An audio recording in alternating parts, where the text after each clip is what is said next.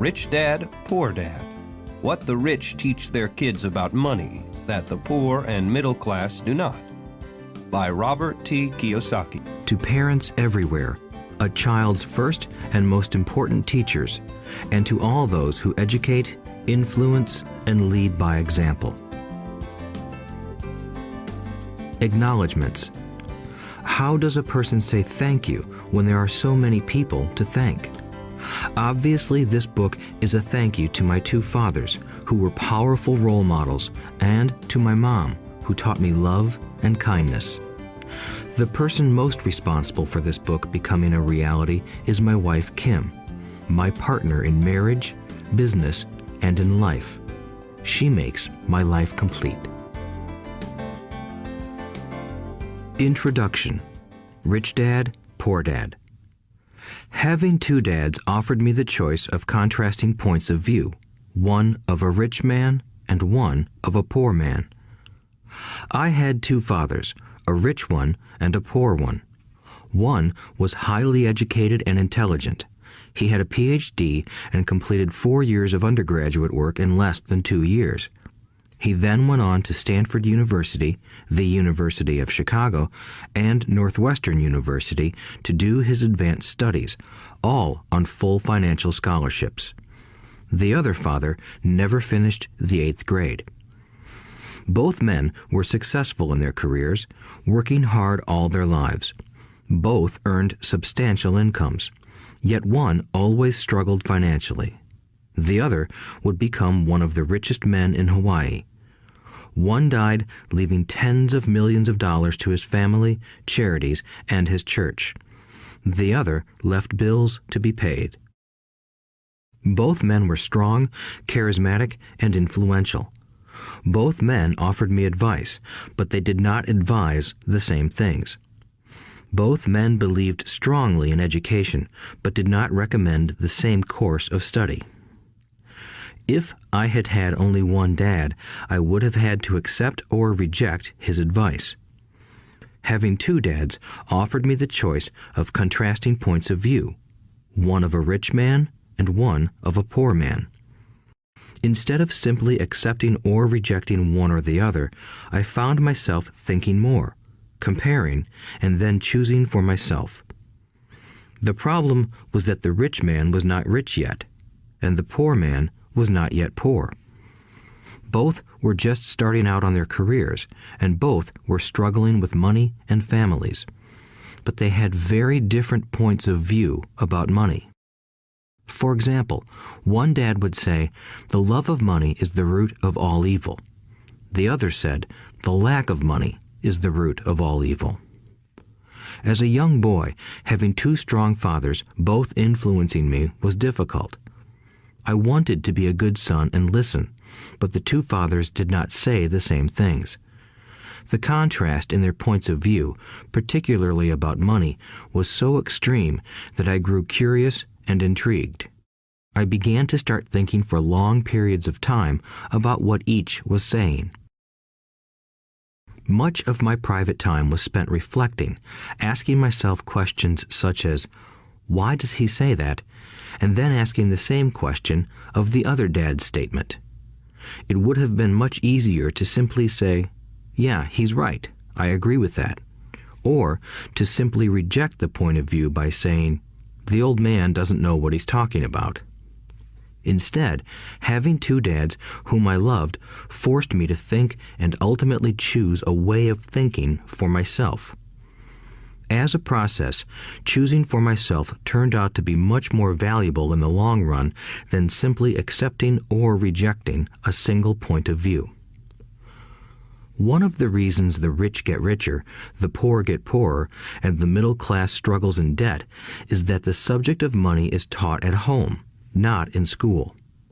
Most of us learn about money from our parents, so what can poor parents tell their child about money? They simply say, "Stay in school and study hard." The child may graduate with excellent grades, but with a poor person's financial programming and mindset. Sadly, money is not taught in schools. Schools focus on scholastic and professional skills, but not on financial skills. This explains how smart bankers, doctors, and accountants who earned excellent grades may struggle financially all of their lives. Our staggering national debt is due in large part to highly educated politicians and government officials making financial decisions with little or no training in the subject of money. Today, I often wonder what will soon happen when we have millions of people who need financial and medical assistance. They will be dependent upon their families or the government for financial support. What will happen when Medicare and Social Security run out of money? How will a nation survive if teaching children about money continues to be left to parents, most of whom will be, or already are, poor? Because I had two influential fathers, I learned from both of them.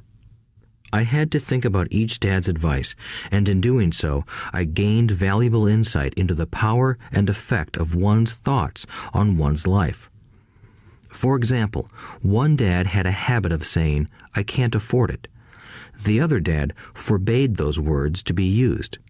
He insisted I ask, "How can I afford it?" One is a statement, and the other is a question. One lets you off the hook, and the other forces you to think. My soon-to-be rich dad would explain that by automatically saying the words, "I can't afford it," your brain stops working. By asking the question, "How can I afford it?" your brain is put to work. He did not mean that you should buy everything you want. He was fanatical about exercising your mind, the most powerful computer in the world. He'd say, "My brain gets stronger every day because I exercise it. The stronger it gets, the more money I can make." He believed that automatically saying, "I can't afford it," was a sign of mental laziness. Although both dads worked hard, I noticed that one dad had a habit of putting his brain to sleep when it came to finances, and the other had a habit of exercising his brain. The long-term result was that one dad grew stronger financially, and the other grew weaker. It is not much different from a person who goes to the gym to exercise on a regular basis versus someone who sits on the couch watching television.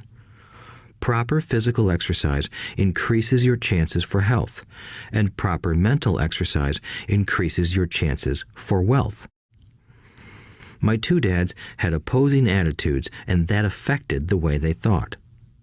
One dad thought that the rich should pay more in taxes to take care of those less fortunate. The other said, taxes punish those who produce and reward those who don't produce. One dad recommended, study hard so you can find a good company to work for. The other recommended, study hard so you can find a good company to buy. One dad said, the reason I'm not rich is because I have you kids. The other said, the reason I must be rich is because I have you kids. One encouraged talking about money and business at the dinner table, while the other forbade the subject of money to be discussed over a meal. One said, when it comes to money, play it safe, don't take risks. The other said, learn to manage risk. One believed, our home is our largest investment and our greatest asset. The other believed, my house is a liability, and if your house is your largest investment, you're in trouble. Both dads paid their bills on time, yet one paid his bills first while the other paid his bills last. One dad believed in a company or the government taking care of you and your needs. He was always concerned about pay raises, retirement plans, medical benefits, sick leave, vacation days, and other perks. He was impressed with two of his uncles who joined the military and earned a retirement and entitlement package for life after 20 years of active service. He loved the idea of medical benefits and PX privileges the military provided its retirees. He also loved the tenure system available through the university. The idea of job protection for life and job benefits seemed more important at times than the job. He would often say, I've worked hard for the government and I'm entitled to these benefits. The other believed in total financial self-reliance. He spoke out against the entitlement mentality and how it created weak and financially needy people. He was emphatic about being financially competent. One dad struggled to save a few dollars. The other created investments. One dad taught me how to write an impressive resume so I could find a good job. The other taught me how to write strong business and financial plans so I could create jobs. Being a product of two strong dads allowed me the luxury of observing the effects different thoughts have on one's life. I noticed that people really do shape their lives through their thoughts. For example, my poor dad always said, "I'll never be rich," and that prophecy became reality. My rich dad, on the other hand, always referred to himself as rich. He would say things like, "I'm a rich man and rich people don't do this." Even when he was flat broke after a major financial setback, he continued to refer to himself as a rich man. He would cover himself by saying, "There is a difference between being poor and being broke. Broke is temporary. Poor is eternal." My poor dad would say, "I'm not interested in money," or "Money doesn't matter." My rich dad always said, "Money is power." The power of our thoughts may never be measured or appreciated, but it became obvious to me as a young boy that it was important to be aware of my thoughts and how I expressed myself. I noticed that my poor dad was poor, not because of the amount of money he earned, which was significant, but because of his thoughts and actions. As a young boy having two fathers, I became acutely aware of being careful about which thoughts I chose to adopt as my own. Should I listen to my rich dad or to my poor dad?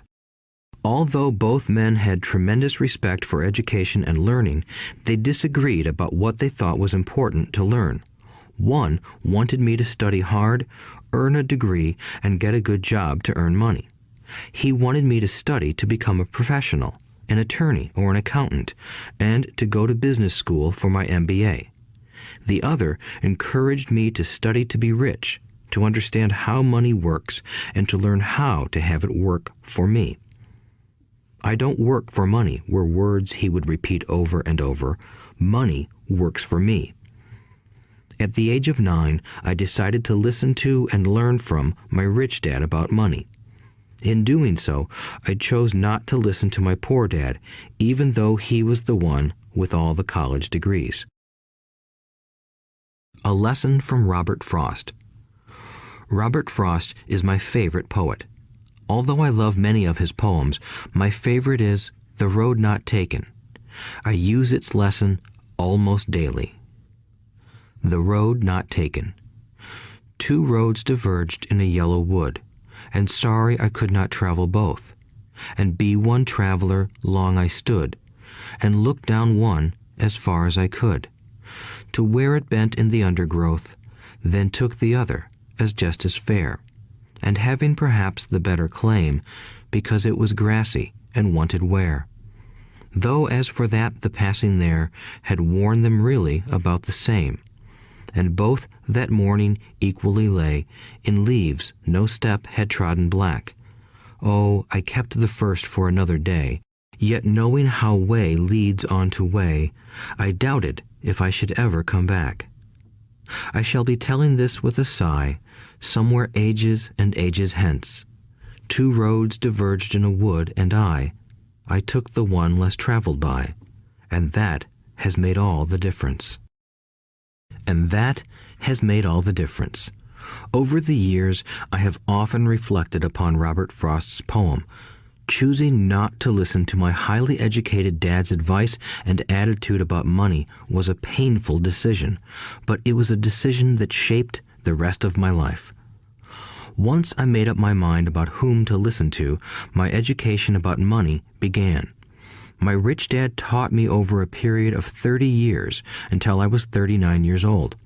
He stopped once he realized that I knew and fully understood what he had been trying to drum into my often thick skull.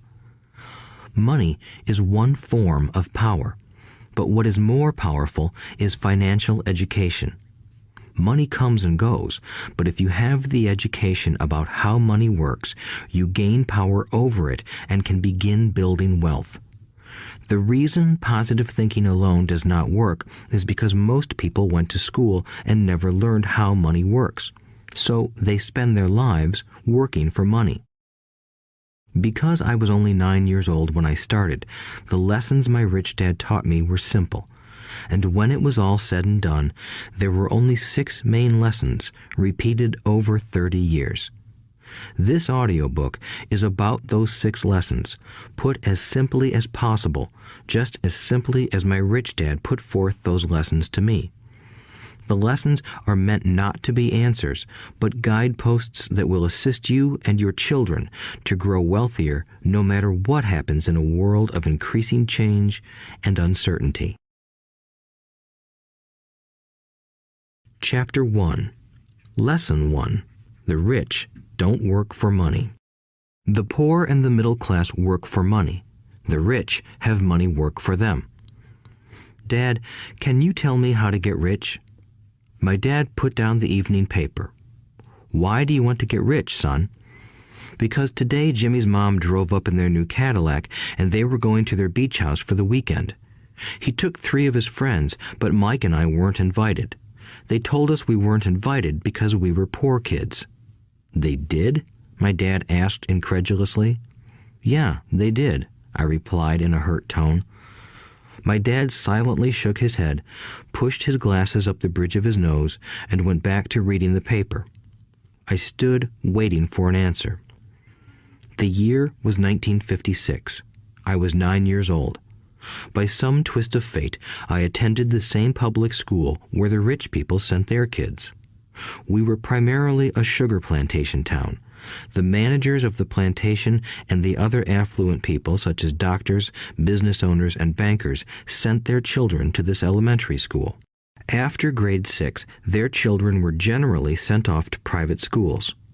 Because my family lived on one side of the street, I went to this school. Had I lived on the other side of the street, I would have gone to a different school with kids from families more like mine. After grade 6, these kids and I would go on to the public intermediate and high school. There was no private school for them or for me. My dad finally put down the paper. I could tell he was thinking. Well, son, he began slowly, if you want to be rich, you have to learn to make money. How do I make money? I asked. Well, use your head, son, he said, smiling. Even then, I knew that really meant, that's all I'm going to tell you, or, I don't know the answer, so don't embarrass me. A partnership is formed. The next morning, I told my best friend, Mike, what my dad had said. As best as I could tell, Mike and I were the only poor kids in this school. Mike was also in this school by a twist of fate. Someone had drawn a jog in the line for the school district, and we wound up in school with the rich kids.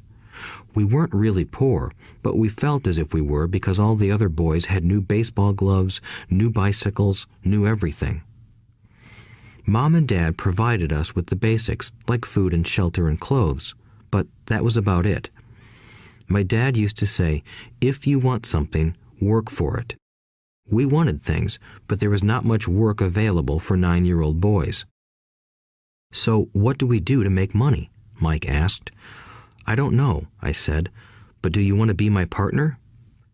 He agreed, and so on that Saturday morning, Mike became my first business partner.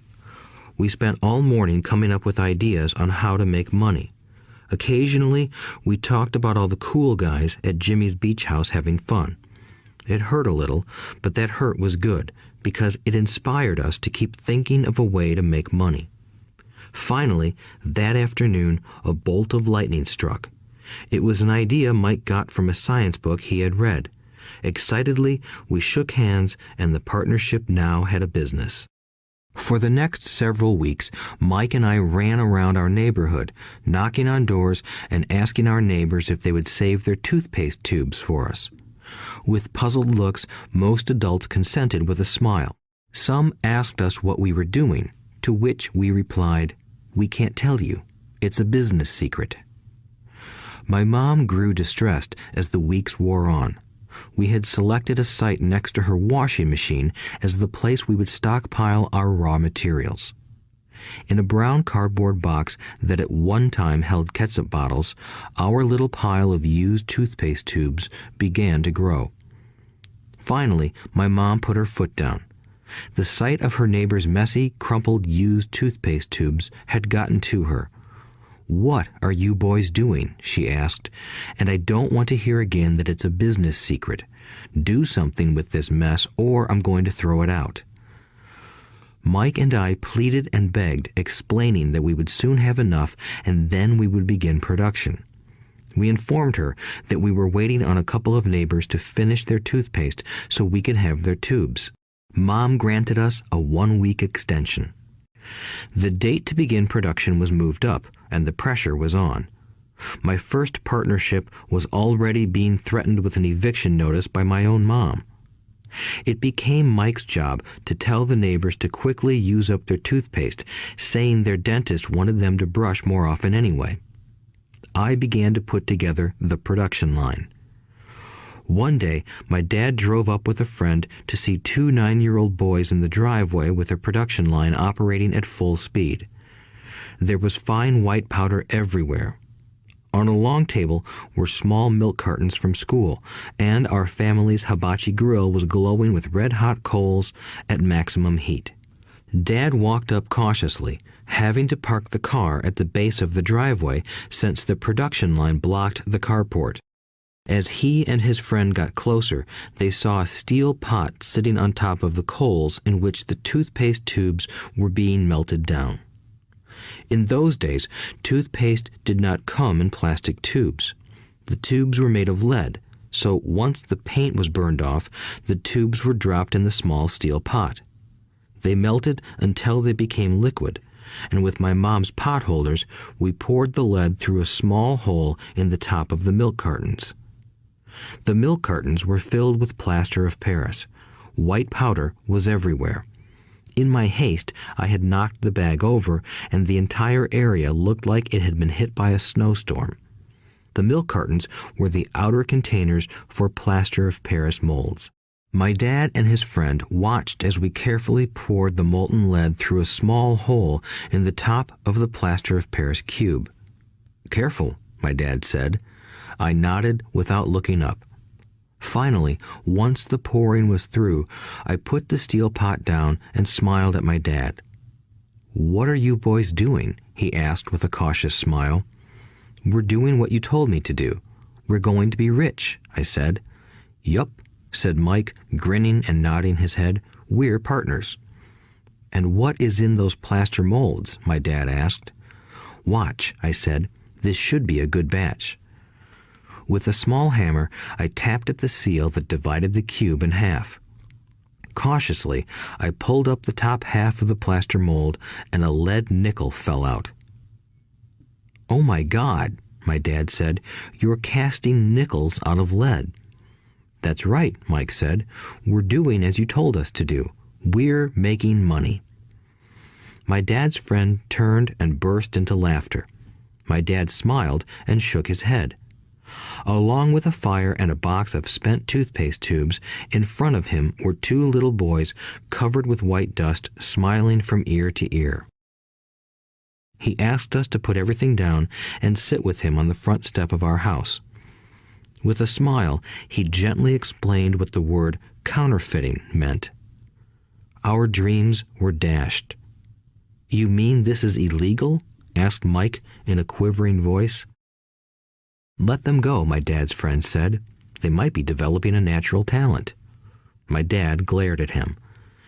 "Yes, it is illegal," my dad said gently, "but you boys have shown great creativity and original thought.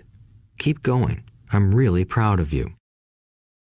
Disappointed, Mike and I sat in silence for about 20 minutes before we began cleaning up our mess. The business was over on opening day. Sweeping the powder up, I looked at Mike and said, "I guess Jimmy and his friends are right. We are poor." My father was just leaving as I said that. "Boys," he said, "you're only poor if you give up. The most important thing is that you did something. Most people only talk and dream of getting rich. You've done something. I'm very proud of the two of you. I will say it again. Keep going. Don't quit." Mike and I stood there in silence. They were nice words, but we still did not know what to do. "So how come you're not rich, Dad?" I asked. "Because I chose to be a school teacher. School teachers really don't think about being rich. We just like to teach. I wish I could help you, but I really don't know how to make money." Mike and I turned and continued our cleanup. "I know," said my dad. "If you boys want to learn how to be rich, don't ask me. Talk to your dad, Mike." "My dad?" asked Mike with a scrunched-up face. "Yeah, your dad," repeated my dad with a smile. "Your dad and I have the same banker, and he raves about your father. He's told me several times that your father is brilliant when it comes to making money." "My dad?" Mike asked again in disbelief. "Then how come we don't have a nice car and a nice house like the rich kids at school?" "A nice car and a nice house don't necessarily mean you're rich or you know how to make money," my dad replied. "Jimmy's dad works for the sugar plantation. He's not much different from me. He works for a company and I work for the government. The company buys the car for him. The sugar company is in financial trouble, and Jimmy's dad may soon have nothing. Your dad is different, Mike. He seems to be building an empire, and I suspect in a few years he will be a very rich man." With that, Mike and I got excited again. With new vigor, we began cleaning up the mess caused by our now defunct first business. As we were cleaning, we made plans for how and when to talk to Mike's dad. The problem was that Mike's dad worked long hours and often did not come home until late. His father owned warehouses, a construction company, a chain of stores, and 3 restaurants. It was the restaurants that kept him out late. Mike caught the bus home after we had finished cleaning up. He was going to talk to his dad when he got home that night and ask him if he would teach us how to become rich. Mike promised to call as soon as he had talked to his dad, even if it was late. The phone rang at 8:30 p.m. "Okay," I said, "next Saturday." I put the phone down. Mike's dad had agreed to meet with us. On Saturday, I caught the 7:30 a.m. bus to the poor side of town. The lessons begin. Mike and I met with his dad that morning at 8 o'clock. He was already busy, having been at work for more than an hour. His construction supervisor was just leaving in his pickup truck as I walked up to his simple, small, and tidy home. Mike met me at the door. "Dad's on the phone, and he said to wait on the back porch," Mike said as he opened the door. The old wooden floor creaked as I stepped across the threshold of the aging house. There was a cheap mat just inside the door. The mat was there to hide the years of wear from countless footsteps that the floor had supported. Although clean, it needed to be replaced. I felt claustrophobic as I entered the narrow living room that was filled with old, musty, overstuffed furniture that today would be collector's items. Sitting on the couch were 2 women, both a little older than my mom. Across from the women sat a man in workman's clothes. He wore khaki slacks and a khaki shirt, neatly pressed but without starch, and polished work boots. He was about 10 years older than my dad. They smiled as Mike and I walked past them toward the back porch. I smiled back shyly. "Who are those people?" I asked. "Oh, they work for my dad. The older man runs his warehouses, and the women are the managers of the restaurants. And as you arrived, you saw the construction supervisor who was working on a road project about 50 miles from here. His other supervisor, who was building a track of houses, left before you got here." "Does this go on all the time?" I asked. "Not always, but quite often," said Mike, smiling as he pulled up a chair to sit down next to me. "I asked my dad if he would teach us to make money," Mike said. "Oh, and what did he say to that?" I asked with cautious curiosity. "Well, he had a funny look on his face at first, and then he said he would make us an offer." "Oh," I said, rocking my chair back against the wall. I sat there, perched on two rear legs of the chair. Mike did the same thing. "Do you know what the offer is?" I asked. "No, but we'll soon find out." Suddenly, Mike's dad burst through the rickety screen door and onto the porch. Mike and I jumped to our feet, not out of respect, but because we were startled.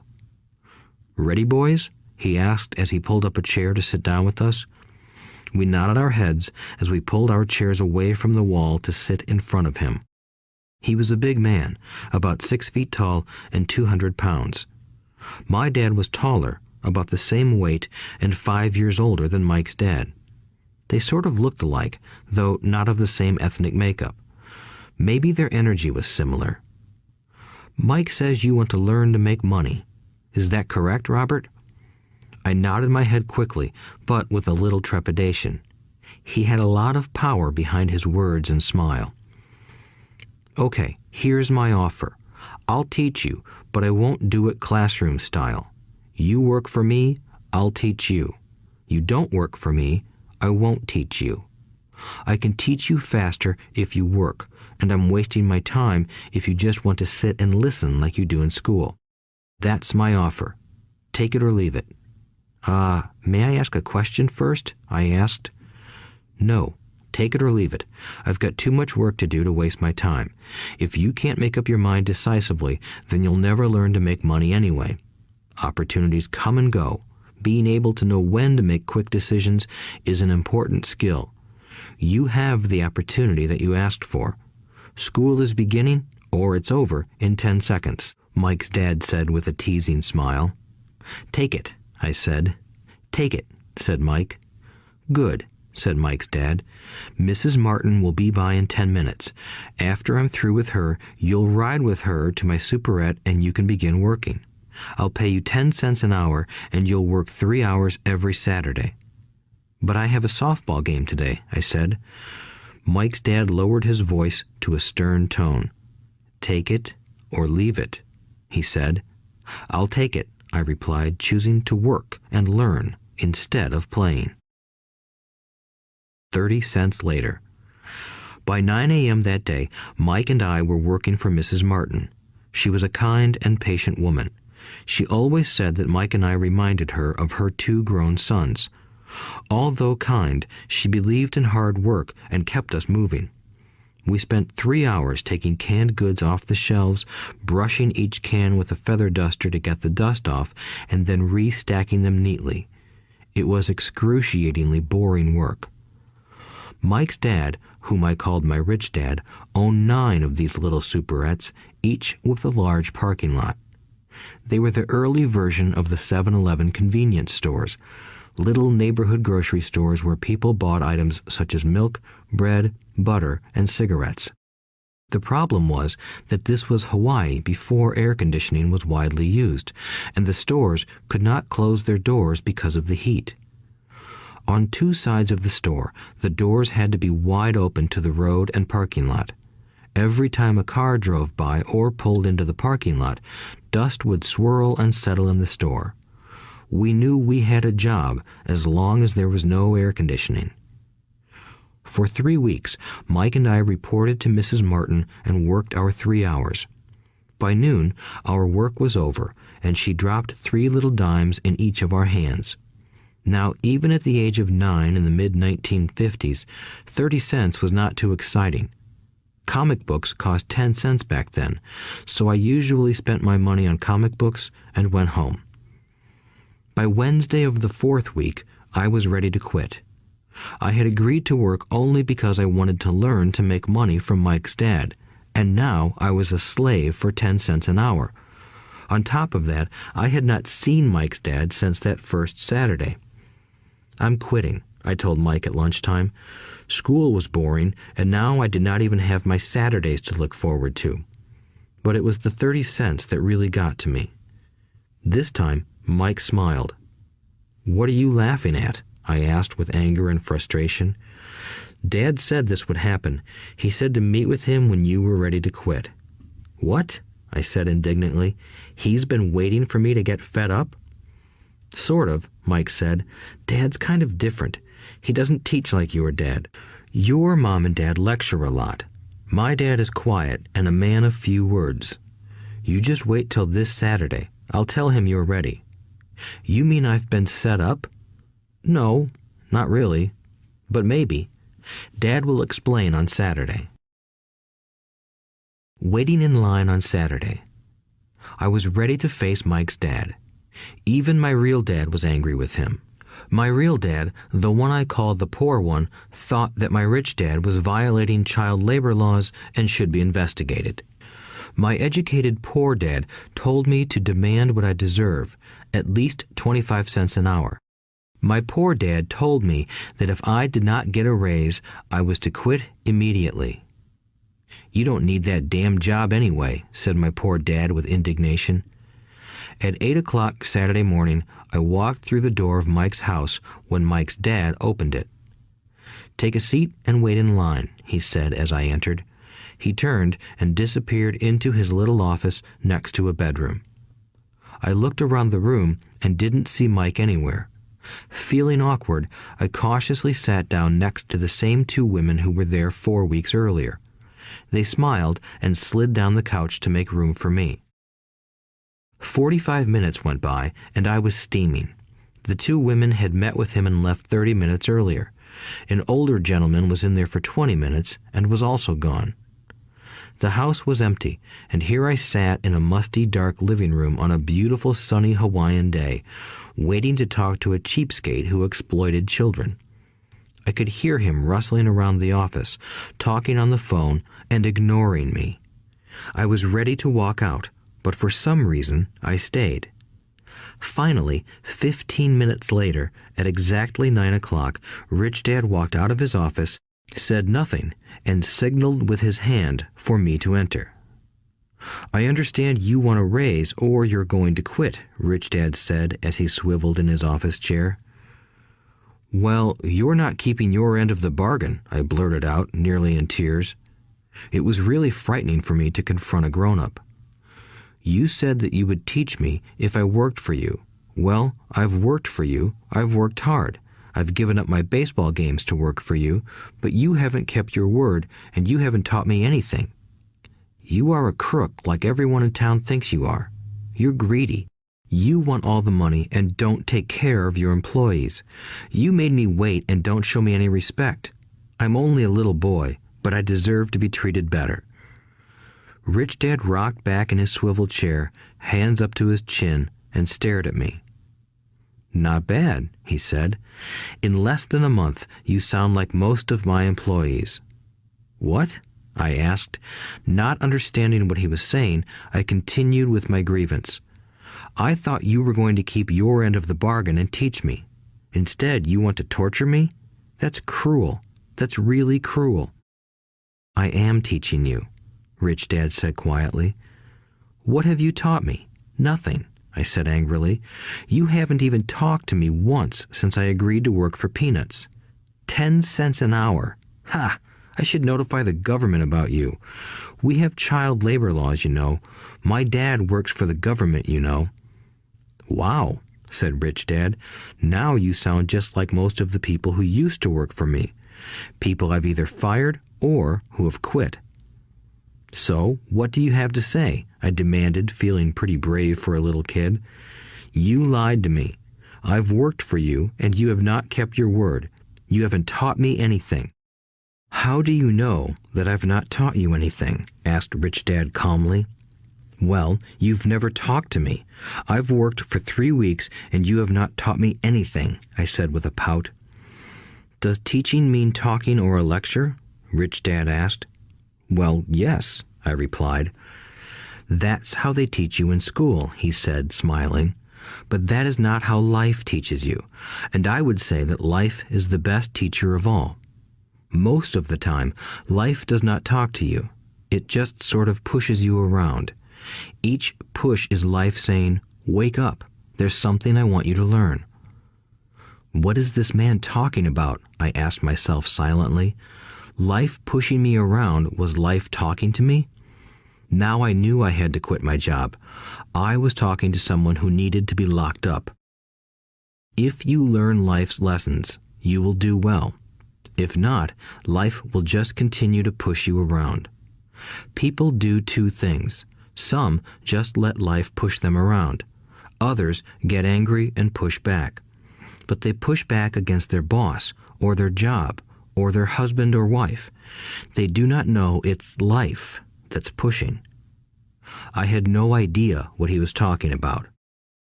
Life pushes all of us around. Some people give up and others fight. A few learn the lesson and move on. They welcome life pushing them around. To these few people, it means they need and want to learn something. They learn and move on. Most quit, and a few, like you, fight. Rich Dad stood and shut the creaky old wooden window that needed repair. If you learn this lesson, you will grow into a wise, wealthy, and happy young man. If you don't, you will spend your life blaming a job, low pay, or your boss for your problems. You'll live life always hoping for that big break that will solve all your money problems. Rich Dad looked over at me to see if I was still listening. His eyes met mine. We stared at each other, communicating through our eyes. Finally, I looked away once I had absorbed his message. I knew he was right. I was blaming him, and I did ask to learn. I was fighting. Rich Dad continued. Or, if you are the kind of person who has no guts, you just give up every time life pushes you. If you are that kind of person, you'll live all your life playing it safe, doing the right things, saving yourself for some event that never happens. Then you die a boring old man. You'll have lots of friends who really like you because you were such a nice, hard-working guy. But the truth is that you let life push you into submission. Deep down, you were terrified of taking risks. You really wanted to win, but the fear of losing was greater than the excitement of winning. Deep inside, you and only you will know you didn't go for it. You chose to play it safe. Our eyes met again. "You've been pushing me around?" I asked. "Some people might say that," smiled Rich Dad. "I would say that I just gave you a taste of life." "What taste of life?" I asked, still angry, but now curious and ready to learn. "You boys are the first people that have ever asked me to teach them how to make money. I have more than 150 employees, and not one of them has asked me what I know about money. They ask me for a job and a paycheck, but never to teach them about money. So most will spend the best years of their lives working for money, not really understanding what it is they are working for." I sat there listening intently. "So when Mike told me you wanted to learn how to make money, I decided to design a course that mirrored real life. I could talk until I was blue in the face, but you wouldn't hear a thing. So I decided to let life push you around a bit so you could hear me. That's why I only paid you 10 cents. "So what is the lesson I learned from working for only 10 cents an hour?" I asked. "That you're cheap and exploit your workers?" Rich Dad rocked back and laughed heartily. Finally, he said, "You'd best change your point of view. Stop blaming me and thinking I'm the problem. If you think I'm the problem, then you have to change me. If you realize that you're the problem, then you can change yourself, learn something, and grow wiser. Most people want everyone else in the world to change but themselves. Let me tell you, it's easier to change yourself than everyone else." "I don't understand," I said. "Don't blame me for your problems," Rich Dad said, growing impatient. "But you only pay me 10 cents. "So what are you learning?" Rich Dad asked, smiling. "That you're cheap," I said with a sly grin. "See, you think I'm the problem," said Rich Dad. "But you are. Well, keep that attitude and you'll learn nothing. Keep the attitude that I'm the problem, and what choices do you have?" "Well, if you don't pay me more or show me more respect and teach me, I'll quit." "Well put," Rich Dad said, "and that's exactly what most people do. They quit and go looking for another job, a better opportunity and higher pay, actually thinking that this will solve the problem. In most cases, it won't. So what should I do? I asked. Just take this measly 10 cents an hour and smile? Rich Dad smiled. That's what the other people do. But that's all they do, waiting for a raise, thinking that more money will solve their problems. Most just accept it, and some take a second job working harder, but again, accepting a small paycheck. I sat staring at the floor, beginning to understand the lesson Rich Dad was presenting. I could sense it was a taste of life. Finally, I looked up and asked, "So what will solve the problem?" "This," he said, leaning forward in his chair and tapping me gently on the head. "This stuff between your ears." It was at that moment that Rich Dad shared the pivotal point of view that separated him from his employees and my poor dad, and led him to eventually become one of the richest men in Hawaii, while my highly educated but poor dad struggled financially all his life. It was a singular point of view that made all the difference over a lifetime. Rich Dad said this point of view over and over, which I call lesson number 1. The poor and the middle class work for money. The rich have money work for them. On that bright Saturday morning, I learned a completely different point of view from what I had been taught by my poor dad. At the age of 9, I understood that both dads wanted me to learn. Both dads encouraged me to study, but not the same things. My highly educated dad recommended that I do what he did. "Son, I want you to study hard, get good grades so you can find a safe, secure job with a big company, and make sure it has excellent benefits." My rich dad wanted me to learn how money works so I could make it work for me. These lessons I would learn through life with his guidance, not because of a classroom. My rich dad continued my first lesson. "I'm glad you got angry about working for 10 cents an hour. If you hadn't got angry and had simply accepted it, I would have to tell you that I could not teach you. You see, true learning takes energy, passion, and a burning desire. Anger is a big part of that formula, for passion is anger and love combined. When it comes to money, most people want to play it safe and feel secure, so passion does not direct them. Fear does." "So is that why they'll take jobs with low pay?" I asked. "Yes," said Rich Dad.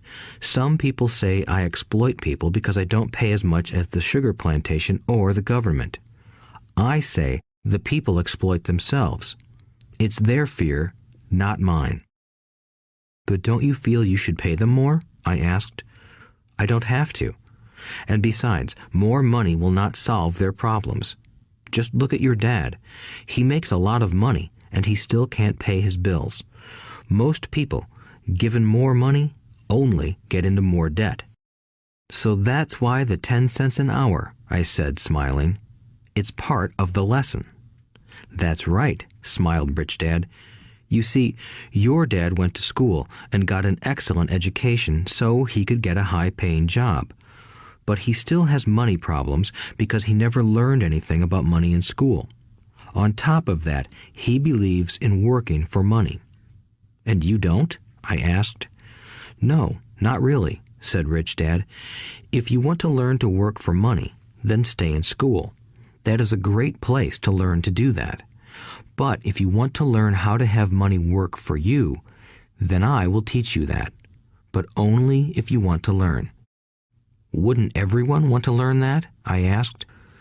"No," said Rich Dad, "simply because it's easier to learn to work for money, especially if fear is your primary emotion when the subject of money is discussed." "I don't understand," I said with a frown. "Don't worry about that for now. Just know that it's fear that keeps most people working at a job. The fear of not paying their bills, the fear of being fired, the fear of not having enough money, and the fear of starting over. That's the price of studying to learn a profession or trade and then working for money. Most people become a slave to money and then get angry at their boss. Learning to have money work for you is a completely different course of study? I asked. Absolutely, Rich Dad answered. Absolutely. We sat in the silence on that beautiful Hawaiian Saturday morning. My friends had just started their Little League baseball game, but for some reason I was now thankful I had decided to work for 10 cents an hour. I sensed that I was about to learn something my friends wouldn't learn in school. Ready to learn? Asked Rich Dad. Absolutely, I said with a grin. I have kept my promise. I've been teaching you from afar, my Rich Dad said. At 9 years old, you've gotten a taste of what it feels like to work for money. Just multiply your last month by 50 years, and you will have an idea of what most people spend their life doing. I don't understand, I said. How did you feel waiting in line to see me, once to get hired and once to ask for more money? Terrible, I said. If you choose to work for money, that is what life will be like, said Rich Dad. And how did you feel when Mrs. Martin dropped 3 dimes in your hand for 3 hours of work? I felt like it wasn't enough. It seemed like nothing. I was disappointed, I said. And that is how most employees feel when they look at their paychecks, especially after all the tax and other deductions are taken out. At least you got 100%. You mean most workers don't get paid everything? I asked with amazement. Heavens no, said Rich Dad. The government always takes its share first. How do they do that? I asked. Taxes, said Rich Dad. You're taxed when you earn. You're taxed when you spend. You're taxed when you save. You're taxed when you die. Why do people let the government do that to them? The rich don't, said Rich Dad with a smile. The poor and the middle class do. I'll bet you that I earn more than your dad, yet he pays more in taxes. How can that be? I asked. At my age, that made no sense to me. Why would someone let the government do that to them? Rich Dad rocked slowly and silently in his chair, just looking at me. Ready to learn? He asked. I nodded my head slowly. As I said, there is a lot to learn. Learning how to have money work for you is a lifetime study. Most people go to college for 4 years and their education ends. I already know that my study of money will continue over my lifetime, simply because the more I find out, the more I find out I need to know. Most people never study the subject. They go to work, get their paycheck, balance their checkbooks, and that's it. Then they wonder why they have money problems. They think that more money will solve the problem, and don't realize that it's their lack of financial education that is the problem. So my dad has tax problems because he doesn't understand money? I asked, confused. Look, said Rich Dad, taxes are just one small section on learning how to have money work for you. Today, I just wanted to find out if you still have the passion to learn about money. Most people don't. They want to go to school, learn a profession, have fun at their work, and earn lots of money. One day they wake up with big money problems, and then they can't stop working. That's the price of only knowing how to work for money instead of studying how to have money work for you. So, do you still have the passion to learn? Asked Rich Dad. I nodded my head. Good, said Rich Dad. Now get back to work. This time, I will pay you nothing. What? I asked in amazement. You heard me. Nothing. You will work the same 3 hours every Saturday, but this time you will not be paid 10 cents per hour. You said you wanted to learn to not work for money, so I'm not going to pay you anything. I couldn't believe what I was hearing. I've already had this conversation with Mike, and he's already working, dusting and stacking canned goods for free. You better hurry and get back there. That's not fair, I shouted. You've got to pay something. You said you wanted to learn. If you don't learn this now, you'll grow up to be like the two women and the older man sitting in my living room, working for money and hoping I don't fire them. Or, like your dad, earning lots of money only to be in debt up to his eyeballs, hoping more money will solve the problem. If that's what you want, I'll go back to our original deal of 10 cents an hour. Or you can do what most adults do. Complain that there is not enough pay, quit, and go looking for another job. But what do I do? I asked. Rich Dad tapped me on the head. Use this, he said. If you use it well, you will soon thank me for giving you an opportunity, and you will grow into a rich man. I stood there, still not believing what a raw deal I was handed. I came to ask for a raise, and somehow I was instead working for nothing. Rich Dad tapped me on the head again and said, "Use this. Now, get out of here and get back to work." Lesson number 1. The rich don't work for money. I didn't tell my poor dad I wasn't being paid. He wouldn't have understood, and I didn't want to try to explain something I didn't understand myself. For 3 more weeks, Mike and I worked 3 hours every Saturday for nothing. The work didn't bother me, and the routine got easier. But it was the missed baseball games and not being able to afford to buy a few comic books that got to me.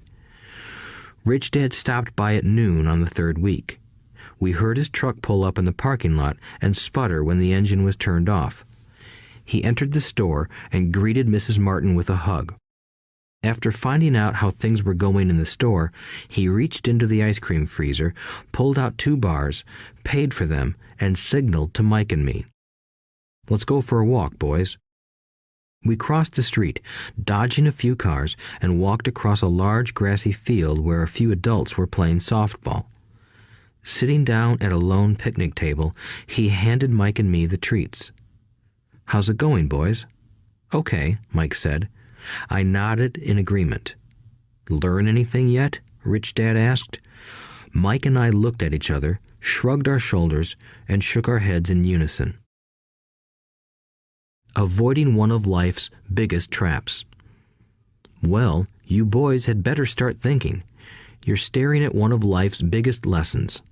If you learn it, you'll enjoy a life of great freedom and security. If you don't, you'll wind up like Mrs. Martin and most of the people playing softball in this park. They work very hard for little money, clinging to the illusion of job security and looking forward to a 3-week vacation each year and maybe a skimpy pension after 45 years of service. If that excites you, I'll give you a raise to 25 cents an hour. But these are good, hard-working people. Are you making fun of them? I demanded. A smile came over Rich Dad's face. Mrs. Martin is like a mother to me. I would never be that cruel. I may sound unkind because I'm doing my best to point something out to the 2 of you. I want to expand your point of view so you can see something most people never have the benefit of seeing because their vision is too narrow. Most people never see the trap they are in. Mike and I sat there, uncertain of his message. He sounded cruel, yet we could sense he was trying to drive home a point. With a smile, Rich Dad said, "Doesn't that 25 cents an hour sound good? Doesn't it make your heart beat a little faster?" I shook my head no, but it really did. 25 cents an hour would be big bucks to me. "Okay, I'll pay you $1 an hour," Rich Dad said, with a sly grin. Now my heart started to race. My brain was screaming, "Take it, take it." I could not believe what I was hearing. Still, I said nothing. "Okay, $2 an hour." My little brain and heart nearly exploded. After all, it was 1956, and being paid $2 an hour would have made me the richest kid in the world. I couldn't imagine earning that kind of money. I wanted to say yes. I wanted the deal. I could picture a new bicycle, new baseball glove, and the adoration of my friends when I flashed some cash. On top of that, Jimmy and his rich friends could never call me poor again. But somehow, my mouth stayed shut. The ice cream had melted and was running down my hand. Rich Dad was looking at two boys staring back at him, eyes wide open and brains empty. He was testing us, and he knew there was a part of our emotions that wanted to take the deal. He understood that every person has a weak and needy part of their soul that can be bought, and he knew that every individual also had a part of their soul that was resilient and could never be bought. It was only a question of which one was stronger. Okay, $5 an hour. Suddenly, I was silent. Something had changed. The offer was too big and ridiculous. Not many grown-ups in 1956 made more than that, but quickly my temptation disappeared and calm set in. Slowly, I turned to my left to look at Mike. He looked back at me. The part of my soul that was weak and needy was silenced. The part of me that had no price took over. I knew Mike had gotten to that point too. "Good," said Rich Dad softly. "Most people have a price, and they have a price because of human emotions named fear and greed. First, the fear of being without money motivates us to work hard, and then, once we get that paycheck, greed or desire starts us thinking about all the wonderful things money can buy. The pattern is then set." "What pattern?" I asked. "The pattern of get up, go to work, pay bills, get up, go to work, pay bills."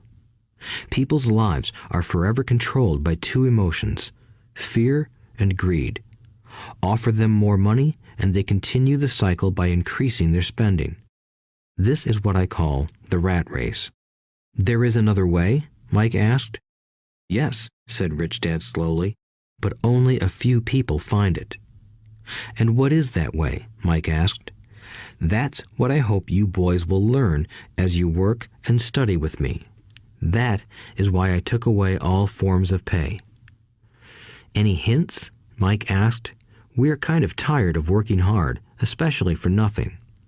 "Well, the first step is telling the truth," said Rich Dad. "We haven't been lying," I said. "I did not say you were lying. I said to tell the truth," Rich Dad retorted. "The truth about what?" I asked. "How you're feeling," Rich Dad said. "You don't have to say it to anyone else. Just admit it to yourself." "You mean the people in this park, the people who work for you, Mrs. Martin, they don't do that?" I asked. "I doubt it," said Rich Dad. "Instead, they feel the fear of not having money. They don't confront it logically. They react emotionally instead of using their heads," Rich Dad said. "Then they get a few bucks in their hands, and again, the emotions of joy, desire, and greed take over. And again they react instead of think." "So their emotions control their brain," Mike said. "That's correct," said Rich Dad. "Instead of admitting the truth about how they feel, they react to their feelings and fail to think. They feel the fear, so they go to work, hoping that money will soothe the fear, but it doesn't. It continues to haunt them, and they return to work, hoping again that money will calm their fears, and again it doesn't. Fear keeps them in this trap of working, earning money, hoping the fear will go away. But every day they get up, and that old fear wakes up with them. For millions of people, that old fear keeps them awake all night, causing a night of turmoil and worry. So they get up and go to work, hoping that a paycheck will kill that fear gnawing at their souls. Money is running their lives, and they refuse to tell the truth about that. Money is in control of their emotions and their souls." Rich Dad sat quietly, letting his words sink in. Mike and I had heard what he said, but didn't understand fully what he was talking about. I just knew that I often wondered why grown-ups hurried off to work.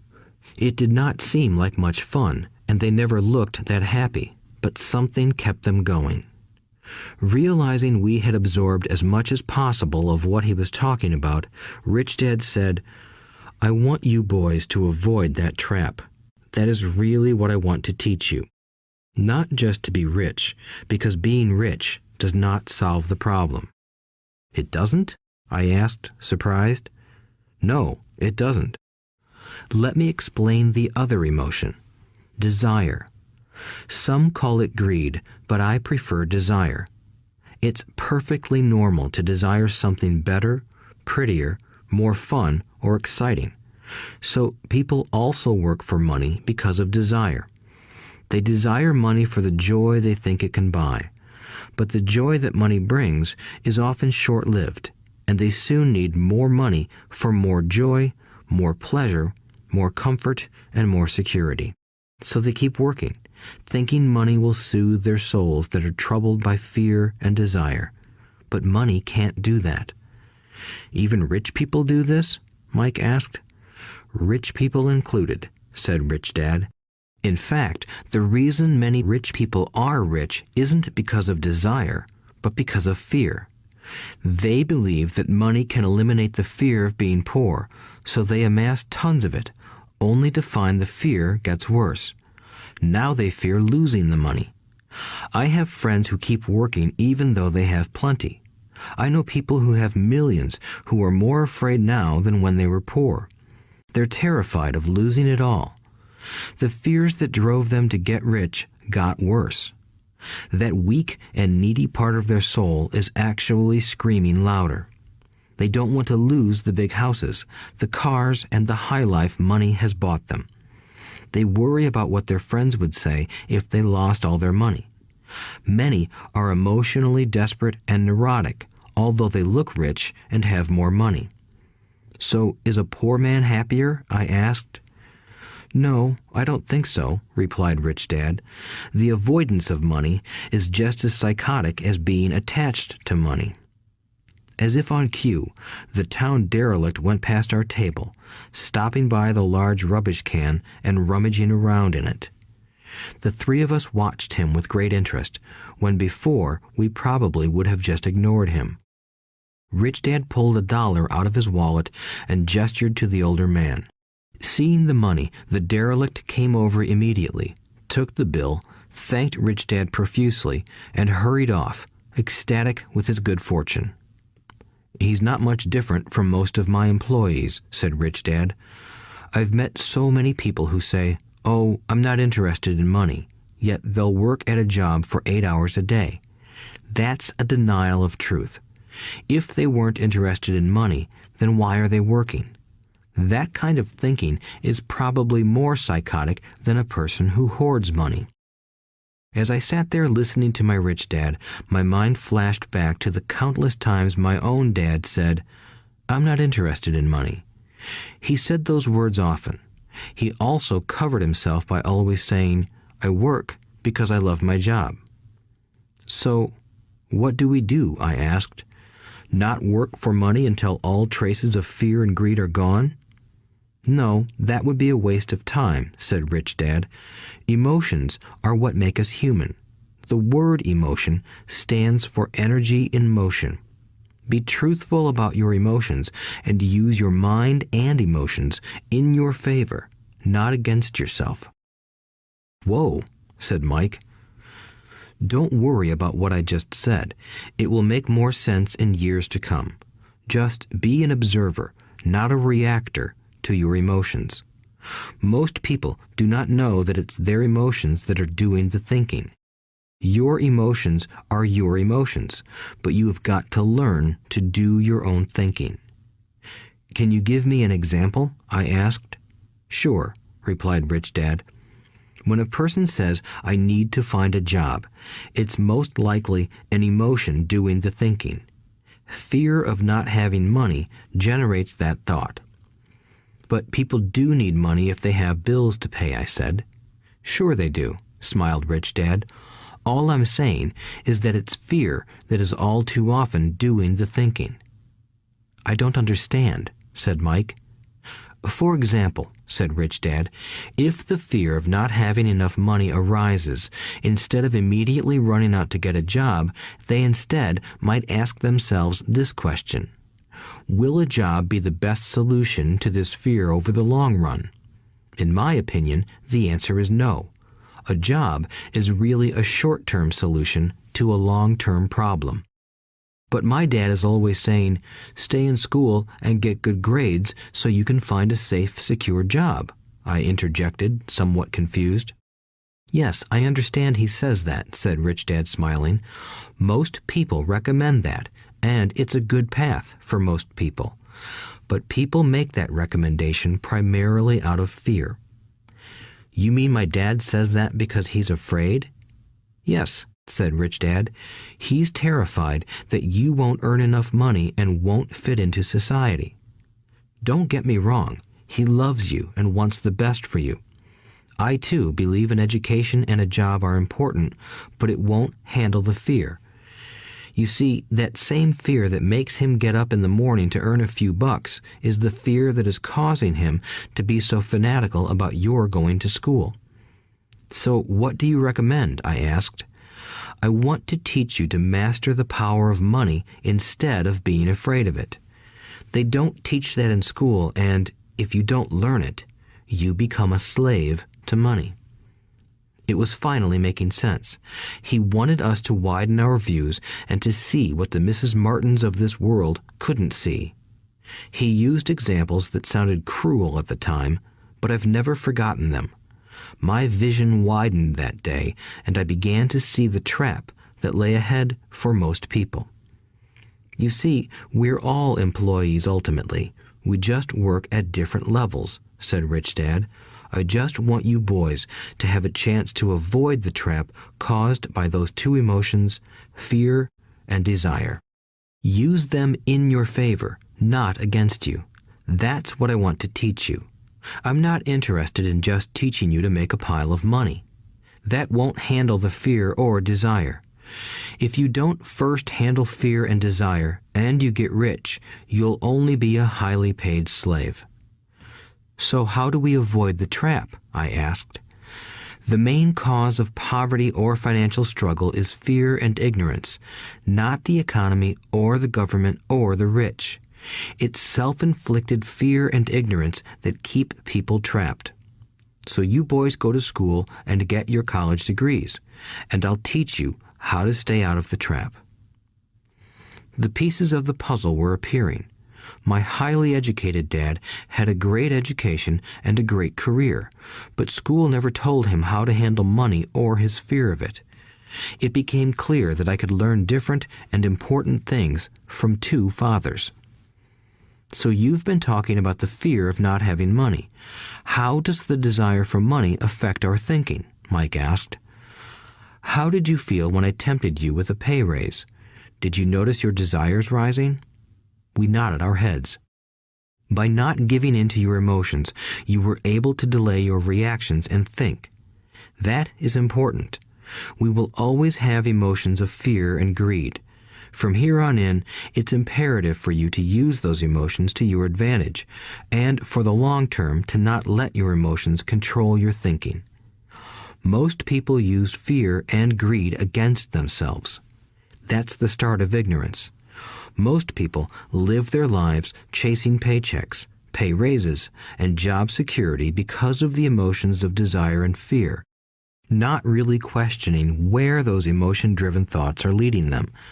It's just like the picture of a donkey dragging a cart with its owner dangling a carrot just in front of its nose. The donkey's owner may be going where he wants to, but the donkey is chasing an illusion. Tomorrow, there will only be another carrot for the donkey. You mean the moment I pictured a new baseball glove, candy, and toys, that's like a carrot to a donkey? Mike asked. Yes, and as you get older, your toys get more expensive. A new car, a boat, and a big house to impress your friends, said Rich Dad with a smile. Fear pushes you out the door, and desire calls to you. That's the trap. So what's the answer? Mike asked. What intensifies fear and desire is ignorance. That is why rich people with lots of money often have more fear the richer they get. Money is the carrot, the illusion. If the donkey could see the whole picture, it might rethink its choice to chase the carrot. Rich Dad went on to explain that a human's life is a struggle between ignorance and illumination. He explained that once a person stops searching for information and self-knowledge, ignorance sets in. That struggle is a moment-to-moment decision to learn to open or close one's mind. Look, school is very important. You go to school to learn a skill or profession to become a contributing member of society. Every culture needs teachers, doctors, mechanics, artists, cooks, business people, police officers, firefighters, and soldiers. Schools train them so society can thrive and flourish, said Rich Dad. Unfortunately, for many people, school is the end, not the beginning. There was a long silence. Rich Dad was smiling. I didn't comprehend everything he said that day, but, as with most great teachers, his words continued to teach for years. "I've been a little cruel today," said Rich Dad, "but I want you to always remember this talk.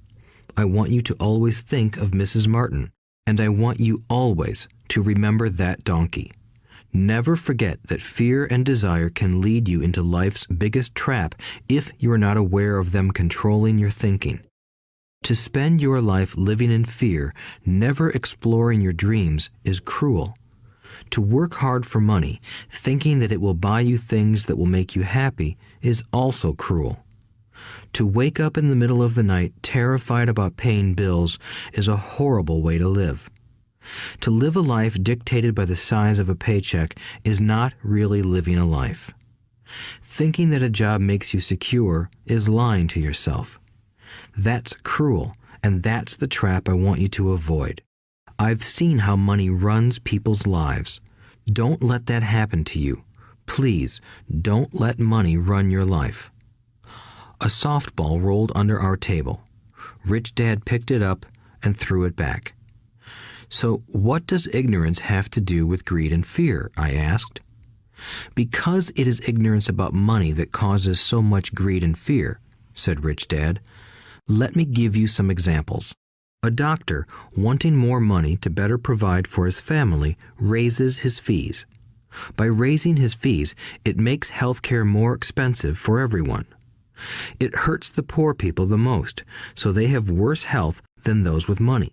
Because the doctors raise their fees, the attorneys raise their fees. Because the attorneys' fees have gone up, school teachers want a raise, which raises our taxes, and on and on and on. Soon, there will be such a horrifying gap between the rich and the poor that chaos will break out and another great civilization will collapse. History proves that great civilizations collapse when the gap between the haves and have-nots is too great. Sadly, America is on that same course because we haven't learned from history. We only memorize historical dates and names, not the lesson." "Aren't prices supposed to go up?" I asked.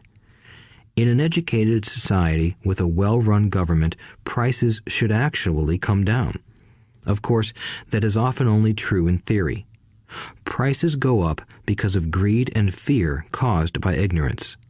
If schools taught people about money, there would be more money and lower prices. But schools focus only on teaching people to work for money, not how to harness money's power." "But don't we have business schools?" Mike asked. "And haven't you encouraged me to go for my MBA?" "Yes," said Rich Dad, "but all too often business schools train employees to become sophisticated bean counters. Heaven forbid a bean counter takes over a business. All they do is look at the numbers, fire people, and kill the business. I know this because I hire bean counters. All they think about is cutting costs and raising prices, which cause more problems. Bean counting is important. I wish more people knew it, but it, too, is not the whole picture," added Rich Dad angrily. "So, is there an answer?" asked Mike. "Yes," said Rich Dad. "Learn to use your emotions to think, not think with your emotions. When you boys mastered your emotions by agreeing to work for free, I knew there was hope. When you again resisted your emotions when I tempted you with more money, you were again learning to think in spite of being emotionally charged. That's the first step." Why is that step so important? I asked. Well, that's up to you to find out. If you want to learn, I'll take you boys into the briar patch, a place almost everyone else avoids. If you go with me, you'll let go of the idea of working for money and instead learn to have money work for you. And what will we get if we go with you? What if we agree to learn from you? What will we get? I asked. The same thing Brer Rabbit got, said Rich Dad, referring to the classic children's story. Is there a briar patch? I asked. Yes, said Rich Dad. The briar patch is our fear and greed. Confronting fear, weaknesses, and neediness by choosing our own thoughts is the way out. Choosing our thoughts? Mike asked, puzzled. Yes, choosing what we think rather than reacting to our emotions. Instead of just getting up and going to work because not having the money to pay your bills is scaring you, ask yourself, is working harder at this the best solution to this problem? Most people are too afraid to rationally think things through and instead run out the door to a job they hate. The tar baby is in control. That's what I mean by choosing your thoughts. And how do we do that? Mike asked. That's what I will teach you. I'll teach you to have a choice of thoughts rather than a knee-jerk reaction, like gulping down your morning coffee and running out the door. Remember what I said before. A job is only a short-term solution to a long-term problem. Most people have only one problem in mind, and it's short-term. It's the bills at the end of the month, the tar baby. Money controls their lives, or should I say the fear and ignorance about money controls it. So they do as their parents did. They get up every day and go work for money, not taking the time to ask the question, is there another way? Their emotions now control their thinking, not their heads. Can you tell the difference between emotions thinking and the head thinking? Mike asked. Oh yes, I hear it all the time, said Rich Dad. I hear things like, well, everyone has to work, or the rich are crooks, or I'll get another job, I deserve this raise, you can't push me around, or I like this job because it's secure. No one asks, is there something I'm missing here? Which would break through the emotional thought and give you time to think clearly. As we headed back to the store, Rich Dad explained that the rich really did make money. They did not work for it. He went on to explain that when Mike and I were casting 5-cent pieces out of lead, thinking we were making money, we were very close to thinking the way the rich think. The problem was that creating money is legal for the government and banks to do, but illegal for us to do. There are legal ways to create money from nothing, he told us. Rich Dad went on to explain that the rich know that money is an illusion, truly like the carrot for the donkey. It's only out of fear and greed that the illusion of money is held together by billions of people who believe that money is real. It's not. Money is really made up. It is only because of the illusion of confidence and the ignorance of the masses that this house of cards stands. He talked about the gold standard that America was on, and that each dollar bill was actually a silver certificate. What concerned him was the rumor that we would someday go off the gold standard and our dollars would no longer be backed by something tangible. If that happens, boys, all hell will break loose. The poor, the middle class, and the ignorant will have their lives ruined simply because they will continue to believe that money is real and that the company they work for, or the government, will look after them. We really did not understand what he was saying that day, but over the years, it made more and more sense. Seeing what others miss. As he climbed into his pickup truck outside his convenience store, Rich Dad said, "Keep working, boys, but the sooner you forget about needing a paycheck, the easier your adult life will be. Keep using your brain, work for free, and soon your mind will show you ways of making money far beyond what I could ever pay you. You will see things that other people never see. Most people never see these opportunities because they're looking for money and security, so that's all they get. The moment you see one opportunity, you'll see them for the rest of your life. The moment you do that, I'll teach you something else. Learn this, and you'll avoid one of life's biggest traps. Mike and I picked up our things from the store and waved goodbye to Mrs. Martin. We went back to the park, to the same picnic bench, and spent several more hours thinking and talking. We spent the next week at school thinking and talking too. For 2 more weeks, we kept thinking, talking, and working for free. At the end of the second Saturday, I was again saying goodbye to Mrs. Martin and looking at the comic book stand with a longing gaze. The hard thing about not even getting 30 cents every Saturday was that I didn't have any money to buy comic books. Suddenly, as Mrs. Martin said goodbye to Mike and me, I saw her do something I'd never seen her do before. Mrs. Martin was cutting the front page of the comic book in half. She kept the top half of the comic book cover and threw the rest of the book into a large cardboard box. When I asked her what she did with the comic books, she said, "I throw them away. I give the top half of the cover back to the comic book distributor for credit when he brings in the new comics. He's coming in an hour." Mike and I waited for an hour. Soon the distributor arrived, and I asked him if we could have the comic books. To my delight, he said, "You can have them if you work for this store and do not resell them." Remember our old business partnership?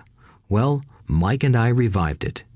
Using a spare room in Mike's basement, we began piling hundreds of comic books in that room.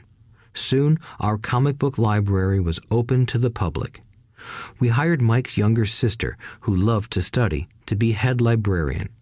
She charged each child 10 cents admission to the library, which was open from 2:30 p.m. to 4:30 p.m. every day after school. The customers, the children of the neighborhood, could read as many comics as they wanted in 2 hours. It was a bargain for them since a comic cost 10 cents each, and they could read 5 or 6 in 2 hours.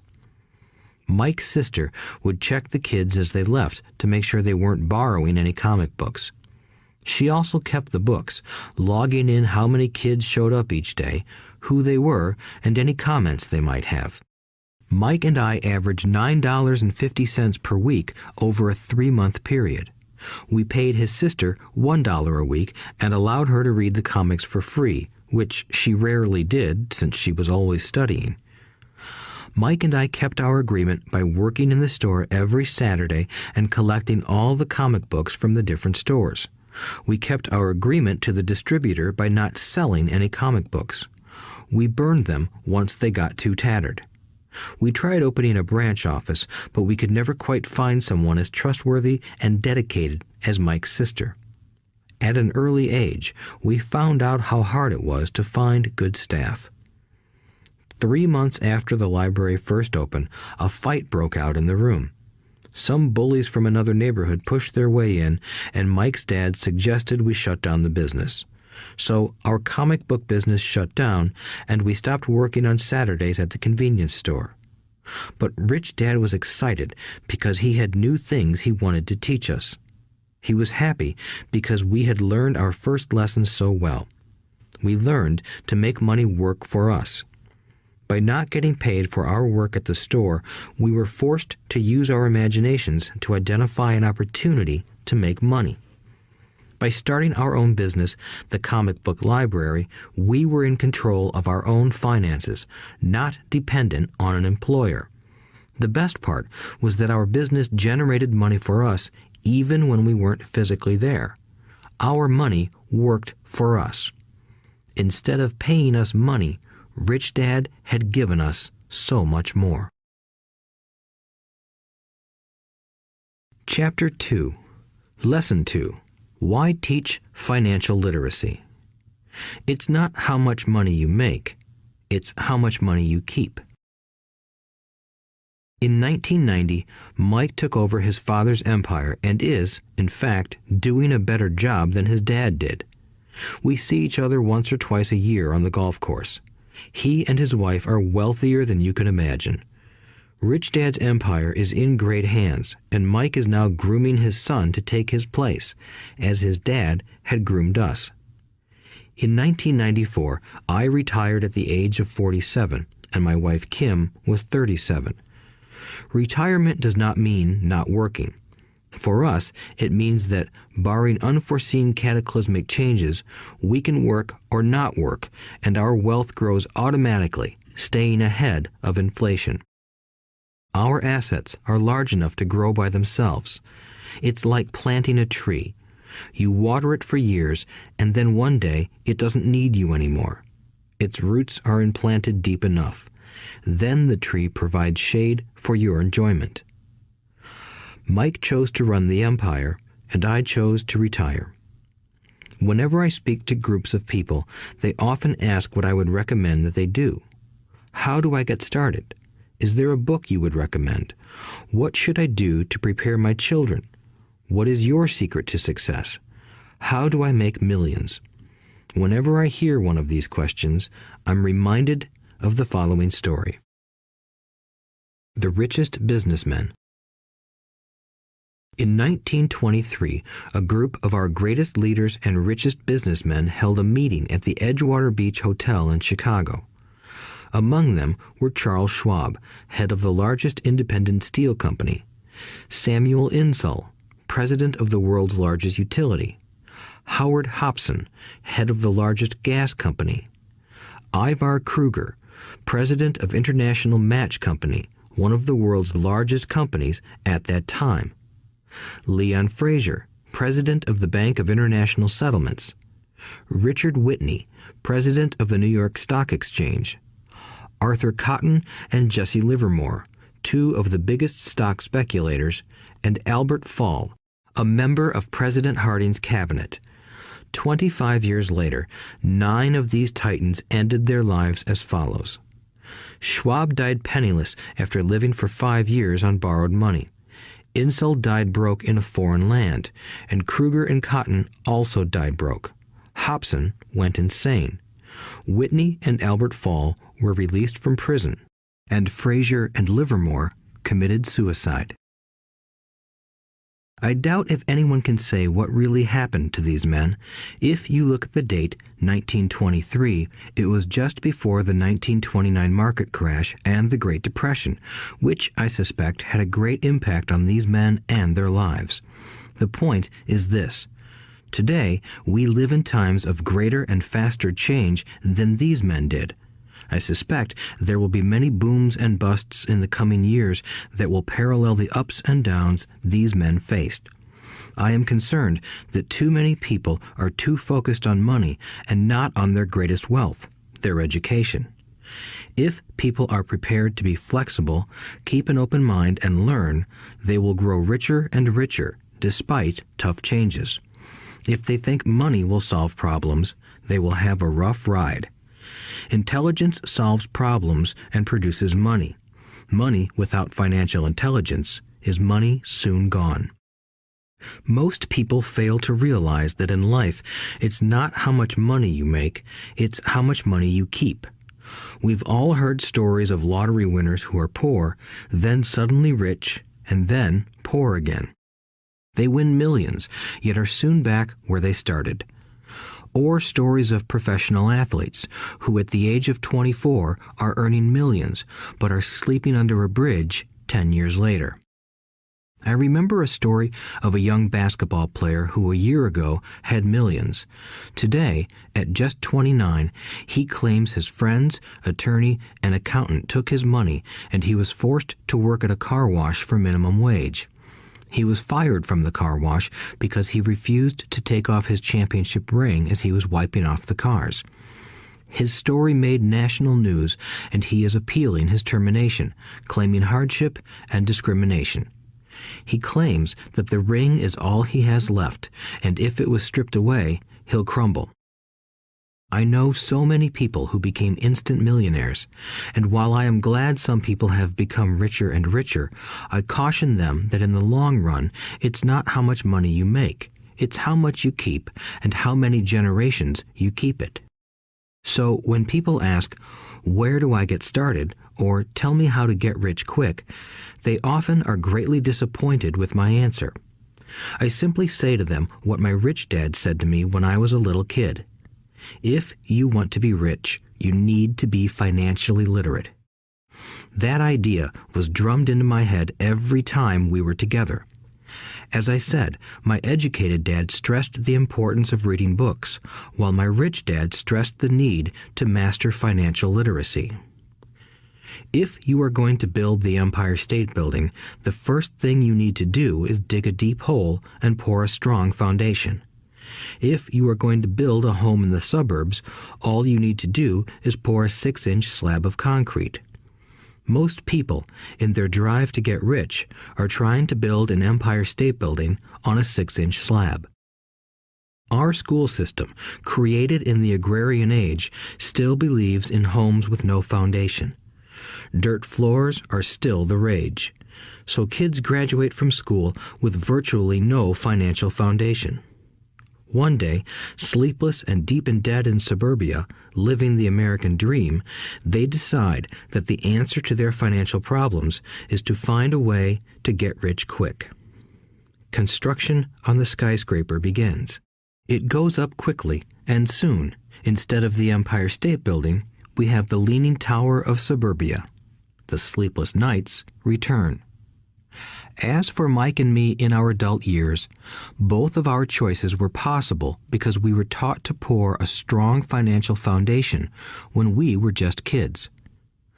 Accounting is possibly the most confusing, boring subject in the world, but if you want to be rich long term, it could be the most important subject. For Rich Dad, the question was how to take a boring and confusing subject and teach it to kids. The answer he found was to make it simple by teaching it in pictures. My rich dad poured a strong financial foundation for Mike and me. Since we were just kids, he created a simple way to teach us.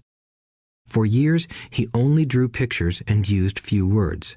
Mike and I understood the simple drawings, the jargon, the movement of money, and then in later years, Rich Dad began adding numbers. Today, Mike has gone on to master much more complex and sophisticated accounting analysis because he had to in order to run his empire. I am not as sophisticated because my empire is smaller, yet we come from the same simple foundation. Over the following pages, we will discuss those same simple line drawings Mike's dad created for us.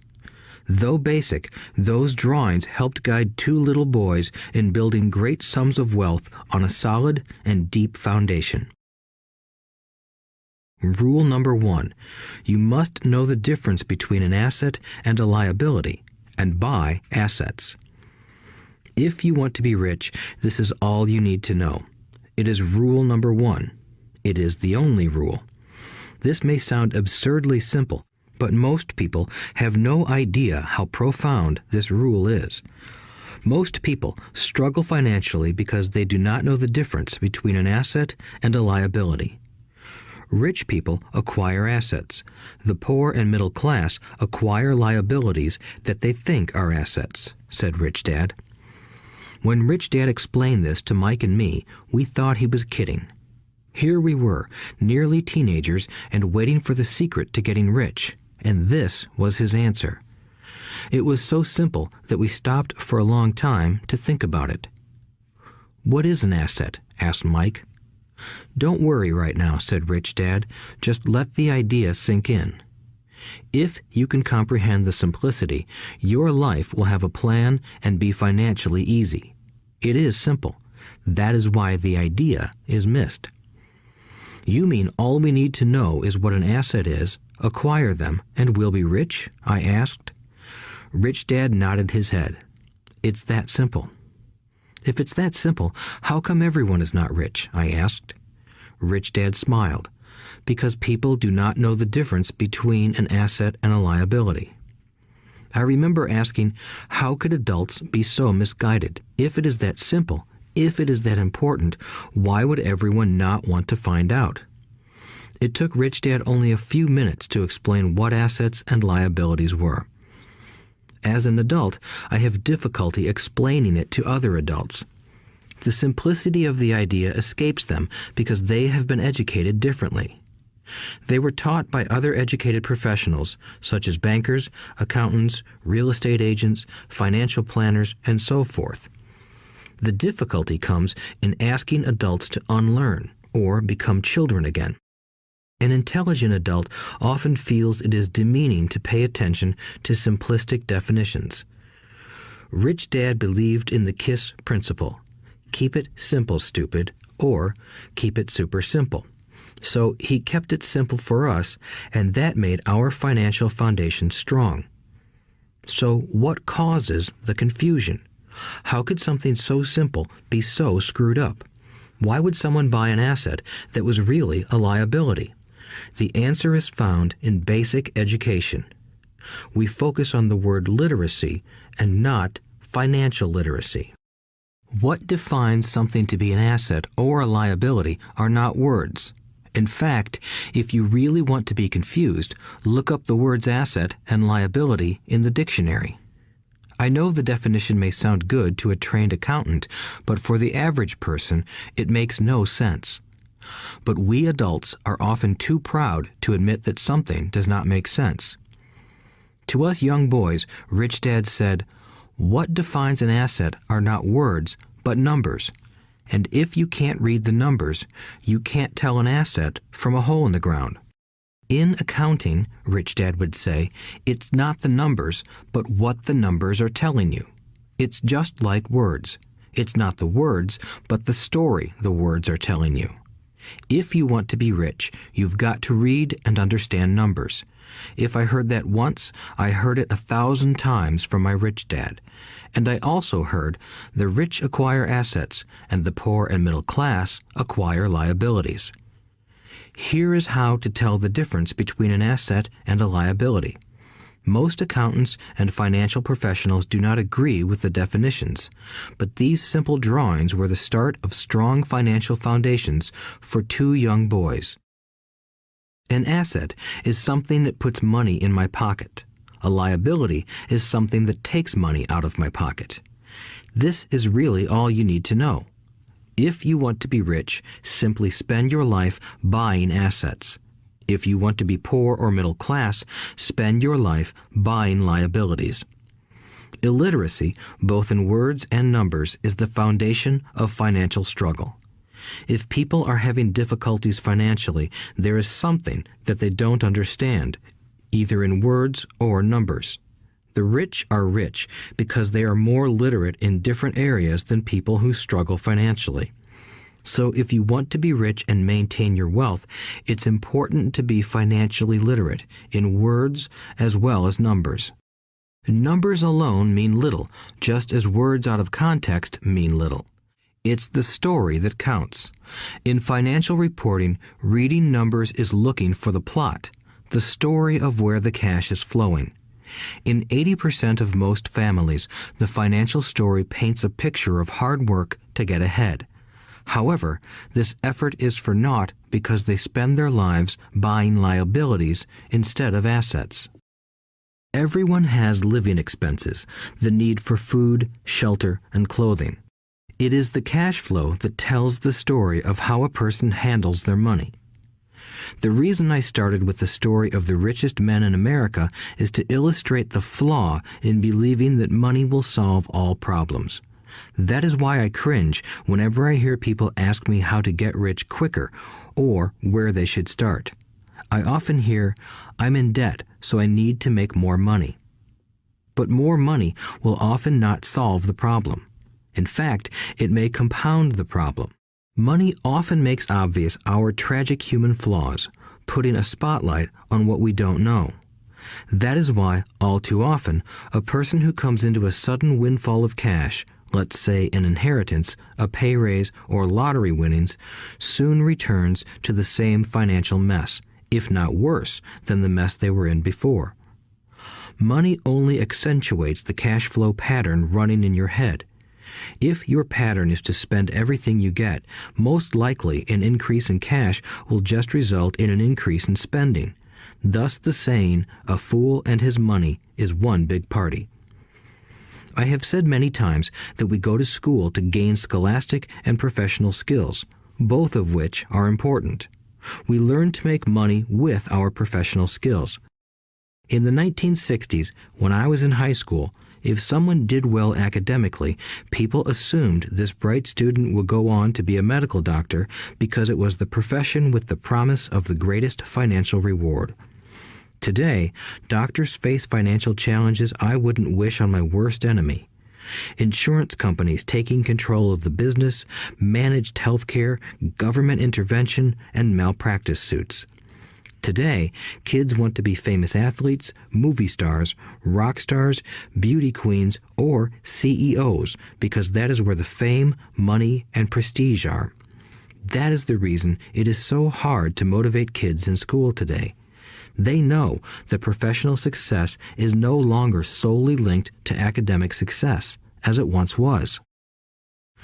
Because students leave school without financial skills, millions of educated people pursue their profession successfully, but later find themselves struggling financially.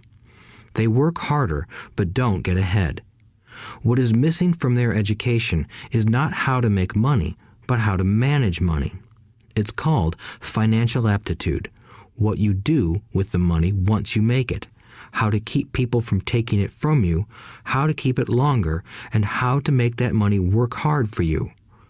Most people don't understand why they struggle financially because they don't understand cash flow. A person can be highly educated, professionally successful, and financially illiterate. These people often work harder than they need to because they learned how to work hard, but not how to have their money work hard for them. The story of how the quest for a financial dream turns into a financial nightmare. The classic story of hardworking people has set a pattern. Recently married, the happy, highly educated young couple moves into one of their cramped, rented apartments. Immediately, they realize that they are saving money because two can live as cheaply as one. The problem is the apartment is cramped. They decide to save money to buy their dream home so they can have kids. They now have two incomes, and they begin to focus on their careers. Their incomes begin to increase. As their incomes go up, their expenses go up as well. The number one expense for most people is taxes. Many people think it's income tax, but for most Americans, their highest tax is Social Security. As an employee, it appears as if the Social Security tax combined with the Medicare tax rate is roughly 7.5%, but it's really 15% since the employer must match the Social Security amount. In essence, it is money the employer can't pay you. On top of that, you still have to pay income tax on the amount deducted from your wages for Social Security tax. Income you never received because it went directly to Social Security through withholding. Going back to the young couple, as a result of their incomes increasing, they decide to buy the house of their dreams. Once in their house, they have a new tax called property tax. Then they buy a new car, new furniture, and new appliances to match their new house. All of a sudden, they wake up and their liabilities column is full of mortgage and credit card debt. Their liabilities go up. They're now trapped in the rat race. Pretty soon, a baby comes along and they work harder. The process repeats itself. Higher incomes cause higher taxes, also called bracket creep. A credit card comes in the mail. They use it. It maxes out. A loan company calls and says their greatest asset, their home, has appreciated in value. Because their credit is so good, the company offers a bill consolidation loan and tells them the intelligent thing to do is clear off the high-interest consumer debt by paying off their credit card. And besides, interest on their home is a tax deduction. They go for it and pay off those high-interest credit cards. They breathe a sigh of relief. Their credit cards are paid off. They've now folded their consumer debt into their home mortgage. Their payments go down because they extend their debt over 30 years. It is the smart thing to do. Their neighbor calls to invite them to go shopping. The Memorial Day sale is on. They promise themselves they'll just window shop, but they take a credit card, just in case. I run into this young couple all the time. Their names change, but their financial dilemma is the same. They come to one of my talks to hear what I have to say. They ask me, "Can you tell us how to make more money?" They don't understand that their trouble is really how they choose to spend the money they do have. It is caused by financial illiteracy and not understanding the difference between an asset and a liability. More money seldom solves someone's money problems. Intelligence solves problems. There is a saying a friend of mine says over and over to people in debt. If you find you have dug yourself into a hole, stop digging. As a child, my dad often told us that the Japanese were aware of 3 powers: the power of the sword, the jewel, and the mirror. The sword symbolizes the power of weapons. America has spent trillions of dollars on weapons, and because of this is a powerful military presence in the world. The jewel symbolizes the power of money. There is some degree of truth to the saying, "Remember the golden rule. He who has the gold makes the rules." The mirror symbolizes the power of self-knowledge. This self-knowledge, according to Japanese legend, was the most treasured of the 3. All too often, the poor and middle class allow the power of money to control them. By simply getting up and working harder, failing to ask themselves if what they do makes sense, they shoot themselves in the foot as they leave for work every morning. By not fully understanding money, the vast majority of people allow its awesome power to control them. If they used the power of the mirror, they would have asked themselves, "Does this make sense?" All too often, instead of trusting their inner wisdom, that genius inside, most people follow the crowd. They do things because everybody else does them. They conform rather than question. Often, they mindlessly repeat what they have been told. Diversify. Your home is an asset. Your home is your biggest investment. You get a tax break for going into greater debt. Get a safe job. Don't make mistakes. Don't take risks. It is said that the fear of public speaking is a fear greater than death for most people. According to psychiatrists, the fear of public speaking is caused by the fear of ostracism, the fear of standing out, the fear of criticism, the fear of ridicule, and the fear of being an outcast. The fear of being different prevents most people from seeking new ways to solve their problems. That is why my educated dad said the Japanese valued the power of the mirror the most, for it is only when we look into it that we find truth. Fear is the main reason that people say, "Play it safe." That goes for anything, be it sports, relationships, careers, or money. It is that same fear, the fear of ostracism, that causes people to conform to, and not question, commonly accepted opinions or popular trends. Your home is an asset. Get a bill consolidation loan and get out of debt. Work harder. It's a promotion. Someday I'll be a vice president. Save money. When I get a raise, I'll buy us a bigger house. Mutual funds are safe. Many financial problems are caused by trying to keep up with the Joneses. Occasionally, we all need to look in the mirror and be true to our inner wisdom rather than our fears. By the time Mike and I were 16 years old, we began to have problems in school. We were not bad kids. We just began to separate from the crowd. We worked for Mike's dad after school and on weekends. Mike and I often spent hours after work just sitting at a table with his dad while he held meetings with his bankers, attorneys, accountants, brokers, investors, managers, and employees. Here was a man who had left school at 13 who was now directing, instructing, ordering, and asking questions of educated people. They came at his beck and call and cringed when he didn't approve of them. Here was a man who had not gone along with the crowd. He was a man who did his own thinking and detested the words, "We have to do it this way because that's the way everyone else does it." He also hated the word "can't." If you wanted him to do something, just say, "I don't think you can do it." Mike and I learned more sitting in on his meetings than we did in all our years of school, college included. Mike's dad was not book smart, but he was financially educated and successful as a result. He told us over and over again, an intelligent person hires people who are more intelligent than he is. So Mike and I had the benefit of spending hours listening to and learning from intelligent people. But because of this, Mike and I couldn't go along with the standard dogma our teachers preached, and that caused problems. Whenever the teacher said, "If you don't get good grades, you won't do well in the real world," Mike and I just raised our eyebrows.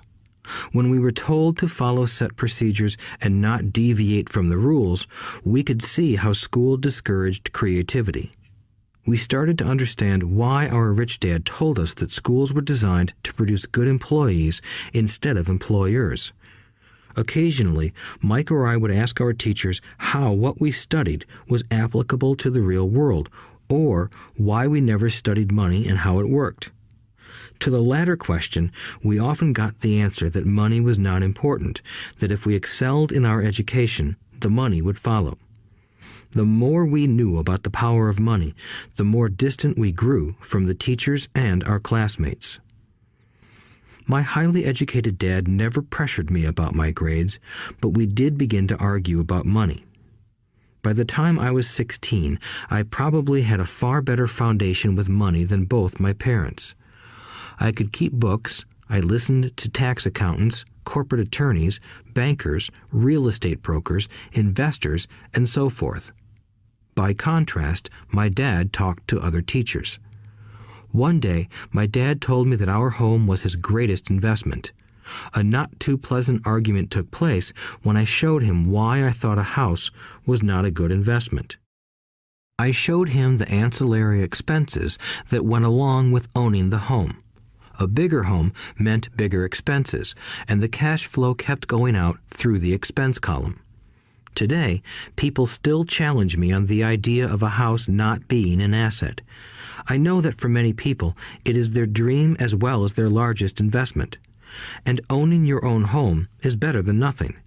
I simply offer an alternative way of looking at this popular dogma. If my wife and I were to buy a bigger, flashier house, we realize it wouldn't be an asset. It would be a liability since it would take money out of our pocket. So here is the argument I put forth. I really don't expect most people to agree with it because your home is an emotional thing, and when it comes to money, high emotions tend to lower financial intelligence. I know from personal experience that money has a way of making every decision emotional. 1. When it comes to houses, most people work all their lives paying for a home they never own. In other words, most people buy a new house every few years, each time incurring a new 30-year loan to pay off the previous one.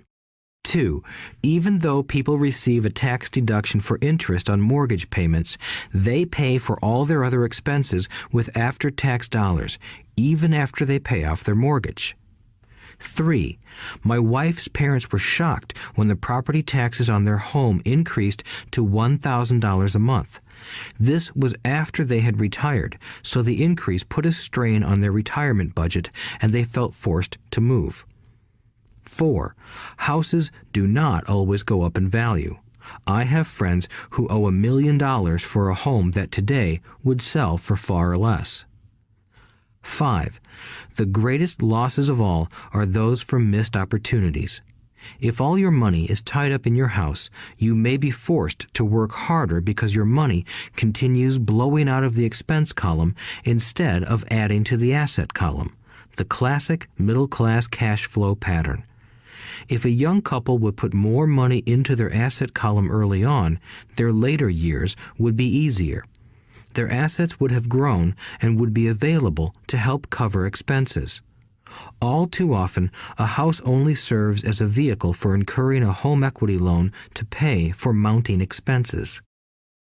In summary, the end result in making a decision to own a house that is too expensive in lieu of starting an investment portfolio impacts an individual in at least the following 3 ways. 1. Loss of time during which other assets could have grown in value. 2. Loss of additional capital which could have been invested instead of paying for high maintenance expenses related directly to the home. 3. Loss of education. Too often, people count their house and savings and retirement plans as all they have in their asset column. Because they have no money to invest, they simply don't invest. This costs them investment experience. Most never become what the investment world calls a sophisticated investor. And the best investments are usually first sold to sophisticated investors, who then turn around and sell them to the people playing it safe. I am not saying don't buy a house. What I'm saying is that you should understand the difference between an asset and a liability. When I want a bigger house, I first buy assets that will generate the cash flow to pay for the house. My educated dad's personal financial statement best demonstrates the life of someone caught in the rat race. His expenses match his income, never allowing him enough left over to invest in assets. As a result, his liabilities are larger than his assets. Why the rich get richer. A review of my rich dad's financial statement shows why the rich get richer. The asset column generates more than enough income to cover expenses, with the balance reinvested into the asset column. The asset column continues to grow, and therefore the income it produces grows with it. The result is that the rich get richer. Why the middle class struggle. The middle class finds itself in a constant state of financial struggle. Their primary income is through their salary. As their wages increase, so do their taxes. Their expenses tend to increase in proportion to their salary increase, hence the phrase, the rat race. They treat their home as their primary asset instead of investing in income-producing assets. This pattern of treating your home as an investment and the philosophy that a pay raise means you can buy a larger home or spend more is the foundation of today's debt-ridden society. Increased spending throws families into greater debt and into more financial uncertainty, even though they may be advancing in their jobs and receiving raises on a regular basis. This is high-risk living caused by weak financial education. The massive loss of jobs in recent times proves how shaky the middle class really is financially. Company pension plans are being replaced by 401k plans. Social Security is obviously in trouble and can't be relied upon as a source for retirement. Panic has set in for the middle class. Today, mutual funds are popular because they supposedly represent safety. Average mutual fund buyers are too busy working to pay taxes and mortgages, save for their children's college, and pay off credit cards. They do not have time to study investing, so they rely on the expertise of the manager of a mutual fund. Also, because the mutual fund includes many different types of investments, they feel their money is safer because it is diversified. This educated middle class subscribes to the dogma put out by mutual fund brokers and financial planners. Play it safe, avoid risk.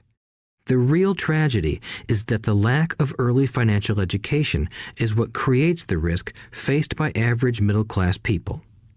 The reason they have to play it safe is because their financial positions are tenuous at best. Their balance sheets are not balanced. Instead, they are loaded with liabilities and have no real assets that generate income. Typically, their only source of income is their paycheck. Their livelihood becomes entirely dependent on their employer. So when genuine deals of a lifetime come along, these people can't take advantage of them because they are working so hard, are taxed to the max, and are loaded with debt. As I said at the start of this section, the most important rule is to know the difference between an asset and a liability. Once you understand the difference, concentrate your efforts on buying income-generating assets. That's the best way to get started on a path to becoming rich. Keep doing that and your asset column will grow. Keep liabilities and expenses down so more money is available to continue pouring into the asset column. Soon, the asset base will be so deep that you can afford to look at more speculative investments. Investments that may have returns of 100% to infinity. $5,000 investments that are soon turned into $1 million or more. Investments that the middle class calls too risky. The investment is not risky for the financially literate. As an employee who is also a homeowner, your working efforts are generally as follows. 1. You work for the company. Employees make their business owner or the shareholders rich, not themselves. Your efforts and success will help provide for the owner's success and retirement. 2. You work for the government. The government takes its share from your paycheck before you even see it. By working harder, you simply increase the amount of taxes taken by the government. Most people work from January to May just for the government. 3. You work for the bank. After taxes, your next largest expense is usually your mortgage and credit card debt. The problem with simply working harder is that each of these 3 levels takes a greater share of your increased efforts. You need to learn how to have your increased efforts benefit you and your family directly. Once you have decided to concentrate on minding your own business, focusing your efforts on acquiring assets instead of a bigger paycheck, how do you set your goals? Most people must keep their job and rely on their wages to fund their acquisition of assets. As their assets grow, how do they measure the extent of their success? When does someone know that they are rich, that they have wealth? As well as having my own definitions for assets and liabilities, I also have my own definition for wealth. Actually, I borrowed it from a man named R. Buckminster Fuller. Some call him a quack, and others call him a genius. Years ago, he got architects buzzing because he applied for a patent for something he called a geodesic dome. But in the application, Fuller also said something about wealth. It was pretty confusing at first, but after reading it, it began to make some sense. Wealth is a person's ability to survive so many number of days forward, or, if I stopped working today, how long could I survive? Unlike net worth, the difference between your assets and liabilities, which is often filled with a person's expensive junk and opinions of what things are worth, this definition creates the possibility for developing a truly accurate measurement. I could now measure and know where I was in terms of my goal to become financially independent. Although net worth often includes non-cash producing assets, like stuff you bought that now sits in your garage, wealth measures how much money your money is making and, therefore, your financial survivability. Wealth is the measure of the cash flow from the asset column compared with the expense column. Let's use an example. Let's say I have cash flow from my asset column of $1,000 a month, and I have monthly expenses of $2,000 a month. What is my wealth? Let's go back to Buckminster Fuller's definition. Using his definition, how many days forward can I survive? Assuming a 30-day month, I have enough cash flow for half a month. When I achieve $2,000 a month cash flow from my assets, then I will be wealthy. So, while I'm not yet rich, I am wealthy. I now have income generated from assets each month that fully cover my monthly expenses. If I want to increase my expenses, I first must increase my cash flow to maintain this level of wealth. Also note that it is at this point that I'm no longer dependent on my wages. I have focused on and been successful in building an asset column that has made me financially independent. If I quit my job today, I would be able to cover my monthly expenses with the cash flow from my assets. My next goal would be to have the excess cash flow from my assets reinvested into the asset column. The more money that goes into my asset column, the more my asset column grows. The more my assets grow, the more my cash flow grows. And as long as I keep my expenses less than the cash flow from these assets, I grow richer with more and more income from sources other than my physical labor.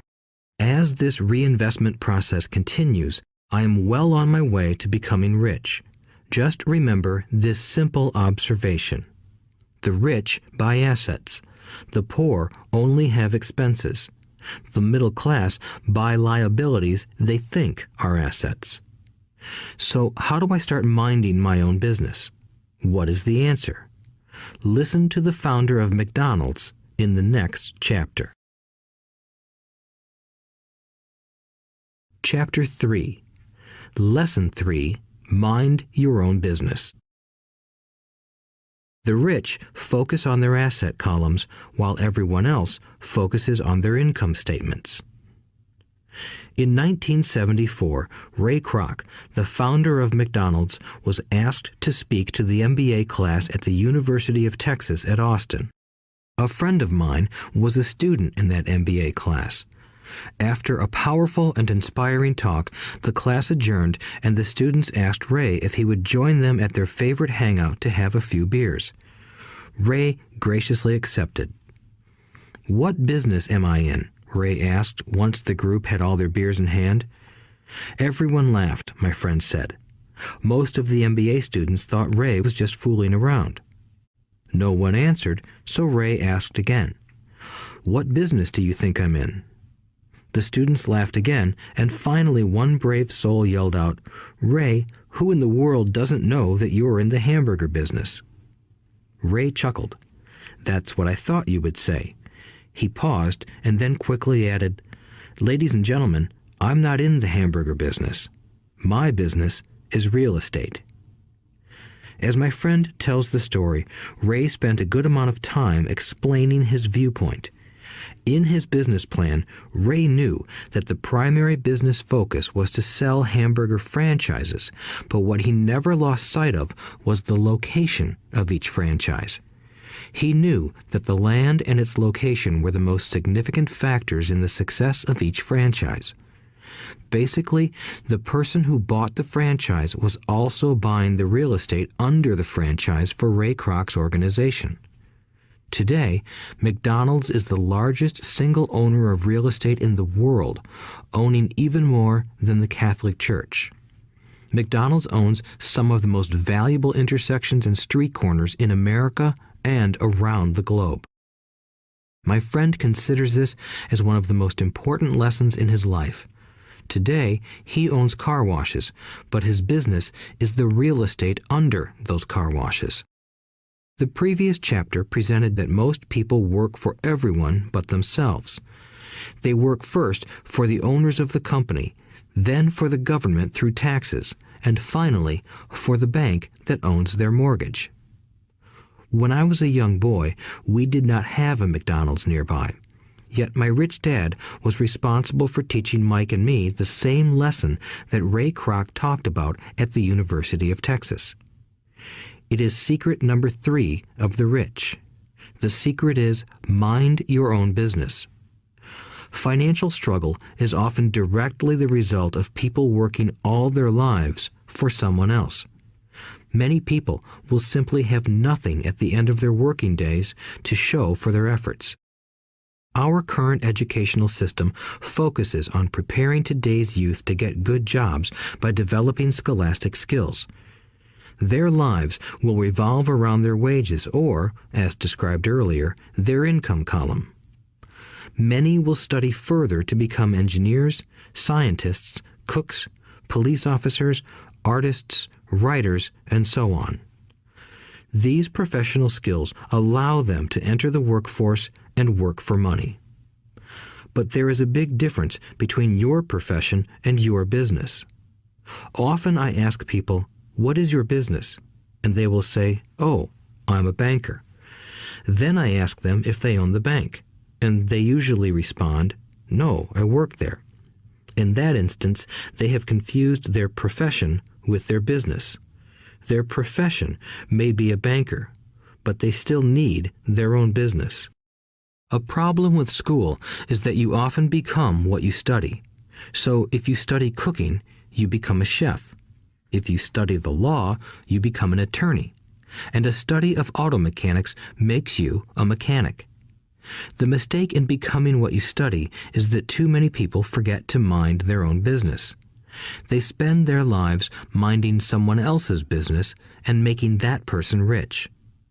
To become financially secure, a person needs to mind their own business. Your business revolves around your asset column, not your income column.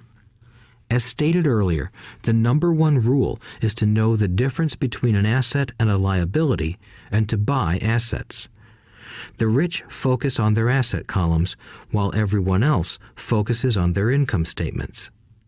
That is why we hear so often, "I need a raise. If only I had a promotion. I am going back to school to get more training so I can get a better job. I am going to work overtime. Maybe I can get a second job." In some circles, these are sensible ideas, but you are still not minding your own business. These ideas all still focus on the income column and will only help a person become more financially secure if the additional money is used to purchase income-generating assets. The primary reason the majority of the poor and middle class are fiscally conservative, which means I can't afford to take risks, is that they have no financial foundation. They have to cling to their jobs and play it safe. When downsizing became the in thing to do, millions of workers found out their largest so-called asset, their home, was eating them alive. Their asset was costing them money every month. Their car, another asset, was eating them alive. The golf clubs in the garage that cost $1,000 were not worth $1,000 anymore. Without job security, they had nothing to fall back on. What they thought were assets could not help them survive in a time of financial crisis. I assume most of us have filled out a credit application to buy a house or a car.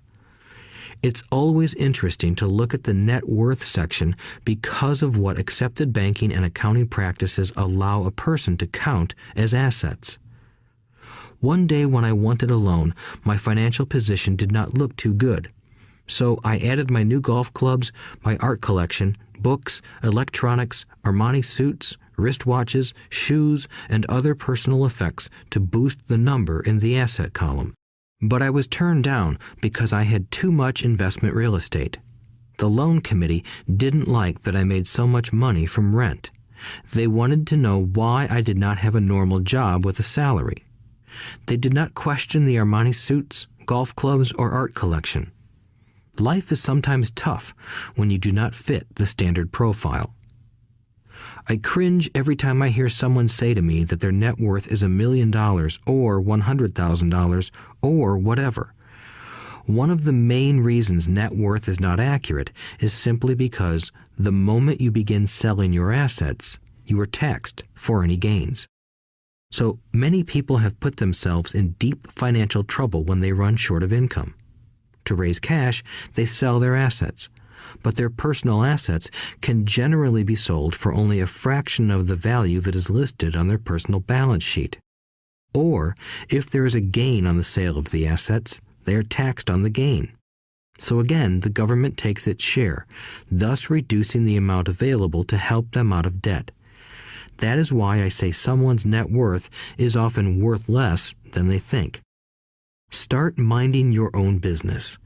Keep your daytime job, but start buying real assets, not liabilities or personal effects that have no real value once you get them home.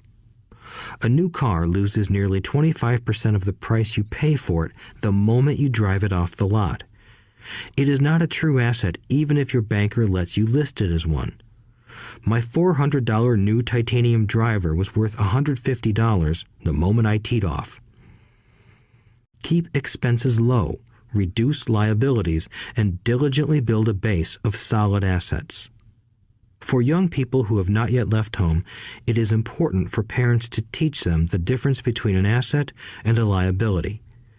Get them to start building a solid asset column before they leave home, get married, buy a house, have kids, and get stuck in a risky financial position, clinging to a job and buying everything on credit.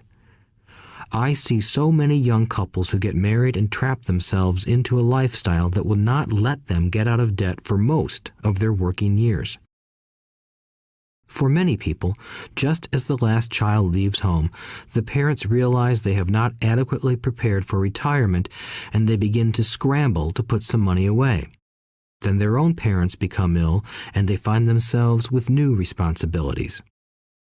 So what kind of assets am I suggesting that you or your children acquire?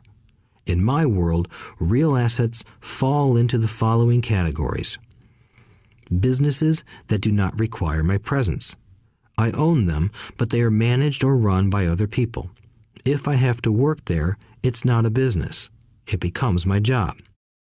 Stocks, bonds, income-generating real estate, notes, IOUs, royalties from intellectual property such as music, scripts, and patents. Anything else that has value, produces income, or appreciates, and has a ready market. As a young boy, my educated dad encouraged me to find a safe job, but my rich dad encouraged me to begin acquiring assets that I loved. If you don't love it, you won't take care of it. I collect real estate simply because I love buildings and land. I love shopping for them, and I could look at them all day long. When problems arise, the problems aren't so bad that it changes my love for real estate. For people who hate real estate, they shouldn't buy it. I also love stocks of small companies, especially startups, because I am an entrepreneur, not a corporate person. In my early years, I worked in large organizations such as Standard Oil of California, the U.S. Marine Corps, and Xerox Corporation. I enjoyed my time with those organizations and have fond memories, but I know deep down I am not a company man. I like starting companies, not running them. So my stock buys are usually of small companies. Sometimes I even start the company and take it public. Fortunes are made in new stock issues, and I love the game. Many people are afraid of small-cap companies and call them risky, and they are. But that risk is diminished if you love what the investment is, understand it, and know the game. With small companies, my investment strategy is to be out of the stock in a year. On the other hand, my real estate strategy is to start small and keep trading up for bigger properties, and, therefore, delay paying taxes on the gain. This allows the value to increase dramatically. I generally hold real estate less than 7 years. For years, even while I was with the Marine Corps and Xerox, I did what my rich dad recommended. I kept my day job, but I still minded my own business. I was active in my asset column trading real estate and small stocks. Rich Dad always stressed the importance of financial literacy. The better I was at understanding the accounting and cash management, the better I would be at analyzing investments and eventually starting and building my own company. I don't encourage anyone to start a company unless they really want to. Knowing what I know about running a company, I wouldn't wish that task on anyone. There are times when people can't find employment and starting a company seems like the best solution. But the odds are against success. 9 out of 10 companies fail in 5 years. Of those that survive the first 5 years, 9 out of every 10 of those eventually fail as well. So only if you really have the desire to own your own company do I recommend it. Otherwise, keep your day job and mind your own business. When I say mind your own business, I mean to build and keep your asset column strong. Once a dollar goes into it, never let it come out. Think of it this way. Once a dollar goes into your asset column, it becomes your employee. The best thing about money is that it works 24 hours a day and can work for generations. Keep your day job, be a great hard-working employee, but keep building that asset column. As your cash flow grows, you can indulge in some luxuries. An important distinction is that rich people buy luxuries last, while the poor and middle class tend to buy luxuries first. The poor and the middle class often buy luxury items like big houses, diamonds, furs, jewelry, or boats because they want to look rich. They look rich, but in reality they just get deeper in debt on credit. The old money people, the long-term rich, build their asset column first. Then the income generated from the asset column buys their luxuries. The poor and middle class buy luxuries with their own sweat, blood, and children's inheritance. A true luxury is a reward for investing in and developing a real asset. For example, when my wife Kim and I had extra money coming from our apartment houses, she went out and bought her Mercedes. It didn't take any extra work or risk on her part because the apartment house bought the car. She did, however, have to wait 4 years while the real estate investment portfolio grew and began generating enough extra cash flow to pay for the car. But the luxury, the Mercedes, was a true reward because she proved she knew how to grow her asset column. That car now means a lot more to her than simply another pretty car. It means she used her financial intelligence to afford it. Instead, most people impulsively go out and buy a new car or some other luxury on credit. They may feel bored and just want a new toy. Buying a luxury on credit often causes a person to eventually resent that luxury because the debt becomes a financial burden. After you've taken the time and invested in and built your own business, you are now ready to learn the biggest secret of the rich, the secret that puts the rich way ahead of the pack. Chapter 4. Lesson 4. The History of Taxes and the Power of Corporations. My rich dad just played the game smart, and he did it through corporations, the biggest secret of the rich. I remember in school being told the story of Robin Hood and his merry men. My teacher thought it was a wonderful story of a romantic hero who robbed from the rich and gave to the poor.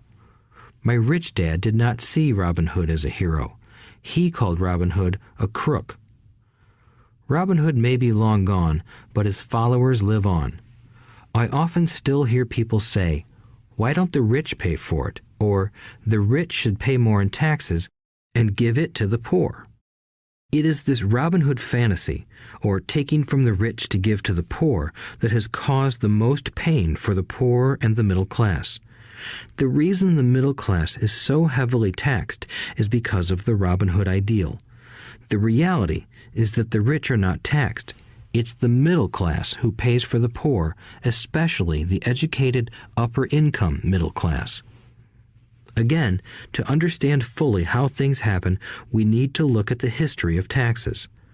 Although my highly educated dad was an expert on the history of education, my rich dad fashioned himself an expert on the history of taxes. Rich Dad explained to Mike and me that originally in England and America, there were no taxes. Occasionally, there were temporary taxes levied in order to pay for wars. The king or the president would put the word out and ask everyone to chip in. Taxes were levied in Britain for the fight against Napoleon from 1799 to 1816, and in America to pay for the Civil War from 1861 to 1865. In 1874, England made income tax a permanent levy on its citizens. In 1913, an income tax became permanent in the United States with the adoption of the 16th Amendment to the U.S. Constitution. At one time, Americans were anti-tax. It had been the tax on tea that led to the famous Tea Party in Boston Harbor, an incident that helped ignite the Revolutionary War. It took approximately 50 years in both England and the United States to sell the idea of a regular income tax. What these historical dates fail to reveal is that both of these taxes were initially levied against only the rich. It was this point that Rich Dad wanted Mike and me to understand. He explained that the idea of taxes was made popular and accepted by the majority by telling the poor and the middle class that taxes were created only to punish the rich. This is how the masses voted for the law, and it became constitutionally legal. Although it was intended to punish the rich, in reality it wound up punishing the very people who voted for it, the poor and middle class. Once government got a taste of money, its appetite grew, said Rich Dad. Your dad and I are exactly opposite. He's a government bureaucrat, and I am a capitalist. We get paid, and our success is measured on opposite behaviors. He gets paid to spend money and hire people. The more he spends and the more people he hires, the larger his organization becomes. In the government, a large organization is a respected organization. On the other hand, within my organization, the fewer people I hire and the less money I spend, the more I am respected by my investors. That's why I don't like government people. They have different objectives than most business people. As the government grows, more and more tax dollars are needed to support it. My educated dad sincerely believed that government should help people. He loved John F. Kennedy and especially the idea of the Peace Corps. He loved the idea so much that both he and my mom worked for the Peace Corps, training volunteers to go to Malaysia, Thailand, and the Philippines. He always strived for additional grants and budget increases so he could hire more people, both in his job with the Education Department and in the Peace Corps. From the time I was about 10 years old, I would hear from my rich dad that government workers were a pack of lazy thieves, and from my poor dad I would hear how the rich were greedy crooks who should be made to pay more taxes. Both sides had valid points. It was difficult to go to work for one of the biggest capitalists in town and come home to a father who was a prominent government leader. It was not easy to know which dad to believe. Yet, when you study the history of taxes, an interesting perspective emerges. As I said, the passage of taxes was only possible because the masses believed in the Robin Hood theory of economics. Take from the rich and give to everyone else. The problem was that the government's appetite for money was so great that taxes soon needed to be levied on the middle class, and from there it kept trickling down. However, the rich saw an opportunity because they don't play by the same set of rules. The rich knew about corporations, which became popular in the days of sailing ships. The rich created the corporation as a vehicle to limit their risk to the assets of each voyage. The rich put their money into a corporation to finance the voyage. The corporation would then hire a crew to sail to the New World to look for treasure. If the ship was lost, the crew lost their lives, but the loss to the rich would be limited only to the money they invested for that particular voyage. It is the knowledge of the legal corporate structure that really gives the rich a vast advantage over the poor and middle class. Having two fathers teaching me, one a socialist and the other a capitalist, I quickly began to realize that the philosophy of the capitalist made more financial sense to me. It seemed to me that the socialists ultimately penalized themselves due to their lack of financial education. No matter what the take from the rich crowd came up with, the rich always found a way to outsmart them. That is how taxes were eventually levied on the middle class. The rich outsmarted the intellectuals solely because they understood the power of money, a subject not taught in schools. How did the rich outsmart the intellectuals? Once the take from the rich tax was passed, cash started flowing into government coffers. Initially, people were happy. Money was handed out to government workers and the rich. It went to government workers in the form of jobs and pensions, and it went to the rich via their factories receiving government contracts. The government received a large pool of money, but the problem was the fiscal management of that money. The government ideal is to avoid having excess money. If you fail to spend your allotted funds, you risk losing it in the next budget. You would certainly not be recognized for being efficient. Business people, on the other hand, are rewarded for having excess money and are applauded for their efficiency. As this cycle of growing government spending continued, the demand for money increased, and the tax the rich idea was adjusted to include lower income levels down to the very people who voted it in, the poor and the middle class. True capitalists used their financial knowledge to simply find an escape. They headed back to the protection of a corporation. But what many people who have never formed a corporation don't know is that a corporation is not really a thing. A corporation is merely a file folder with some legal documents in it, sitting in some attorney's office and registered with a state government agency. It's not a big building or a factory or a group of people. A corporation is merely a legal document that creates a legal body without a soul. Using it, the wealth of the rich was once again protected. It was popular because the income tax rate of a corporation is less than the individual income tax rates. In addition, certain expenses could be paid by a corporation with pre-tax dollars. This war between the haves and have-nots has raged for hundreds of years. The battle is waged whenever and wherever laws are made, and it will go on forever. The problem is that the people who lose are the uninformed, the ones who get up every day and diligently go to work and pay taxes. If they only understood the way the rich play the game, they could play it too.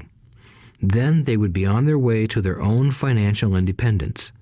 This is why I cringe every time I hear a parent advise their children to go to school so they can find a safe, secure job.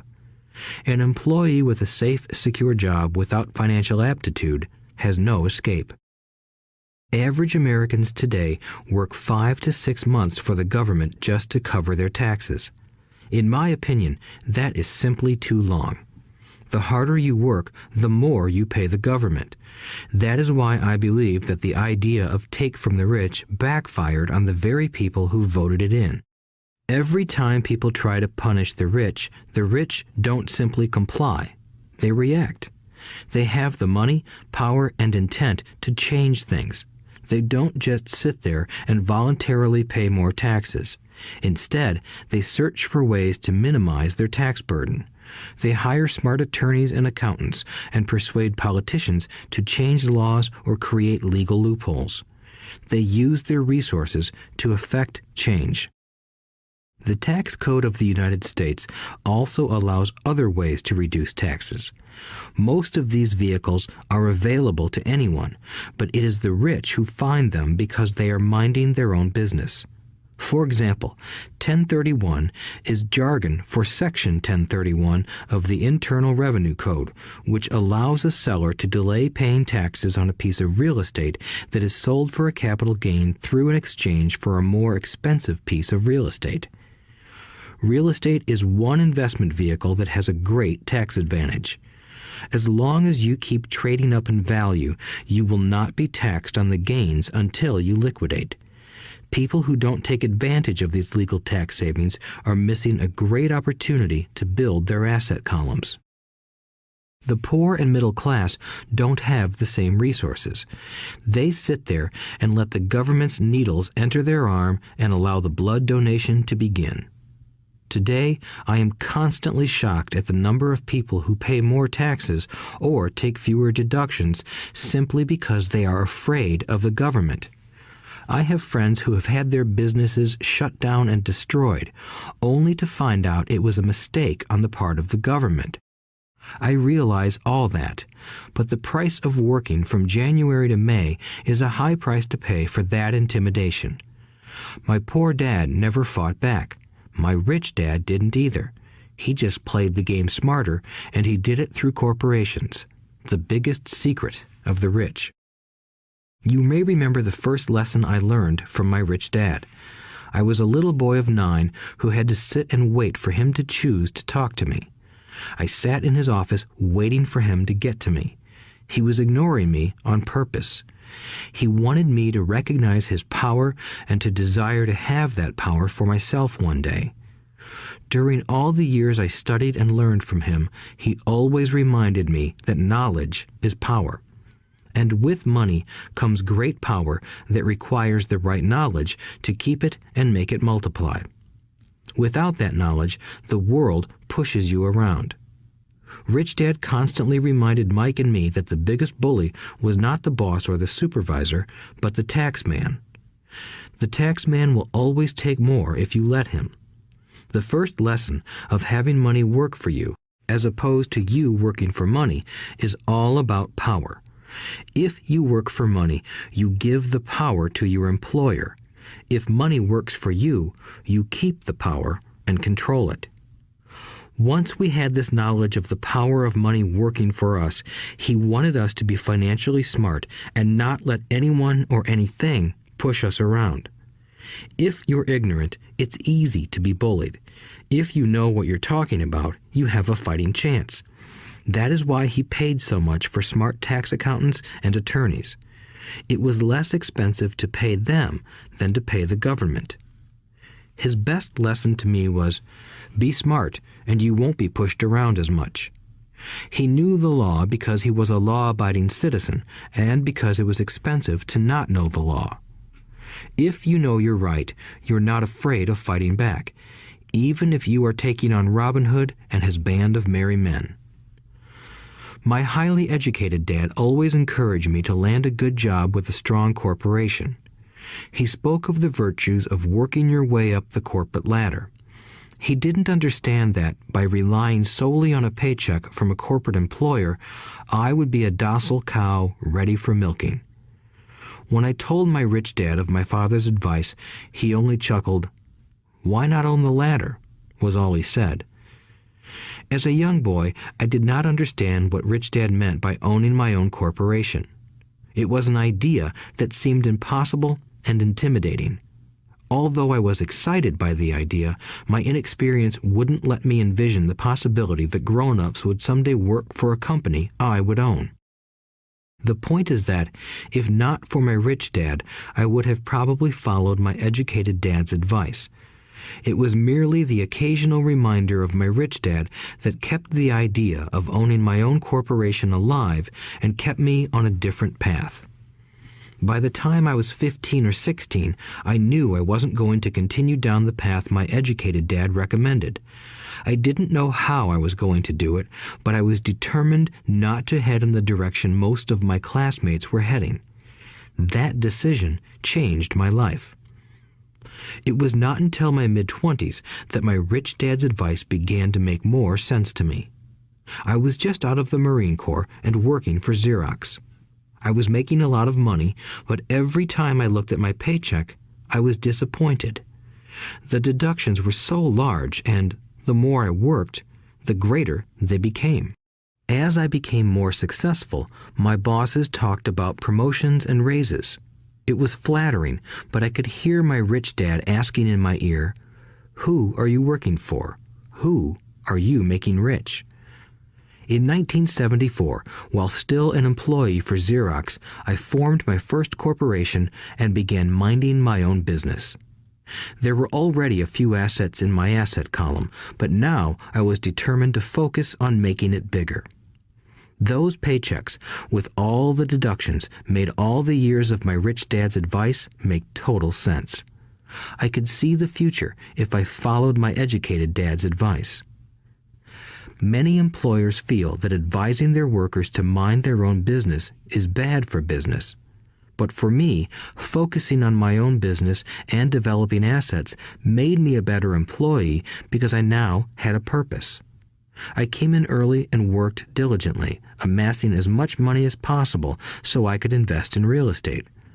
Hawaii was just set to boom, and there were fortunes to be made. The more I realized that we were in the beginning stages of a boom, the more Xerox machines I sold. The more I sold, the more money I made, and, of course, the more deductions came out of my paycheck. It was inspiring.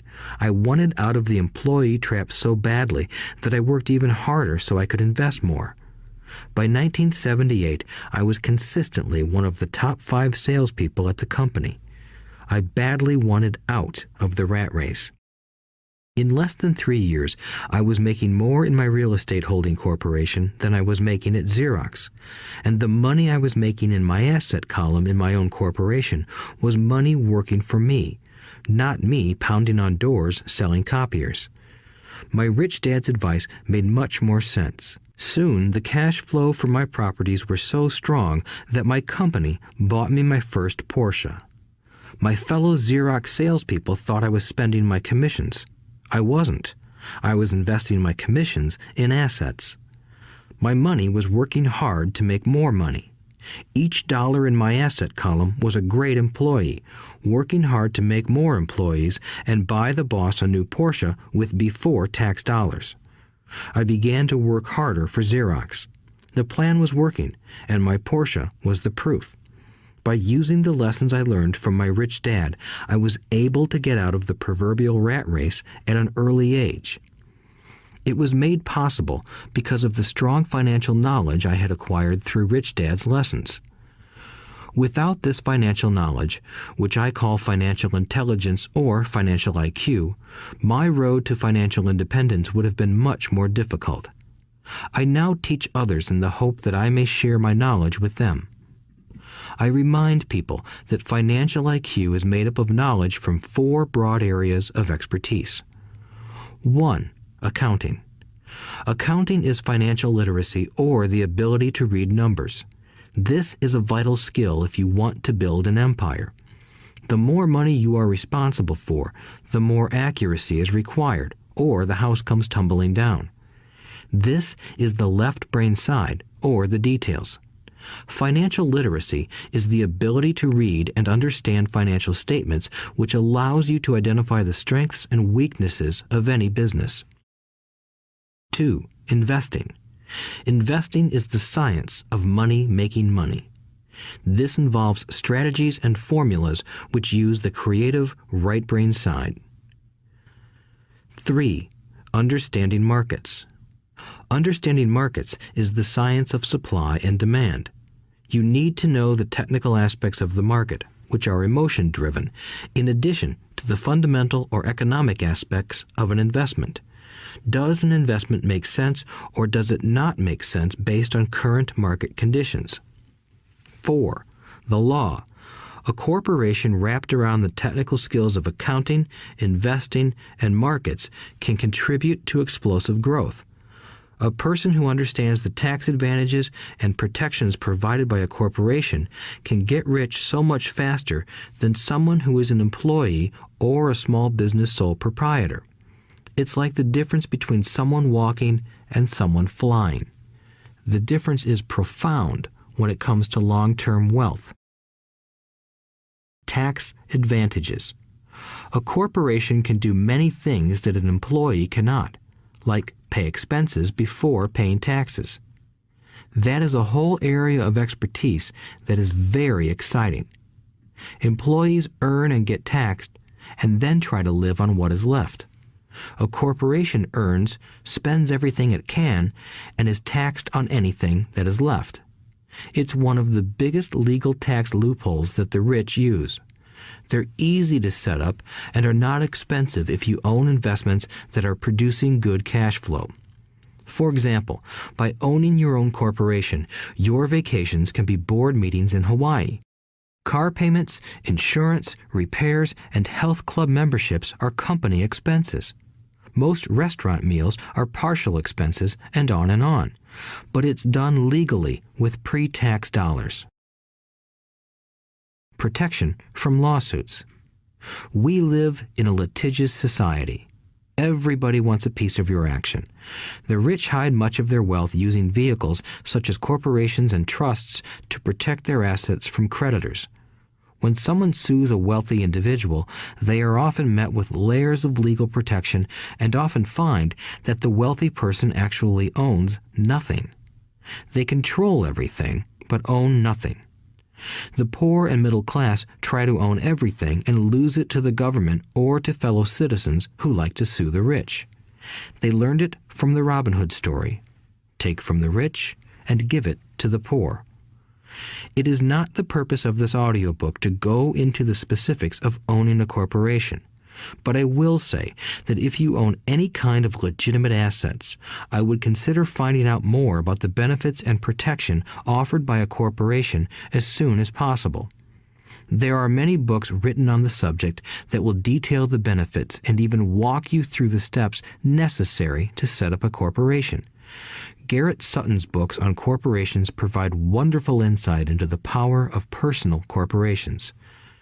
Financial IQ is actually the synergy of many skills and talents. I would say it is the combination of the 4 technical skills listed above that make up basic financial intelligence. If you aspire to great wealth, it is the combination of these skills that will greatly amplify your financial intelligence. In summary, business owners with corporations 1. Earn, 2. Spend, 3. Pay taxes. Employees who work for corporations 1. Earn, 2. Pay taxes, 3. Spend. As part of your overall financial strategy, I recommend that you learn about the protection that legal entities can provide for businesses and assets. Chapter 5. Lesson 5. The rich invent money. Often in the real world, it's not the smart who get ahead, but the bold.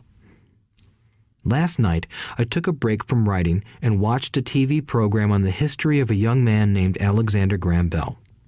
Bell had just patented his telephone and was having growing pains because the demand for his new invention was so strong. Needing a bigger company, he then went to the giant at that time, Western Union, and asked them if they would buy his patent and his tiny company. He wanted $100,000 for the whole package. The president of Western Union scoffed at him and turned him down, saying the price was ridiculous. The rest is history. A multi-billion-dollar industry emerged, and AT&T was born. The evening news came on right after the story of Alexander Graham Bell. On the news was a story of another downsizing at a local company. The workers were angry and complained that the company ownership was unfair. A terminated manager of about 45 years of age had his wife and 2 babies at the plant and was begging the guards to let him talk to the owners to ask if they would reconsider his termination. He had just bought a house and was afraid of losing it. The camera focused in on his pleading for all the world to see. Needless to say, it held my attention. I have been teaching professionally since 1984. It has been a great experience and a rewarding one. It is also a disturbing profession, for I have taught thousands of individuals and I see one thing in common in all of us, myself included. We all have tremendous potential, and we all are blessed with gifts. Yet the one thing that holds all of us back is some degree of self-doubt. It is not so much the lack of technical information that holds us back, but more the lack of self-confidence. Some are more affected than others. Once we leave school, most of us know that it is not so much a matter of college degrees or good grades that count. In the real world, outside of academics, something more than just grades is required. I have heard it called many things: guts, chutzpah, balls, audacity, bravado, cunning, daring, tenacity, and brilliance. This factor, whatever it is labeled, ultimately decides one's future much more than school grades do. Inside each of us is one of these brave, brilliant, and daring characters. There is also the flip side of that character, people who could get down on their knees and beg if necessary. After a year in Vietnam as a Marine Corps pilot, I got to know both of those characters inside of me intimately. One is not better than the other. Yet, as a teacher, I recognized that it was excessive fear and self-doubt that were the greatest detractors of personal genius. It broke my heart to see students know the answers, yet lack the courage to act on the answer. Often in the real world, it's not the smart who get ahead, but the bold. In my personal experience, your financial genius requires both technical knowledge as well as courage. If fear is too strong, the genius is suppressed. In my classes, I strongly urge students to learn to take risks, to be bold, and to let their genius convert that fear into power and brilliance. It works for some and just terrifies others. I have come to realize that for most people, when it comes to the subject of money, they would rather play it safe. I have had to field questions such as, why take risks? Why should I bother developing my financial IQ? Why should I become financially literate? And I answer, just to have more options. There are huge changes up ahead. In the coming years, there will be more people just like the young inventor Alexander Graham Bell. There will be 100 people like Bill Gates and hugely successful companies like Microsoft created every year all over the world. And there will also be many more bankruptcies, layoffs, and downsizings. So why bother developing your financial IQ? No one can answer that but you. Yet I can tell you why I myself do it. I do it because it is the most exciting time to be alive. I'd rather be welcoming change than dreading change. I'd rather be excited about making millions than worrying about not getting a raise. This period we are in now is a most exciting time, unprecedented in our world's history. Generations from now, people will look back at this period of time and remark at what an exciting era it must have been. It was the death of the old and birth of the new. It was full of turmoil, and it was exciting. So why bother developing your financial IQ? Because if you do, you will prosper greatly. And if you don't, this period of time will be a frightening one. It will be a time of watching some people move boldly forward while others cling to worn-out life preservers. Land was wealth 300 years ago, so the person who owned the land owned the wealth. Later, wealth was in factories and production, and America rose to dominance. The industrialist owned the wealth. Today, wealth is in information, and the person who has the most timely information owns the wealth. The problem is that information flies around the world at the speed of light. The new wealth cannot be contained by boundaries and borders as land and factories were. The changes will be faster and more dramatic. There will be a dramatic increase in the number of new multimillionaires. There also will be those who are left behind. I find so many people struggling today, often working harder simply because they cling to old ideas. They want things to be the way they were, and they resist change. I know people who are losing their jobs or their houses, and they blame technology or the economy or their boss.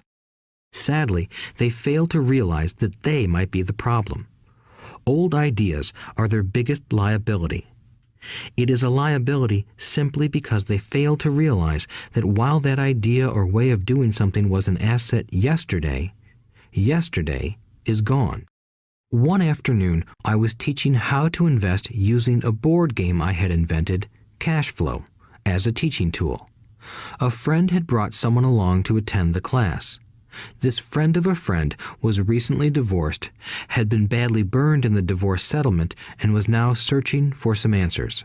Her friend thought the class might help. The game was designed to help people learn how money works.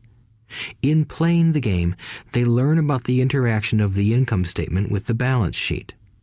They learn how cash flows between the two and how the road to wealth is through striving to increase your monthly cash flow from the asset column to the point that it exceeds your monthly expenses. Once you accomplish this, you are able to get out of the rat race and out onto the fast track. As I have said, some people hate the game, some love it, and others miss the point. This woman missed a valuable opportunity to learn something. In the opening round, she drew a doodad card with the boat on it. At first, she was happy. "Oh, I've got a boat." Then, as her friend tried to explain how the numbers worked on her income statement and balance sheet, she got frustrated because she had never liked math. The rest of her table waited while her friend continued explaining the relationship between the income statement, balance sheet, and monthly cash flow. Suddenly, when she realized how the numbers worked, it dawned on her that her boat was eating her alive. Later on in the game, she was also downsized and had a child. It was a horrible game for her. After the class, her friend came by and told me that she was upset. She had come to the class to learn about investing and did not like the idea that it took so long to play a silly game. Her friend attempted to tell her to look within herself to see if the game reflected her in any way. With that suggestion, the woman demanded her money back. She said that the very idea that a game could be a reflection of her was ridiculous. Her money was promptly refunded, and she left. Since 1984, I have made millions simply by doing what the school system does not do. In school, most teachers lecture. I hated lectures as a student. I was soon bored, and my mind would drift. In 1984, I began teaching via games and simulations, and I still rely on these tools today. I always encourage adult students to look at games as reflecting back to them what they know and what they need to learn. Most importantly, games reflect behavior. They are instant feedback systems. Instead of the teacher lecturing you, the game is giving you a personalized lecture, one that is custom-made just for you. The friend of the woman who left later called to give me an update. She said her friend was fine and had calmed down. In her cooling off period, she could see some slight relationship between the game and her life. Although she and her husband did not own a boat, they did own everything else imaginable. She was angry after their divorce, both because he had run off with a younger woman and because, after 20 years of marriage, they had accumulated little in the way of assets. There was virtually nothing for them to split. Their 20 years of married life had been incredible fun, but all they had accumulated was a ton of doodads. She realized that her anger at doing the numbers, the income statement and balance sheet, came from her embarrassment about not understanding them. She believed that finances were the man's job. She maintained the house and did the entertaining, and he handled the finances. She was now quite certain that in the last 5 years of their marriage, he had hidden money from her. She was angry at herself for not being more aware of where the money was going, as well as for not knowing about the other woman. Just like a board game, the world is always providing us with instant feedback. We could learn a lot if we tuned in more. One day, not long ago, I complained to my wife that the cleaners must have shrunk my pants. My wife gently smiled and poked me in the stomach to inform me that the pants had not shrunk. Something else had expanded. Me.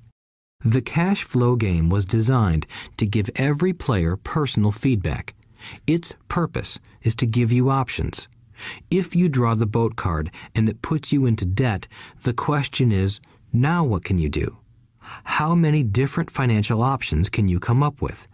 That is the purpose of the game, to teach players to think and create new and various financial options. Thousands of people throughout the world have played this game. The players who get out of the rat race the quickest are the people who understand numbers and have creative financial minds. They recognize different financial options. Rich people are often creative and take calculated risks. People who take the longest are people who are not familiar with numbers and often do not understand the power of investing. Some people playing cash flow gain lots of money in the game, but they don't know what to do with it. Even though they have money, everyone else seems to be getting ahead of them. And that is true in real life. There are a lot of people who have a lot of money and do not get ahead financially. Limiting your options is the same as hanging on to old ideas. I have a friend from high school who now works at 3 jobs. Years ago, he was the richest of all my classmates. When the local sugar plantation closed, the company he worked for went down with the plantation. In his mind, he had but one option, and that was the old option: work hard. The problem was that he couldn't find an equivalent job that recognized his seniority from the old company. As a result, he is overqualified for the jobs he currently has. so his salary is lower. He now works 3 jobs to earn enough to survive. I have watched people playing cash flow complain that the right opportunity cards are not coming their way, so they sit there. I know people who do that in real life. They wait for the right opportunity. I have watched people get the right opportunity card and then not have enough money. Then they complain that they would have gotten out of the rat race if they had had more money. So they sit there. I know people in real life who do that also. They see all the great deals, but they have no money. And I have seen people pull a great opportunity card, read it out loud, and have no idea that it is a great opportunity.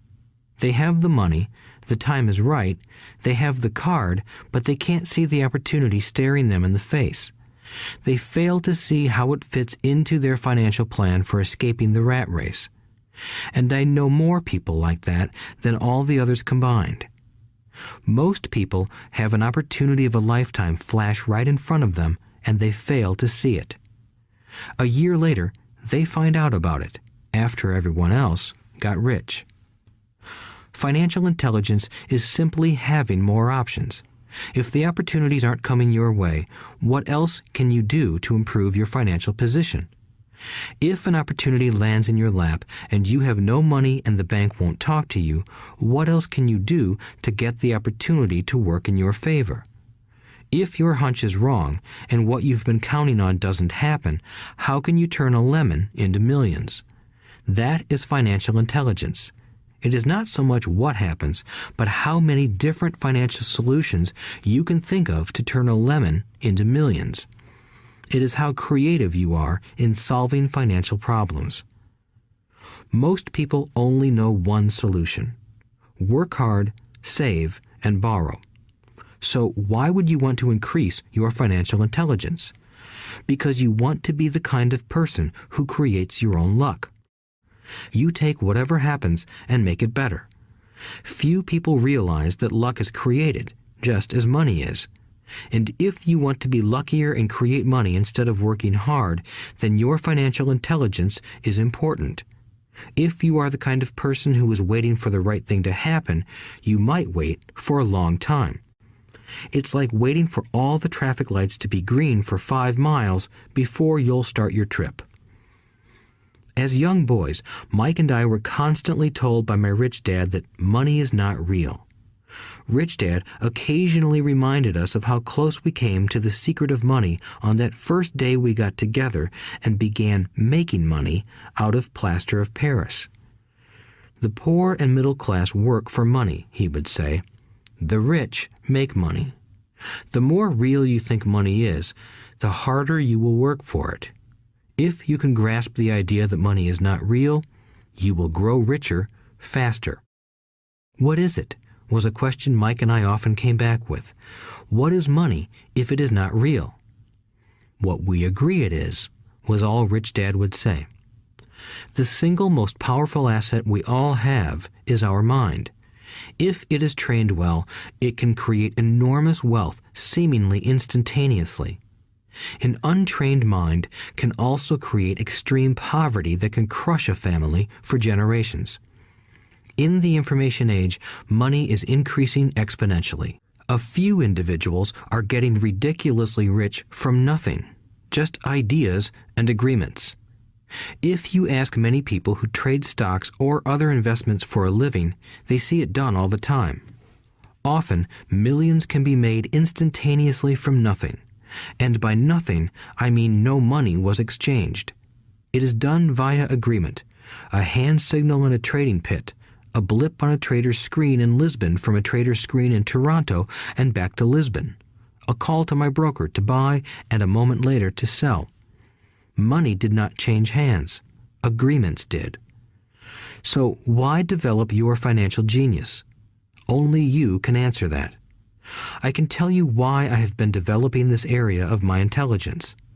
I do it because I want to make money fast.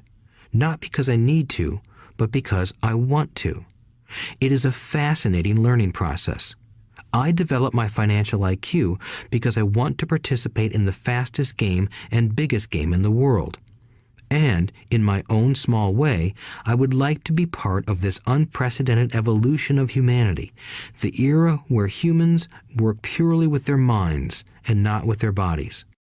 Besides, it is where the action is. It is what is happening. It's hip, it's scary, and it's fun. That is why I invest in my financial intelligence, developing the most powerful asset I have. I want to be with people moving boldly forward. I do not want to be with those left behind. I will give you a simple example of creating money. In the early 1990s, the economy of Phoenix, Arizona was horrible. I was watching a TV show when a financial planner came on and began forecasting doom and gloom. His advice was to save money. Put $100 away every month, he said. In 40 years, you will be a multimillionaire. Well, putting money away every month is a sound idea. It is one option, the option most people subscribe to. The problem is this. It blinds the person to what is really going on. It causes them to miss major opportunities for much more significant growth of their money. The world is passing them by. As I said, the economy was terrible at that time. For investors, this is the perfect market condition. A chunk of my money was in the stock market and in apartment houses. I was short of cash. Because people were giving properties away, I was buying. I was not saving money. I was investing. Kim and I had more than $1 million in cash working in a market that was rising fast. It was the best opportunity to invest. The economy was terrible.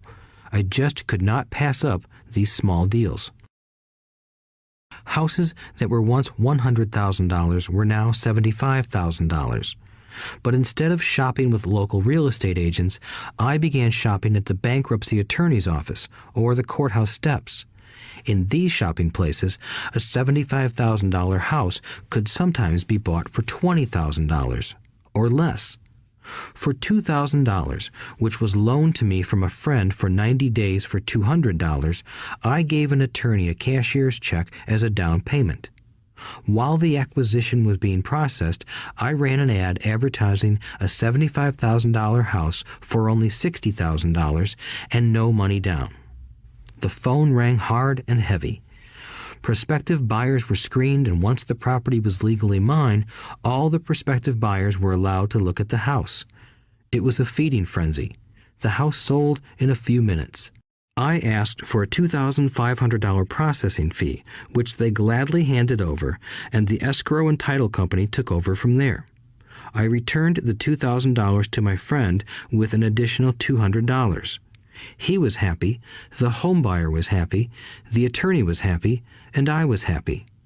I had sold a house for $60,000 that cost me $20,000. The $40,000 was created from money in my asset column in the form of a promissory note from the buyer. Total working time, 5 hours.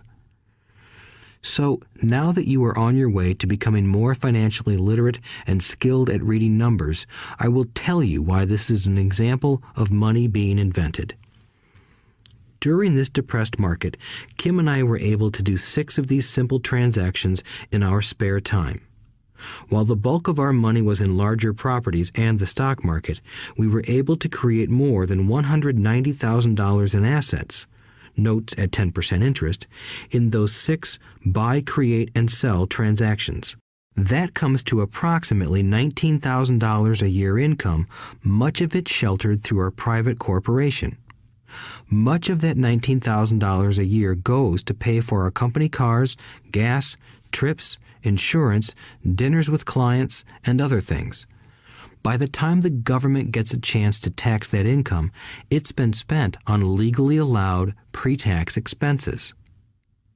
This was a simple example of how money is invented, created, and protected using financial intelligence. Ask yourself, how long would it take to save $190,000? Would the bank pay you 10% interest on your money? And the promissory note is good for 30 years. I hope they never pay me the $190,000. I have to pay a tax if they pay me the principal, and besides, $19,000 paid over 30 years is a little over $500,000 in income. I have people ask what happens if the person doesn't pay. That does happen, and it's good news. That $60,000 home could be taken back and resold for $70,000 and another $2,500 collected as a loan processing fee.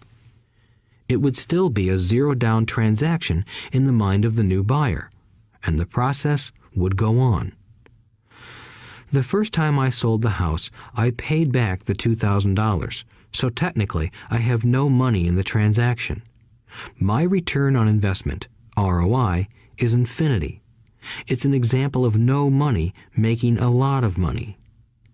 In the second transaction, when resold, I would have put $2,000 in my pocket and re-extended the loan to 30 years. What would my ROI be if I got paid money to make money? I do not know, but it sure beats saving $100 a month, which actually starts out as $150 because it's after-tax income for 40 years earning low interest. And again, you're taxed on the interest. That is not too intelligent. It may be safe, but it's not smart. A few years later, as the Phoenix real estate market strengthened, those houses we sold for $60,000 became worth $110,000. Foreclosure opportunities were still available, but became rare. It cost a valuable asset, my time, to go out looking for them. Thousands of buyers were looking for the few available deals. The market had changed. It was time to move on and look for other opportunities to put in the asset column. You cannot do that here. That is against the law. You're lying. I hear those comments much more often than, "Can you show me how to do that?" The math is simple. You do not need algebra or calculus, and the escrow company handles the legal transaction and the servicing of the payments. I have no roofs to fix or toilets to unplug because the owners do that. It's their house. Occasionally, someone does not pay, and that is wonderful because there are late fees, or they move out and the property is sold again. The court system handles that. And it may not work in your area. The market conditions may be different, but the example illustrates how a simple financial process can create hundreds of thousands of dollars with little money and low risk. It is an example of money being only an agreement. Anyone with a high school education can do it. Yet most people won't. Most people listen to the standard advice of work hard and save money. For about 30 hours of work, approximately $190,000 was created in the asset column, and no taxes were paid. Which one sounds harder to you? 1. Work hard, pay 50% in taxes, save what is left, your savings, then earn 5%, which is also taxed. Or 2. Take the time to develop your financial intelligence, harness the power of your brain and the asset column. If you use option number 1, be sure to factor in how much time it takes you to save $190,000. Time is one of your greatest assets. Now, you may understand why I silently shake my head when I hear parents say, "My child is doing well in school and receiving a good education." It may be good, but is it adequate? I know the above investment strategy is a small one. It is used to illustrate how small can grow into big. Again, my success reflects the importance of a strong financial foundation, which starts with a strong financial education. I have said it before, but it's worth repeating. Financial intelligence is made up of these 4 main technical skills. 1. Accounting. Accounting is financial literacy, or the ability to read numbers. This is a vital skill if you want to build businesses or investments. 2. Investing. Investing is the science of money making money. 3. Understanding markets. Understanding markets is the science of supply and demand. Alexander Graham Bell gave the market what it wanted. So did Bill Gates. A $75,000 house offered for $60,000 that cost $20,000 was also the result of seizing an opportunity created by the market. Somebody was buying, and someone was selling. 4. The law. The law is the awareness of accounting, corporate, state, and federal regulations. I recommend playing by the rules. It is this basic foundation, or the combination of these skills, that is needed to be successful in the pursuit of wealth, whether it be through the buying of small homes, apartment buildings, companies, stocks, bonds, precious metals, baseball cards, or the like. A few years later, the real estate market rebounded and everyone else was getting in. The stock market was booming and everyone was getting in. The U.S. economy was getting back on its feet. I began selling and was now traveling to Peru, Norway, Malaysia, and the Philippines. The investment landscape had changed. We were no longer buying real estate. Now I just watch the values climb inside the asset column and will probably begin selling. I suspect that some of those 6 little house deals will sell and the $40,000 note will be converted to cash. I need to call my accountant to be prepared for cash and seek ways to shelter it. The point I would like to make is that investments come and go. The market goes up and comes down. Economies improve and crash. The world is always handing you opportunities of a lifetime, every day of your life, but all too often we fail to see them. But they are there. And the more the world changes and the more technology changes, the more opportunities there will be to allow you and your family to be financially secure for generations to come. So why bother developing your financial intelligence? Again, only you can answer that. I know why I continue to learn and develop. I do it because I know there are changes coming. I'd rather welcome change than cling to the past. I know there will be market booms and market crashes. I want to continually develop my financial intelligence because at each market change, some people will be on their knees begging for their jobs. Others, meanwhile, will take the lemons that life hands them, and we are all handed lemons occasionally, and turn them into millions. That's financial intelligence. I am often asked about the lemons I have turned into millions. I hesitate using many more examples of personal investments because I am afraid it comes across as bragging or tooting my own horn. That is not my intention. I use the examples only as numerical and chronological illustrations of actual and simple cases. I use the examples because I want you to know that it is easy. And the more familiar you become with the 4 pillars of financial intelligence, the easier it becomes. Personally, I use 2 main vehicles to achieve financial growth: real estate and small cap stocks. I use real estate as my foundation. Day in and day out, my properties provide cash flow and occasional spurts of growth and value. The small cap stocks are used for fast growth. I do not recommend anything that I do. The examples are just that, examples. If the opportunity is too complex and I do not understand the investment, I don't do it. Simple math and common sense are all you need to do well financially. There are 5 reasons for using examples. 1. To inspire people to learn more. 2. To let people know it is easy if the foundation is strong. 3. To show that anyone can achieve great wealth. 4. To show that there are millions of ways to achieve your goals.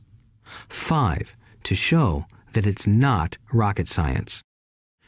In 1989, I used to jog through a lovely neighborhood in Portland, Oregon. It was a suburb that had little gingerbread houses. They were small and cute. I almost expected to see Little Red Riding Hood skipping down the sidewalk on her way to Granny's.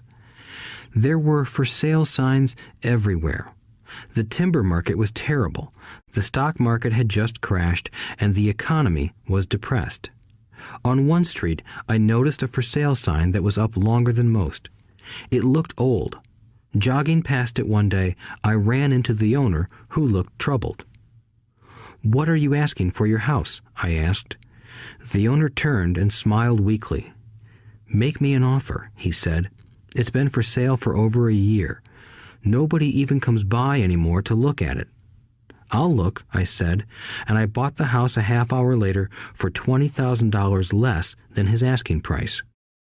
It was a cute little 2-bedroom home with gingerbread trim on all the windows. It was light blue with gray accents and had been built in 1930. Inside, there was a beautiful rock fireplace, as well as 2 tiny bedrooms. It was a perfect rental house. I gave the owner $5,000 down for a $45,000 house that was really worth $65,000, except that no one wanted to buy it. The owner moved out in a week, happy to be free, and my first tenant moved in, a local college professor. After the mortgage, expenses, and management fees were paid, I put a little less than $40 in my pocket at the end of each month. Hardly exciting. A year later, the depressed Oregon real estate market had begun to pick up. California investors, flush with money from their still booming real estate market, were moving north and buying up Oregon and Washington. I sold that little house for $95,000 to a young couple from California who thought it was a bargain.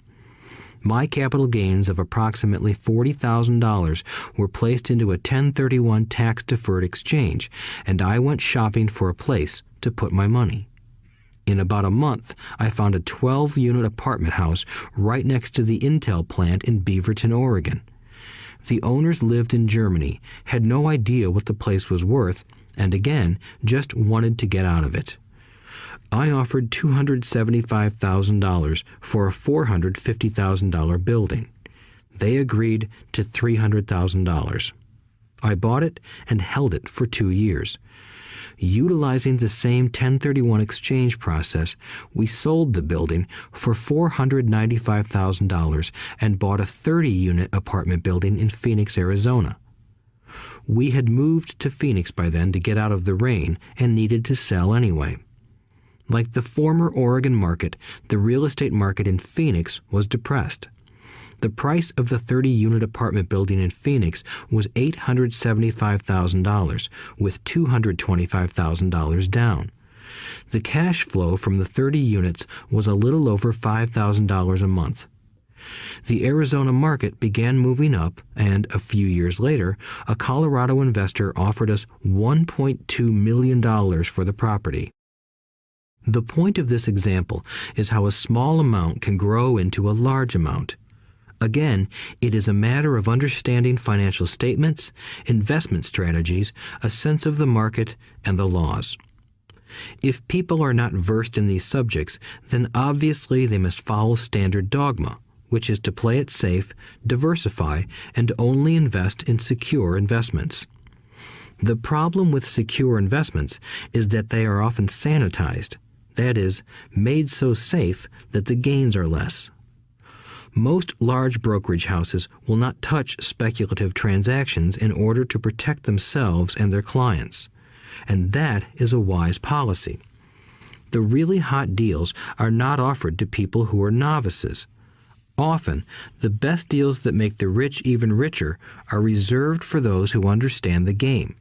It is technically illegal to offer speculative deals to someone who is considered not sophisticated, but of course, it happens. The more sophisticated I get, the more opportunities come my way. Another case for developing your financial intelligence over a lifetime is simply that more opportunities are presented to you. And the greater your financial intelligence, the easier it is to tell whether a deal is good. It's your intelligence that can spot a bad deal or make a bad deal good. The more I learn, and there is a lot to learn, the more money I make simply because I gain experience and wisdom as the years go on. I have friends who are playing it safe, working hard at their profession and failing to gain financial wisdom, which does take time to develop. My overall philosophy is to plant seeds inside my asset column. That is my formula. I start small and plant seeds. Some grow, some don't. Inside our real estate corporation, we have property worth several $1 million. It is our own right, or real estate investment trust. The point I'm making is that most of those millions started out as little $5,000 to $10,000 investments. All of those down payments were fortunate to catch a fast-rising market and increase tax-free. We traded in and out several times over a number of years. We also own a stock portfolio, surrounded by a corporation that Kim and I call our personal mutual fund. We have friends who deal specifically with investors like us who have extra money each month to invest. We buy high-risk, speculative private companies that are just about to go public on a stock exchange in the United States or Canada. An example of how fast gains can be made are 100,000 shares purchased for 25 cents each before the company goes public. 6 months later, the company is listed, and the 100,000 shares now are worth $2 each. If the company is well managed, the price keeps going up, and the stock may go to $20 or more per share. There are years when our $25,000 has gone to $1 million in less than a year. It is not gambling if you know what you're doing. It is gambling if you're just throwing money into a deal and praying. The idea in anything is to use your technical knowledge, wisdom, and love of the game to cut the odds down, to lower the risk. Of course, there is always risk. It is financial intelligence that improves the odds. Thus, what is risky for one person is less risky to someone else. That is the primary reason I constantly encourage people to invest more in their financial education than in stocks, real estate, or other markets. The smarter you are, the better chance you have of beating the odds. The stock plays I personally invested in were extremely high risk for most people and absolutely not recommended. I have been playing that game since 1979 and have paid more than my share in dues. But if you will review why investments such as these are high risk for most people, you may be able to set your life up differently, so that the ability to take $25,000 and turn it into $1 million in a year is low risk for you. As stated earlier, nothing I have written is a recommendation. It is only used as an example of what is simple and possible. What I do is small potatoes in the grand scheme of things. Yet, for the average individual, a passive income of more than $100,000 a year is nice and not hard to achieve. Depending on the market and how smart you are, it could be done in 5 to 10 years. If you keep your living expenses modest, $100,000 coming in as additional income is pleasant, regardless of whether you work. You can work if you like, or take time off if you choose, and use the government tax system in your favor rather than against you. My personal basis is real estate. I love real estate because it's stable and slow-moving. I keep the base solid. The cash flow is fairly steady and, if properly managed, has a good chance of increasing in value. The beauty of a solid base of real estate is that it allows me to take greater risks, as I do with speculative stocks. If I make great profits in the stock market, I pay my capital gains tax on the gain and then reinvest what's left in real estate, again further securing my asset foundation. A last word on real estate. I have traveled all over the world and taught investing. In every city, I hear people say you cannot buy real estate cheap. That is not my experience. Even in New York or Tokyo, or just on the outskirts of the city, prime bargains are overlooked by most people. In Singapore, with their high real estate prices, there are still bargains to be found within a short driving distance. So whenever I hear someone say, "You can't do that here," pointing at me, I remind them that maybe the real statement is, "I don't know how to do that here. Yet." Great opportunities are not seen with your eyes. They are seen with your mind. Most people never get wealthy simply because they are not trained financially to recognize opportunities right in front of them. I am often asked, how do I start? In the final chapter of this audiobook, I offer 10 steps that I followed on the road to my financial freedom. But always remember to have fun. When you learn the rules and the vocabulary of investing and begin to build your asset column, I think you'll find that it's as fun a game as you've ever played. Sometimes you win, and sometimes you learn. But have fun. Most people never win because they're more afraid of losing. That is why I found school so silly. In school, we learn that mistakes are bad, and we are punished for making them. Yet if you look at the way humans are designed to learn, we learn by making mistakes. We learn to walk by falling down. If we never fell down, we would never walk. The same is true for learning to ride a bike. I still have scars on my knees, but today I can ride a bike without thinking. The same is true for getting rich. Unfortunately, the main reason most people are not rich is because they are terrified of losing. Winners are not afraid of losing, but losers are. Failure is part of the process of success. People who avoid failure also avoid success. I look at money much like my game of tennis. I play hard, make mistakes, correct, make more mistakes, correct, and I get better. If I lose the game, I reach across the net, shake my opponent's hand, smile, and say, "See you next Saturday." There are two kinds of investors. One, the first and most common type is a person who buys a packaged investment. They call a retail outlet, such as a real estate company, a stockbroker, or a financial planner, and they buy something. It could be a mutual fund, a right, a stock, or bond. It is a clean and simple way of investing. An analogy would be a shopper who goes to a computer store and buys a computer right off the shelf. 2. The second type is an investor who creates investments. This investor usually assembles a deal in the same way a person who buys components builds a computer.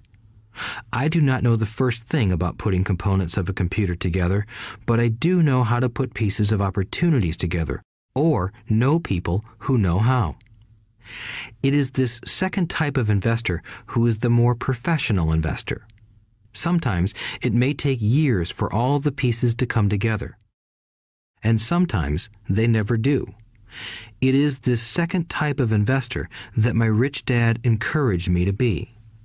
It is important to learn how to put the pieces together, because that is where the huge wins reside, and sometimes some huge losses if the tide goes against you.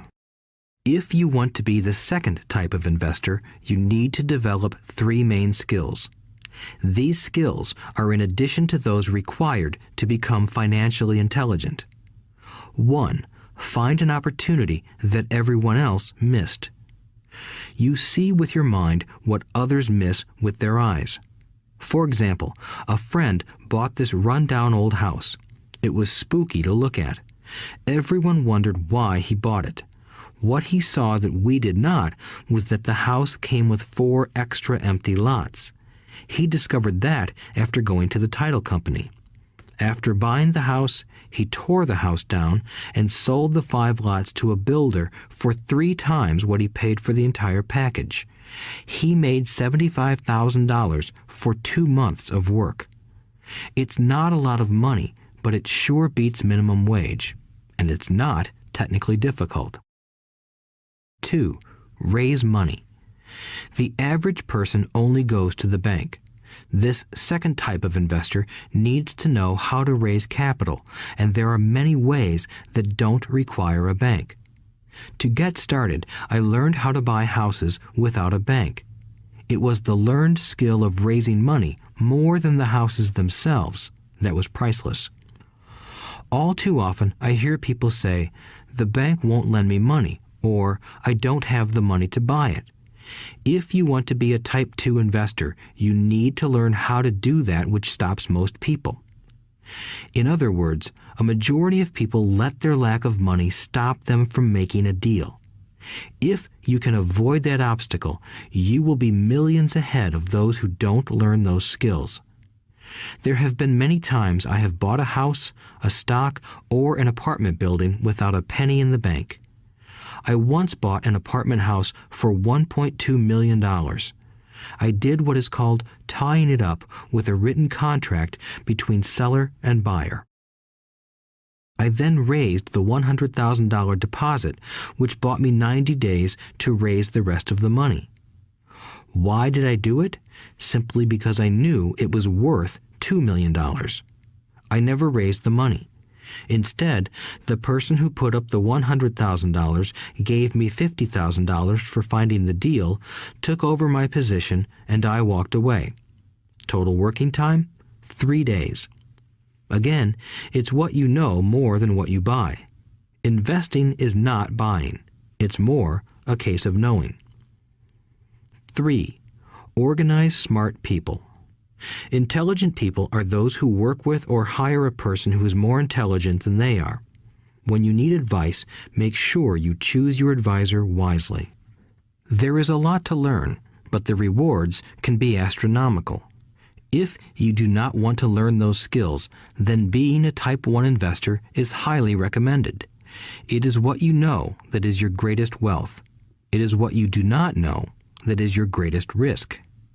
There is always risk, so learn to manage risk instead of avoiding it.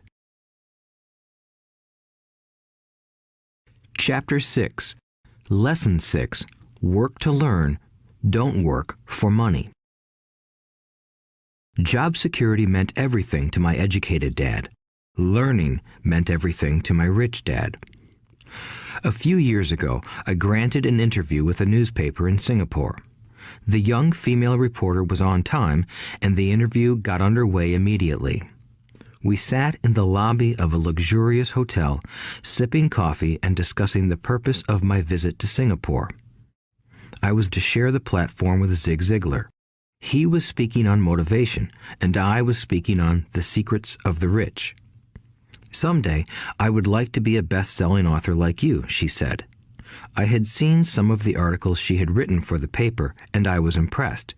She had a tough, clear style of writing. Her articles held a reader's interest. You have a great style, I said in reply. What holds you back from achieving your dream? My work does not seem to go anywhere, she said quietly. Everyone says that my novels are excellent, but nothing happens. So I keep my job with the paper. At least it pays the bills. Do you have any suggestions? Yes, I do, I said brightly. A friend of mine here in Singapore runs a school that trains people to sell. He runs sales training courses for many of the top corporations here in Singapore, and I think attending one of his courses would greatly enhance your career. She stiffened. Are you saying I should go to school to learn to sell? I nodded. You aren't serious, are you? Again, I nodded. What is wrong with that? I was now backpedaling. She was offended by something, and now I was wishing I had not said anything. In my attempt to be helpful, I found myself defending my suggestion. I have a master's degree in English literature. Why would I go to school to learn to be a salesperson? I am a professional. I went to school to be trained in a profession so I would not have to be a salesperson. I hate salespeople. All they want is money. So tell me why I should study sales. She was packing her briefcase. The interview was over. On the coffee table sat a copy of an earlier best-selling book I wrote. I picked it up as well as the notes she had jotted down on her legal pad. Do you see this? I said, pointing to her notes. She looked down at her notes. What? She said, confused. Again, I pointed deliberately to her notes. On her pad she had written, Robert Kiyosaki, best-selling author. It says best-selling author, not best writing author, I said quietly. Her eyes widened. I am a terrible writer, I said. You are a great writer. I went to sales school. You have a master's degree. Put them together, and you get a best-selling author and a best-writing author. Anger flared from her eyes. I'll never stoop so low as to learn how to sell. People like you have no business writing. I'm a professionally trained writer, and you are a salesman. It is not fair, she fumed. She put the rest of her notes away and hurried out through the large glass doors into the humid Singapore morning. At least she gave me a fair and favorable write-up the next morning. The world is filled with smart, talented, educated, and gifted people. We meet them every day. They are all around us. A few days ago, my car was not running well. I pulled into a garage, and the young mechanic had it fixed in just a few minutes. He knew what was wrong by simply listening to the engine. I was amazed. I am constantly shocked at how little talented people earn. I have met brilliant, highly educated people who earn less than $20,000 a year. A business consultant who specializes in the medical trade was telling me how many doctors, dentists, and chiropractors struggle financially. All this time, I thought that when they graduated, the dollars would pour in. It was this business consultant who gave me the phrase, "They are one skill away from great wealth." What this phrase means is that most people need only to learn and master one more skill, and their income would jump exponentially. I have mentioned before that financial intelligence is a synergy of accounting, investing, marketing, and law. Combine those 4 technical skills, and making money with money is easier than most people would believe. When it comes to money, the only skill most people know is to work hard. The classic example of a synergy of skills was that young writer for the newspaper. If she diligently learned the skills of sales and marketing, her income would jump dramatically. If I were her, I would take some courses in advertising copywriting as well as sales. Then, instead of working at the newspaper, I would seek a job at an advertising agency. Even if it were a cut in pay, she would learn how to communicate in shortcuts that are used in successful advertising. She also would spend time learning public relations, an important skill. She would learn how to get millions in free publicity. Then, at night and on weekends, she could be writing her great novel. When it was finished, she would be better able to sell her book. Then, in a short while, she could be a best-selling author. When I came out with my first book, If You Want to Be Rich and Happy, Don't Go to School, a publisher suggested I change the title to The Economics of Education. I told the publisher that, with a title like that, I would sell 2 books, one to my family and one to my best friend. The problem is that they would expect it for free. The obnoxious title, If You Want to Be Rich and Happy, Don't Go to School, was chosen because we knew it would get tons of publicity. I am pro-education and believe in education reform. If I were not pro-education, why would I continue to press for changing our antiquated educational system? So I chose a title that would get me on more TV and radio shows simply because I was willing to be controversial. Many people thought I was a fruitcake, but the book sold and sold. When I graduated from the U.S. Merchant Marine Academy in 1969, my educated dad was happy. Standard Oil of California had hired me for its oil tanker fleet as a third mate. The pay was low compared with my classmates, but it was okay for a first real job after college. My starting pay was about $42,000 a year, including overtime, and I only had to work for 7 months. I had 5 months of vacation. If I had wanted to, I could have taken the run to Vietnam with a subsidiary shipping company and easily doubled my pay instead of taking 5 months of vacation. I had a great career ahead of me, yet I resigned after 6 months with the company and joined the Marine Corps to learn how to fly. My educated dad was devastated. Rich Dad congratulated me. In school and in the workplace, the popular opinion is the idea of specialization. That is, in order to make more money or get promoted, you need to specialize. That is why medical doctors immediately begin to seek a specialty such as orthopedics or pediatrics. The same is true for accountants, architects, lawyers, pilots, and others. My educated dad believed in the same dogma. That is why he was thrilled when he eventually achieved his doctorate. He often admitted that schools reward people who study more and more about less and less. Rich Dad encouraged me to do exactly the opposite.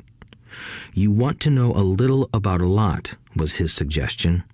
That is why for years I worked in different areas of his companies.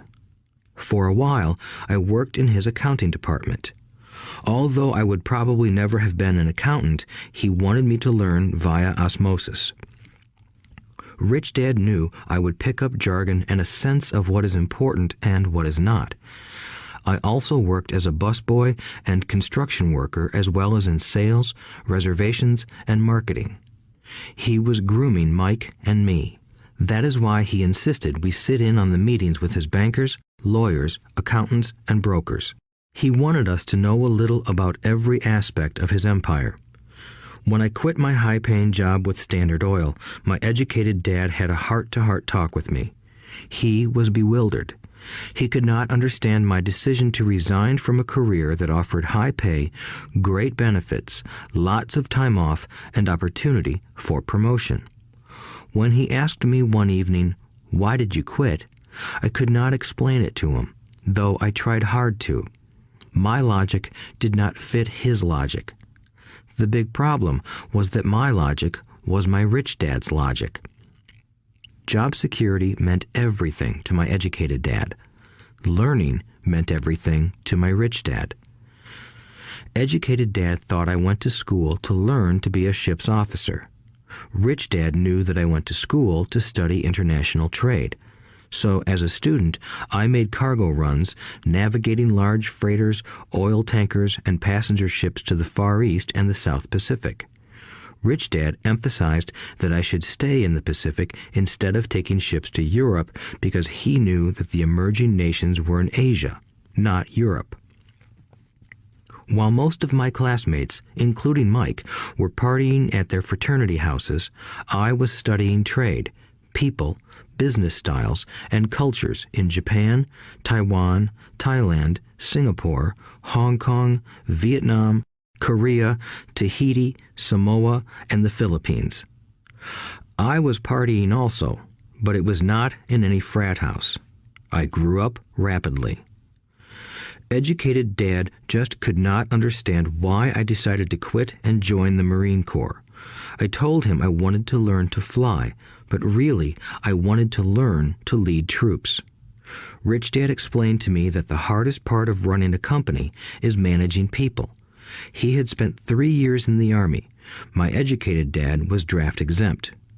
Rich Dad valued learning to lead men into dangerous situations. Leadership is what you need to learn next, he said. If you are not a good leader, you'll get shot in the back, just like they do in business. Returning from Vietnam in 1973, I resigned my commission, even though I loved flying. I found a job with Xerox Corporation. I joined it for one reason, and it was not for the benefits. I was a shy person, and the thought of selling was the most frightening subject in the world. Xerox has one of the best sales training programs in America. Rich Dad was proud of me. My educated dad was ashamed. Being an intellectual, he thought that salespeople were below him. I worked with Xerox for 4 years until I overcame my fear of knocking on doors and being rejected. Once I could consistently be in the top 5 in sales, I again resigned and moved on, leaving behind another great career with an excellent company. In 1977, I formed my first company. Rich Dad had groomed Mike and me to take over companies, so I now had to learn to form them and put them together. My first product, the nylon and Velcro wallet, was manufactured in the Far East and shipped to a warehouse in New York, near where I had gone to school. My formal education was complete, and it was time to test my wings. If I failed, I would go broke. Rich Dad thought it best to go broke before 30. You still have time to recover, was his advice. On the eve of my 30th birthday, my first shipment left Korea for New York. Today, I still do business internationally, and as my rich dad encouraged me to do, I keep seeking the emerging nations. Today, my investment company invests in South American countries and Asian countries, as well as in Norway and Russia. There is an old cliche that goes, "Job is an acronym for just over broke." Unfortunately, I would say that applies to millions of people. Because school does not think financial intelligence is an intelligence, most workers live within their means. They work and they pay bills. There is another horrible management theory that goes, workers work hard enough to not be fired, and owners pay just enough so that workers won't quit. And if you look at the pay scales of most companies, again, I would say there is a degree of truth to that statement. The net result is that most workers never get ahead. They do what they've been taught to do, get a secure job. Most workers focus on working for pay and benefits that reward them in the short term, but are often disastrous in the long run. Instead, I recommend to young people to seek work for what they will learn more than what they will earn. Look down the road at what skills they want to acquire before choosing a specific profession and before getting trapped in the rat race. Once people are trapped in the lifelong process of bill paying, they become like those little hamsters running around in those metal wheels. Their little furry legs are spinning furiously, the wheel is turning furiously, but come tomorrow morning, they'll still be in the same cage. Great job. In the movie Jerry Maguire, starring Tom Cruise, there are many great one-liners. Probably the most memorable is, "Show me the money." But there is one line I thought most truthful. It comes from the scene where Tom Cruise is leaving the firm. He has just been fired, and he is asking the entire company, "Who wants to come with me?" And the whole place is silent and frozen. Only one woman speaks up and says, "I'd like to, but I'm due for a promotion in 3 months." That statement is probably the most truthful statement in the whole movie. It is the type of statement that people use to keep themselves busy, working away to pay bills. I know my educated dad looked forward to his pay raise every year, and every year he was disappointed. So he would go back to school to earn more qualifications so he could get another raise. Then, once again, there would be another disappointment. The question I often ask people is, where is this daily activity taking you? Just like the little hamster, I wonder if people look at where their hard work is taking them. What does the future hold? In his book, The Retirement Myth, Craig S. Carpel writes, "I visited the headquarters of a major national pension consulting firm and met with a managing director who specializes in designing lush retirement plans for top management. When I asked her what people who don't have corner offices will be able to expect in the way of pension income, she said with a confident smile, 'The silver bullet.'" "What," I asked, "is the silver bullet?" She shrugged and said, "If baby boomers discover they don't have enough money to live on when they're older, they can always blow their brains out." Carpel goes on to explain the difference between the old defined benefit retirement plans and the new 401k plans that are riskier. It is not a pretty picture for most people working today, and that is just for retirement. Add medical fees and long-term nursing home care, and the picture is frightening. Already, many hospitals in countries with socialized medicine need to make tough decisions such as who will live and who will die.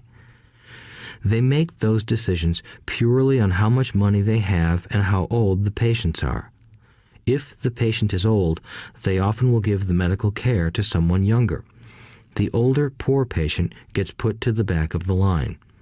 Just as the rich can afford better education, the rich will be able to keep themselves alive, while those who have little wealth will die. So I wonder, are workers looking into the future or just until their next paycheck, never questioning where they are headed? When I speak to adults who want to earn more money, I always recommend the same thing. I suggest taking a long view of their life. Instead of simply working for the money and security, which I admit are important, I suggest they take a second job that will teach them a second skill.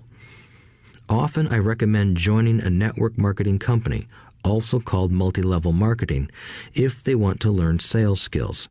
Some of these companies have excellent training programs that help people get over their fear of failure and rejection, which are the main reasons people are unsuccessful.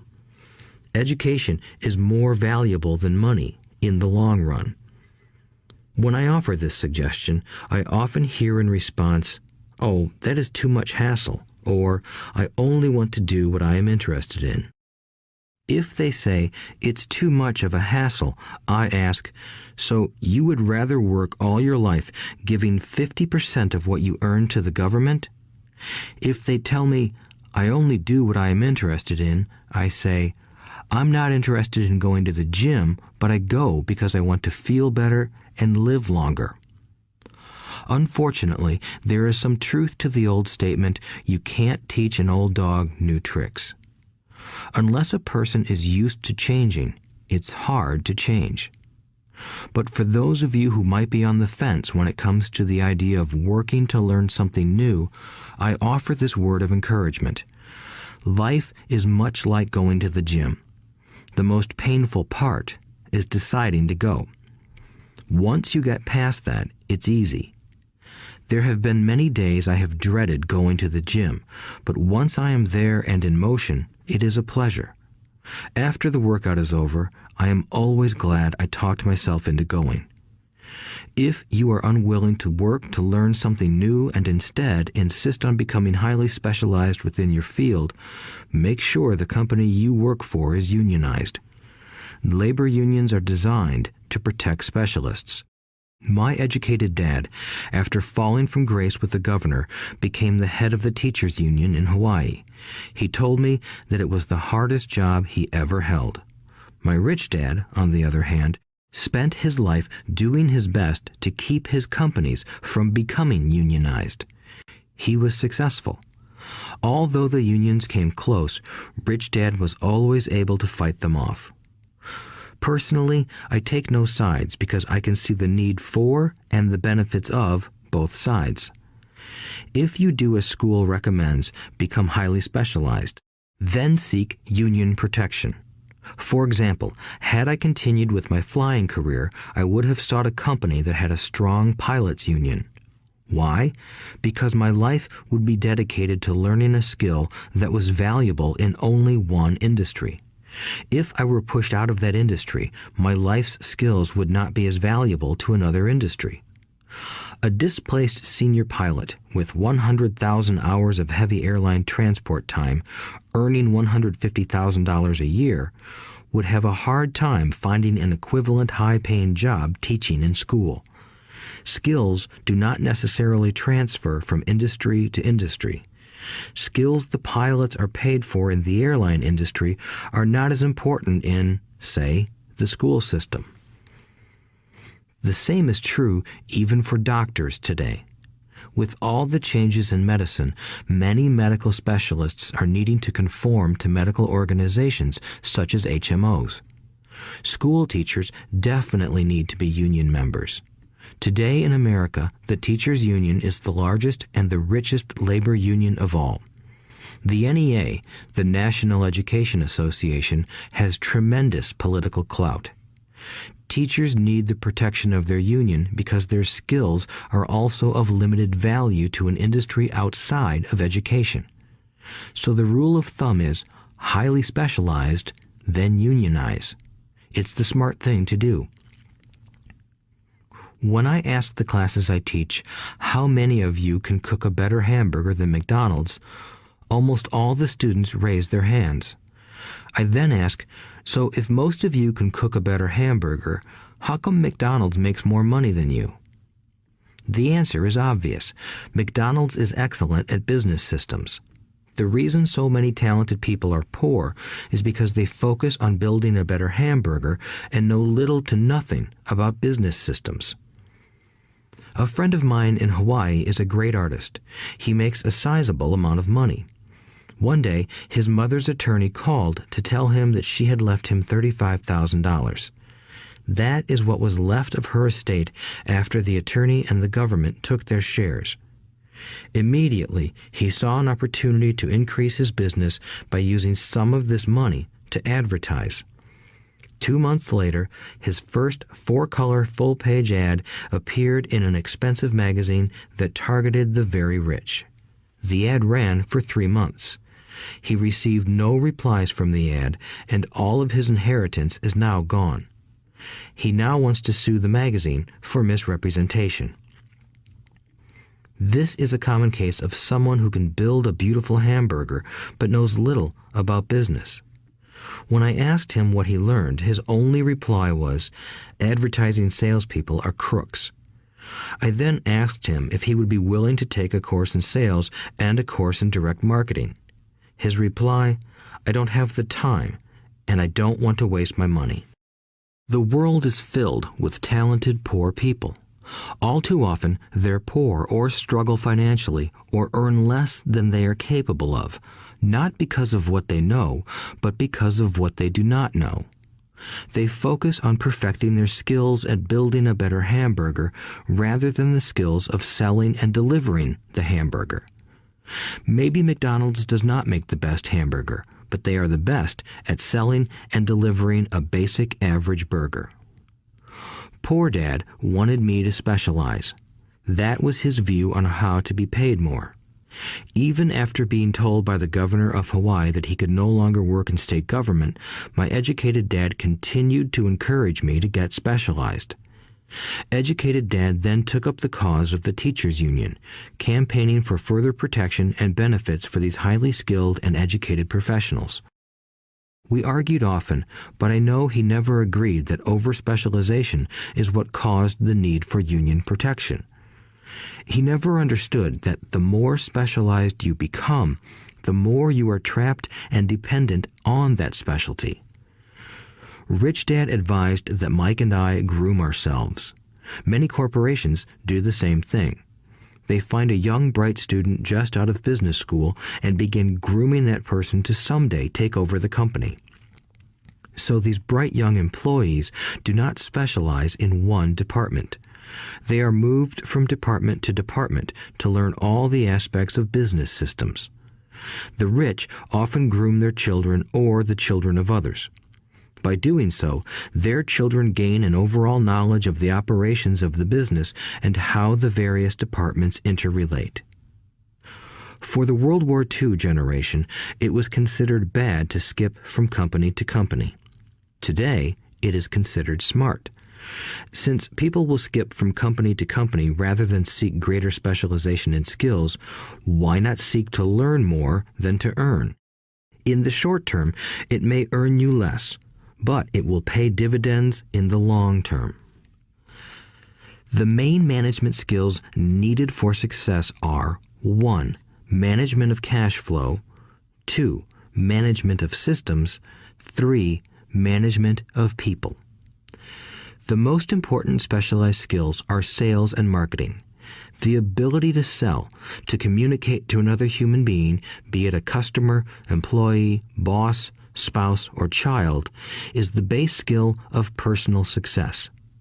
Communication skills such as writing, speaking, and negotiating are crucial to a life of success.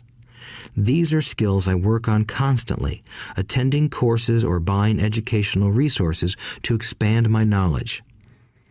As I have mentioned, my educated dad worked harder and harder the more competent he became. He also became more trapped the more specialized he got. Although his salary went up, his choices diminished. Soon after he was locked out of government work, he found out how vulnerable he really was professionally. It is like professional athletes who suddenly are injured or are too old to play. Their once high-paying position is gone, and they have limited skills to fall back on. I think that is why my educated dad sided so much with the unions after that. He realized how much a union would have benefited him. Rich Dad encouraged Mike and me to know a little about a lot. He encouraged us to work with people smarter than we were and to bring smart people together to work as a team. Today, it would be called a synergy of professional specialties. Today, I meet ex-school teachers earning hundreds of thousands of dollars a year. They earn that much because they have specialized skills in their field as well as other skills. They can teach as well as sell and market. I know of no other skills to be more important than selling and marketing. The skills of selling and marketing are difficult for most people, primarily due to their fear of rejection. The better you are at communicating, negotiating, and handling your fear of rejection, the easier life is. Just as I advise that newspaper writer who wanted to become a best-selling author, I advise anyone else today. Being technically specialized has its strengths as well as its weaknesses. I have friends who are geniuses, but they cannot communicate effectively with other human beings, and, as a result, their earnings are pitiful. I advise them to just spend a year learning to sell. Even if they earn nothing, their communication skills will improve, and that is priceless. In addition to being good learners, sellers, and marketers, we need to be good teachers as well as good students. To be truly rich, we need to be able to give as well as to receive. In cases of financial or professional struggle, there is often a lack of giving and receiving. I know many people who are poor because they are neither good students nor good teachers. Both of my dads were generous men. Both made it a practice to give first. Teaching was one of their ways of giving. The more they gave, the more they received. One glaring difference was in the giving of money. My rich dad gave lots of money away. He gave to his church, to charities, and to his foundation. He knew that to receive money, you had to give money. Giving money is the secret to most great wealthy families. That is why there are organizations like the Rockefeller Foundation and the Ford Foundation. These are organizations designed to take their wealth and increase it, as well as give it away in perpetuity. My educated dad always said, "When I have some extra money, I'll give it." The problem was that there was never any extra. So he worked harder to draw more money in rather than focus on the most important law of money. Give and you shall receive. Instead, he believed in receive and then you give. In conclusion, I became both dads. One part of me is a hardcore capitalist who loves the game of money making money. The other part is a socially responsible teacher who is deeply concerned with this ever-widening gap between the haves and have-nots. I personally hold the archaic educational system primarily responsible for this growing gap. Chapter 7. Overcoming Obstacles. The primary difference between a rich person and a poor person is how they manage fear. Once people have studied and become financially literate, they may still face roadblocks to becoming financially independent. There are 5 main reasons why financially literate people may still not develop abundant asset columns that could produce a large cash flow. The 5 reasons are: 1. Fear. 2. Cynicism. 3. Laziness. 4. Bad habits. 5. Arrogance. Overcoming fear. I have never met anyone who really likes losing money. And in all my years, I have never met a rich person who has never lost money. But I have met a lot of poor people who have never lost a dime. Investing, that is. The fear of losing money is real. Everyone has it, even the rich. But it's not having fear that is the problem. It's how you handle fear.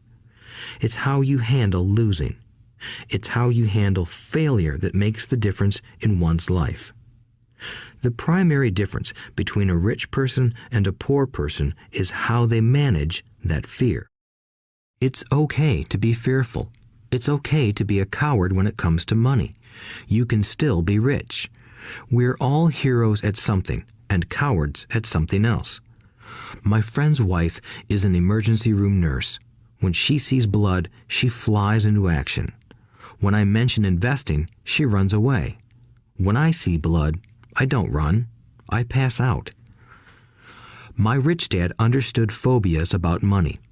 Some people are terrified of snakes. Some people are terrified about losing money. Both are phobias, he would say. So his solution to the phobia of losing money was this little rhyme. If you hate risk and worry, start early. If you start young, it's easier to be rich. I won't go into it here, but there is a staggering difference between a person who starts investing at age 20 versus age 30.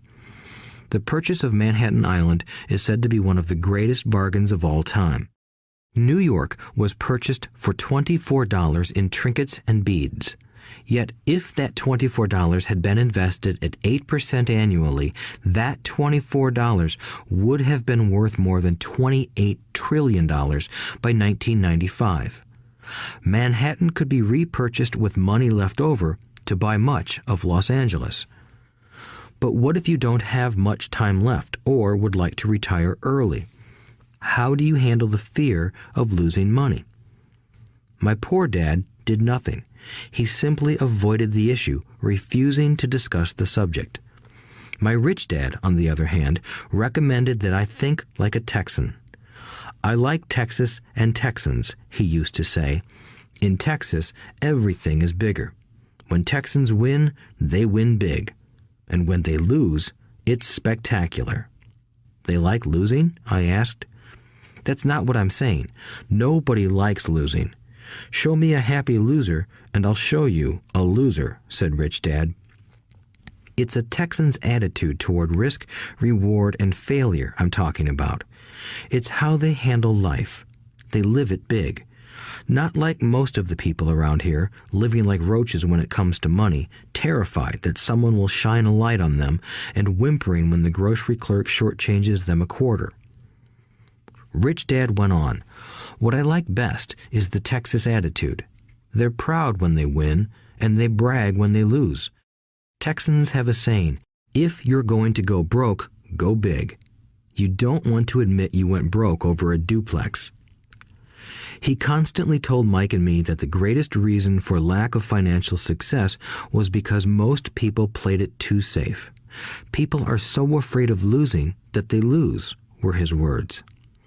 Fran Tarkenton, a one-time great NFL quarterback, says it still another way. Winning means being unafraid to lose. In my own life, I've noticed that winning usually follows losing. Before I finally learned to ride a bike, I first fell down many times. I've never met a golfer who has never lost a golf ball. I've never met people who have fallen in love who have never had their heart broken. And I've never met someone rich who has never lost money. So for most people, the reason they don't win financially is because the pain of losing money is far greater than the joy of being rich. Another saying in Texas is, everyone wants to go to heaven, but no one wants to die. Most people dream of being rich, but are terrified of losing money, so they never get to heaven. Rich Dad used to tell Mike and me stories about his trips to Texas. If you really want to learn the attitude of how to handle risk, losing, and failure, go to San Antonio and visit the Alamo.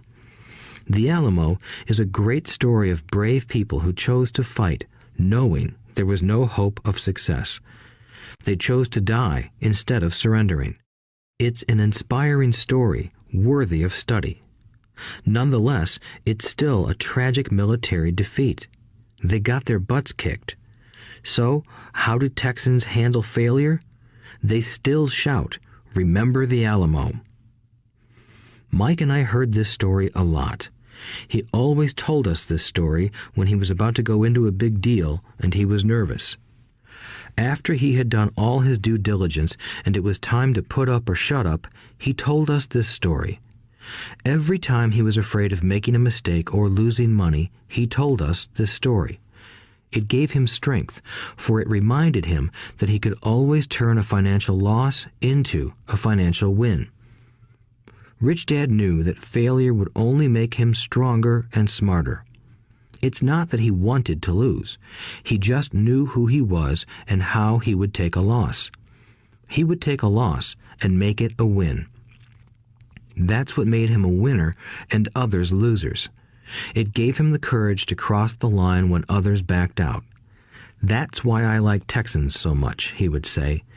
They took a great failure and turned it into inspiration, as well as a tourist destination that makes them millions.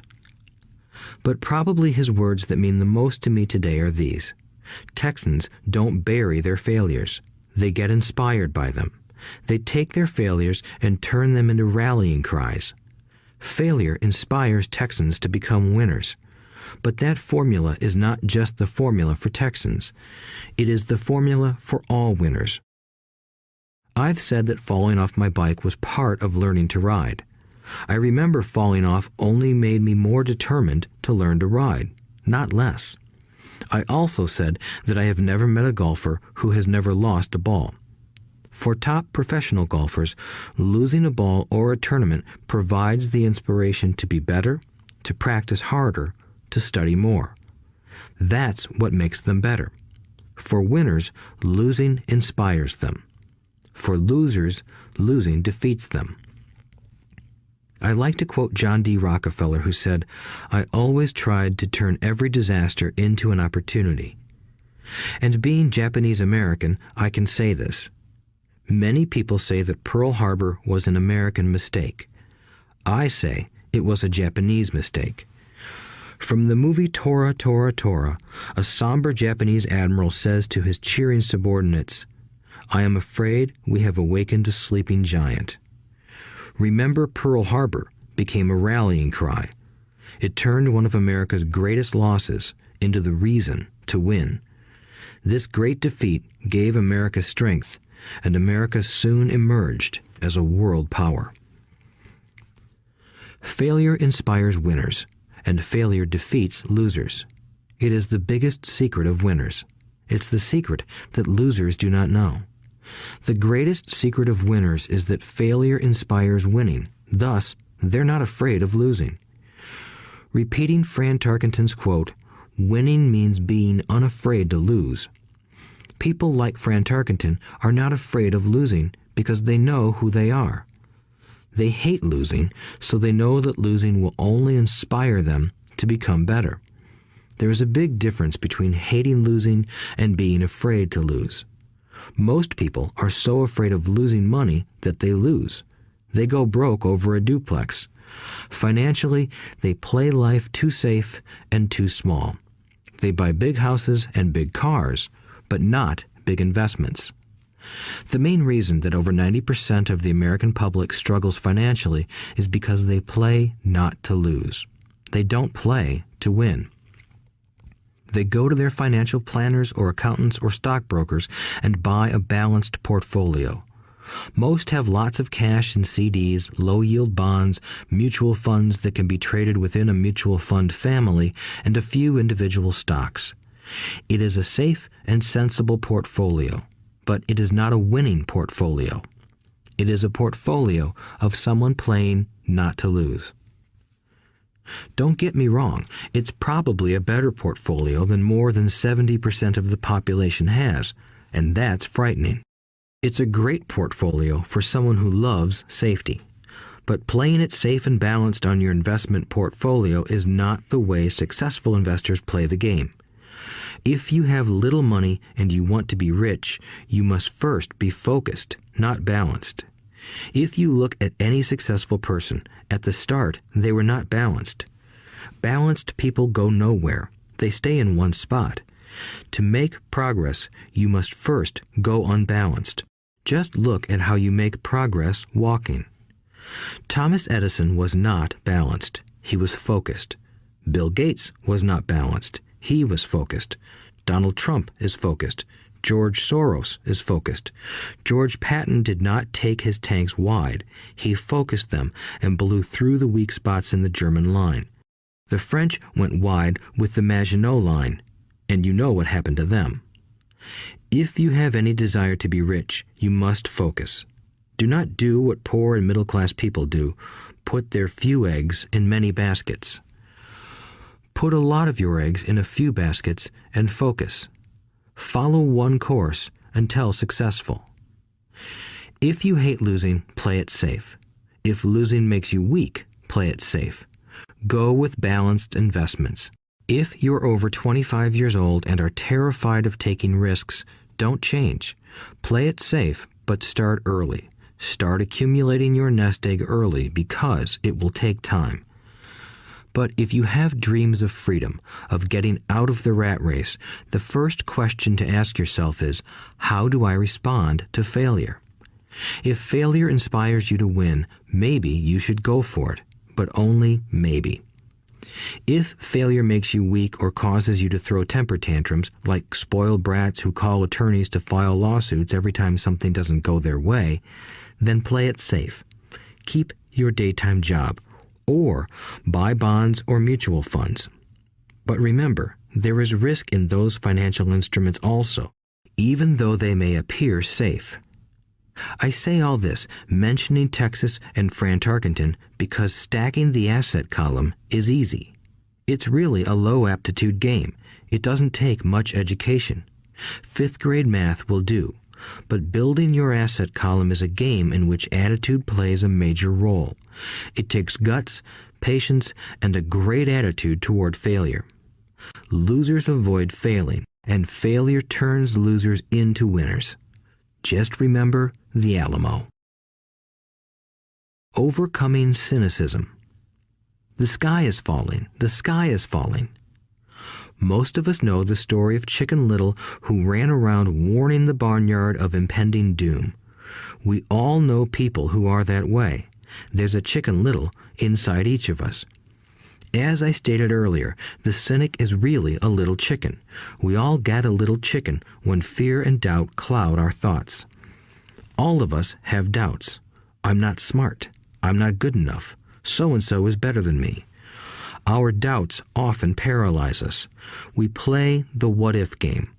What if the economy crashes right after I invest? What if I lose control and I can't pay the money back? What if things don't go as I planned? Or we have friends or loved ones who will remind us of our shortcomings. They often say, "What makes you think you can do that? If it's such a good idea, how come someone else hasn't done it? That will never work. You don't know what you're talking about." These words of doubt often get so loud that we fail to act. A horrible feeling builds in our stomach. Sometimes we can't sleep. We fail to move forward. So we stay with what is safe, and opportunities pass us by. We watch life passing by as we sit immobilized with a cold knot in our body. We have all felt this at one time in our lives, some more than others. Peter Lynch of Fidelity Magellan Mutual Fund fame refers to warnings about the sky falling as noise, and we all hear it. Noise is either created inside our heads or comes from outside, often from friends, family, co-workers, and the media.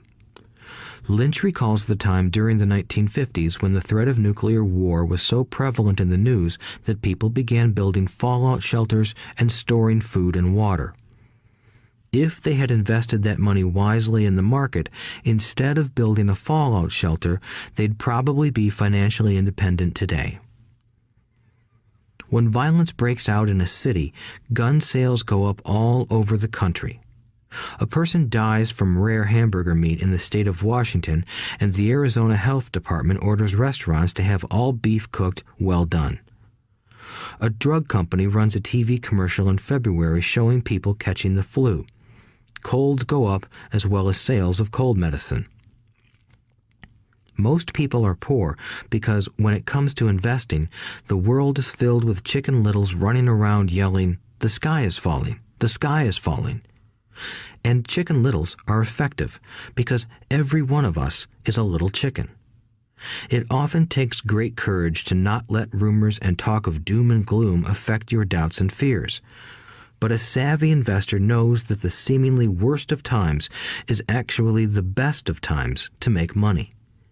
When everyone else is too afraid to act, they pull the trigger and are rewarded. Some time ago, a friend named Richard came from Boston to visit Kim and me in Phoenix. He was impressed with what we had done through stocks and real estate. The Phoenix real estate prices were depressed. We spent 2 days showing him what we thought were excellent opportunities for cash flow and capital appreciation. Kim and I are not real estate agents. We are strictly investors. After identifying a unit in a resort community, we called an agent who sold it to him that afternoon. The price was a mere $42,000 for a 2-bedroom townhome. Similar units were going for $65,000. He had found a bargain. Excited, he bought it and returned to Boston. 2 weeks later, the agent called to say that our friend had backed out. I called immediately to find out why. All he said was that he talked to his neighbor, and his neighbor told him it was a bad deal. He was paying too much. I asked Richard if his neighbor was an investor. Richard said he was not. When I asked why he listened to him, Richard got defensive and simply said he wanted to keep looking.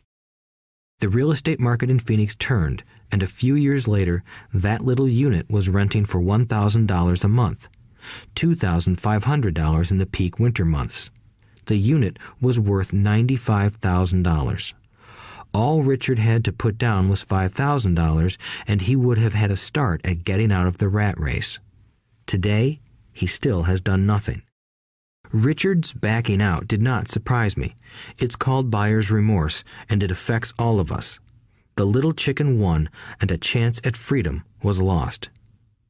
In another example, I hold a small portion of my assets in tax lien certificates instead of CDs. I earn 16% per year on my money, which certainly beats the interest rates banks offer on CDs. The certificates are secured by real estate and enforced by state law, which is also better than most banks. The formula they're bought on makes them safe. They just lack liquidity. So I look at them as 2 to 7 year CDs. Almost every time I tell someone that I hold my money this way, especially if they have money in CDs, they will tell me it's risky. They tell me why I should not do it. When I ask them where they get their information, they say from a friend or an investment magazine. They've never done it, and they're telling someone who's doing it why they shouldn't. The lowest yield I look for is 16%, but people who are filled with doubt are willing to accept a far lower return. Doubt is expensive. My point is that it's those doubts and cynicism that keep most people poor and playing it safe.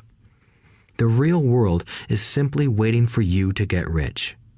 Only a person's doubts keep them poor. As I said, getting out of the rat race is technically easy. It doesn't take much education, but those doubts are cripplers for most people. Cynics never win, said Rich Dad. Unchecked doubt and fear creates a cynic. Cynics criticize and winners analyze was another of his favorite sayings. Rich Dad explained that criticism blinded while analysis opened eyes.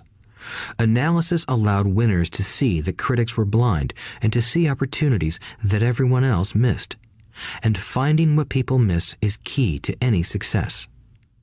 Real estate is a powerful investment tool for anyone seeking financial independence or freedom. It is a unique investment tool. Yet every time I mention real estate as a vehicle, I often hear, "I don't want to fix toilets." That's what Peter Lynch calls noise. That's what my rich dad would say is the cynic talking, someone who criticizes and does not analyze, someone who lets their doubts and fears close their mind instead of open their eyes. So when someone says, "I don't want to fix toilets, I want to fire back," what makes you think I want to? They're saying a toilet is more important than what they want. I talk about freedom from the rat race, and they focus on toilets. That is the thought pattern that keeps most people poor. They criticize instead of analyze.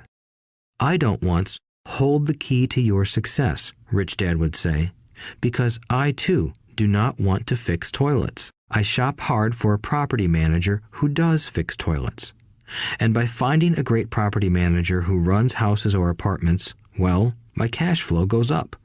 But more importantly, a great property manager allows me to buy a lot more real estate since I don't have to fix toilets. A great property manager is key to success in real estate.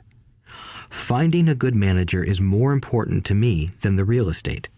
A great property manager often hears of great deals before real estate agents do, which makes them even more valuable.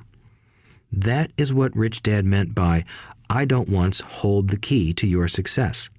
Because I do not want to fix toilets either, I figured out how to buy more real estate and expedite my getting out of the rat race. The people who continue to say, I don't want to fix toilets, often deny themselves the use of this powerful investment vehicle.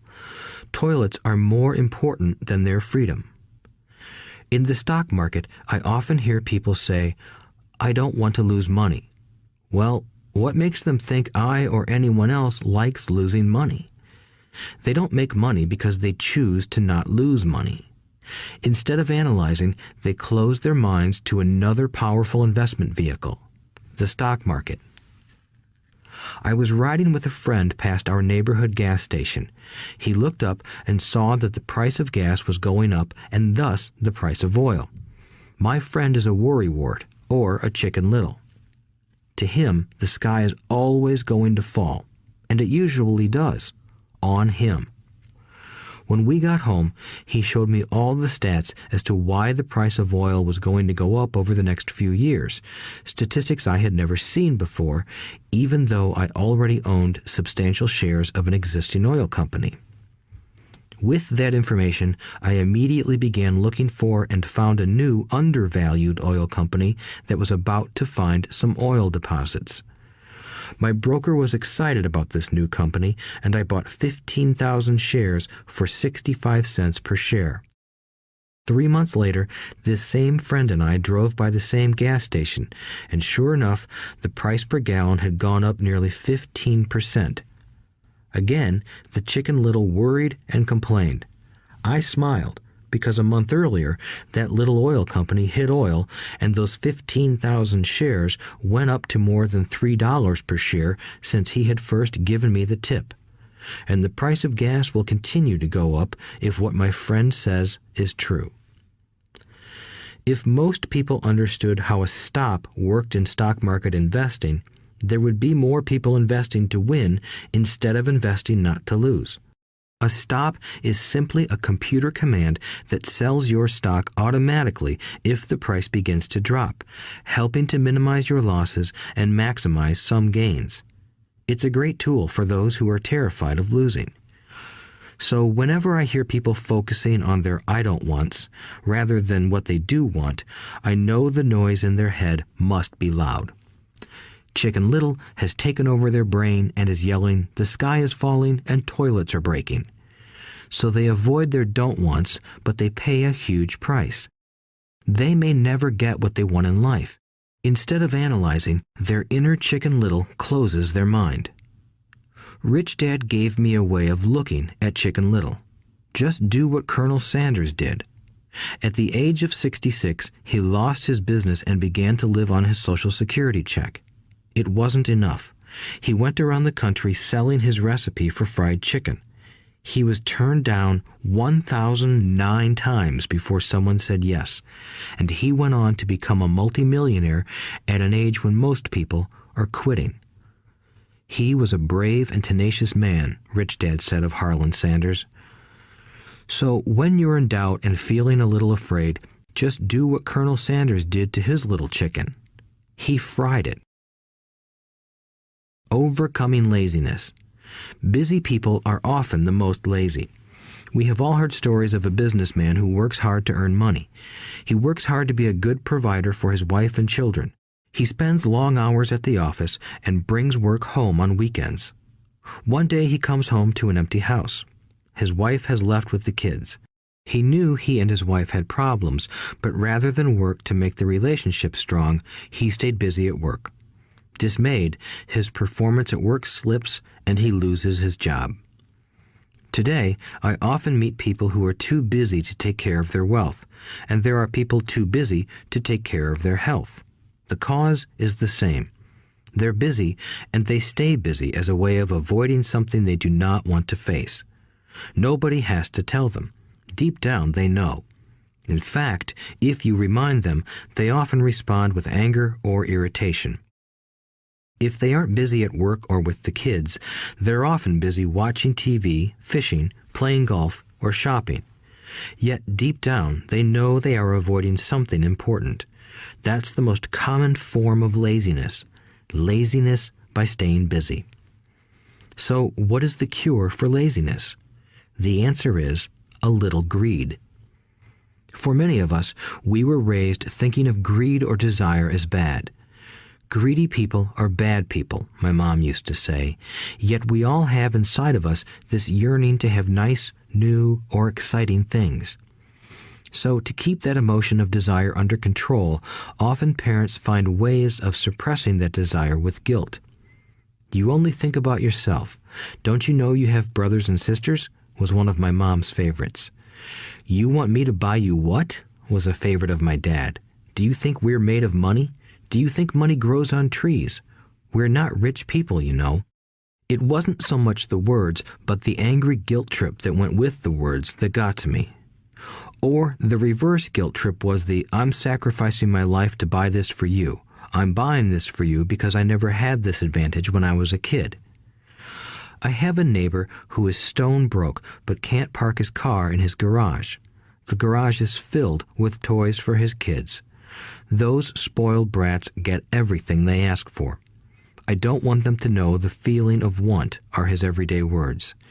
He has nothing set aside for their college or his retirement, but his kids have every toy ever made. He recently got a new credit card in the mail and took his kids to visit Las Vegas.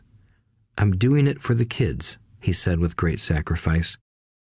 Rich Dad forbade the words, I can't afford it. In my real home, that's all I heard. Instead, Rich Dad required his children to say, how can I afford it? He believed that the words, I can't afford it, shut down your brain. It didn't have to think anymore. How can I afford it opened up the brain and forced it to think and search for answers. But most importantly, he felt the words, I can't afford it, were a lie, and the human spirit knows it. The human spirit is very, very powerful, he would say. It knows it can do anything. By having a lazy mind that says, I can't afford it, a war breaks out inside you. Your spirit is angry, and your lazy mind must defend its lie. The spirit is screaming, come on, let's go to the gym and work out. And the lazy mind says, but I'm tired. I worked really hard today. Or the human spirit says, I'm sick and tired of being poor. Let's get out there and get rich. To which the lazy mind says, rich people are greedy. Besides, it's too much bother. It's not safe. I might lose money. I'm working hard enough as it is. I've got too much to do at work anyway. Look at what I have to do tonight. My boss wants it finished by morning. I can't afford it also causes sadness, a helplessness that leads to despondency and often depression. How can I afford it opens up possibilities, excitement, and dreams. So Rich Dad was not so concerned about what we wanted to buy as long as we understood that how can I afford it creates a stronger mind and a dynamic spirit. Thus, he rarely gave Mike or me anything. He would instead ask, how can you afford it? And that included college, which we paid for ourselves. It was not the goal, but the process of attaining the goal that he wanted us to learn. The problem I see today is that there are millions of people who feel guilty about their desire or their greed. It's old conditioning from their childhood. While they desire to have the finer things that life offers, most have been conditioned subconsciously to say, I can't have that, or I'll never be able to afford that. When I decided to exit the rat race, it was simply a question of how can I afford to never work again? And my mind began to kick out answers and solutions. The hardest part was fighting my real parents' dogma. We can't afford that. Stop thinking only about yourself. Why don't you think about others? And other similar sentiments designed to instill guilt to suppress my greed. So, how do you beat laziness? Once again, the answer is a little greed. It's that radio station WIIFM, which stands for What's in it for me? A person needs to sit down and ask, what would my life be like if I never had to work again? What would I do if I had all the money I needed? Without that little greed, the desire to have something better, progress is not made. Our world progresses because we all desire a better life. New inventions are made because we desire something better. We go to school and study hard because we want something better. So whenever you find yourself avoiding something you know you should be doing, then the only thing to ask yourself is, what's in it for me? Be a little greedy. It's the best cure for laziness. Too much greed, however, as anything in excess can be, is not good. But just remember what Michael Douglas said in the movie Wall Street. Greed is good. Rich Dad said it differently. Guilt is worse than greed, for guilt robs the body of its soul. I think Eleanor Roosevelt said it best. Do what you feel in your heart to be right, for you'll be criticized anyway. You'll be damned if you do, and damned if you don't. Overcoming bad habits. Our lives are a reflection of our habits more than our education. After seeing the movie Conan the Barbarian, starring Arnold Schwarzenegger, a friend said, "I'd love to have a body like Schwarzenegger." Most of the guys nodded in agreement. "I even heard he was really puny and skinny at one time," another friend added. "Yeah, I heard that too," another one said. "I heard he has a habit of working out almost every day in the gym." "Yeah, I'll bet he has to." "Nah," said the group's cynic. "I'll bet he was born that way. Besides, let's stop talking about Arnold and get some beers." This is an example of habits controlling behavior. I remember asking my rich dad about the habits of the rich. Instead of answering me outright, he wanted me to learn through example, as usual.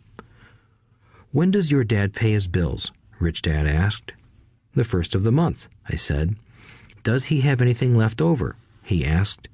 "Very little," I said. "That's the main reason he struggles," said Rich Dad. "He has bad habits. Your dad pays everyone else first. He pays himself last, but only if he has anything left over." "Which he usually doesn't," I said. "But he has to pay his bills, doesn't he? You're saying he shouldn't pay his bills?" "Of course not," said Rich Dad. "I firmly believe in paying my bills on time. I just pay myself first, before I pay even the government." "But what happens if you don't have enough money?" I asked. "What do you do then?" "The same," said Rich Dad. "I still pay myself first, even if I'm short of money. My asset column is far more important to me than the government." "But," I said, "don't they come after you?" "Yes, if you don't pay," said Rich Dad. "Look, I did not say not to pay. I just said I pay myself first, even if I'm short of money." "But," I replied, "how do you do that?" "It's not how. The question is why," Rich Dad said. "Okay, why?" "Motivation," said Rich Dad. "Who do you think will complain louder if I don't pay them? Me or my creditors?" "Your creditors will definitely scream louder than you," I said, responding to the obvious. "You wouldn't say anything if you didn't pay yourself." So you see, after paying myself, the pressure to pay my taxes and the other creditors is so great that it forces me to seek other forms of income. The pressure to pay becomes my motivation. I've worked extra jobs, started other companies, traded in the stock market, anything, just to make sure those guys don't start yelling at me. That pressure made me work harder, forced me to think, and all in all, made me smarter and more active when it comes to money. If I had paid myself last, I would have felt no pressure, but I'd be broke. So it is the fear of the government or other people you owe money to that motivates you? That's right, said Rich Dad. You see, government bill collectors are big bullies. So are bill collectors in general. Most people give in to those bullies. They pay them and never pay themselves. You know the story of the 98-pound weakling who gets sand kicked in his face? I nodded. I see that ad for weightlifting and bodybuilding lessons in the comic books all the time. Well, most people let the bullies kick sand in their faces. I decided to use the fear of the bully to make me stronger. Others got weaker. Forcing myself to think about how to make extra money is like going to the gym and working out with weights. The more I work my mental money muscles out, the stronger I get. Now, I'm not afraid of those bullies. I liked what Rich Dad was saying, so if I pay myself first, I get financially stronger mentally and fiscally. Rich Dad nodded. And if I pay myself last, or not at all, I get weaker.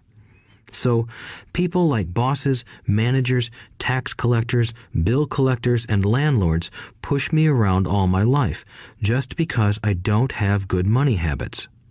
Rich Dad nodded, just like the 98-pound weakling. Overcoming arrogance. What I know makes me money. What I don't know loses me money. Every time I have been arrogant, I have lost money. Because when I'm arrogant, I truly believe that what I don't know is not important, Rich Dad would often tell me. I have found that many people use arrogance to try to hide their own ignorance.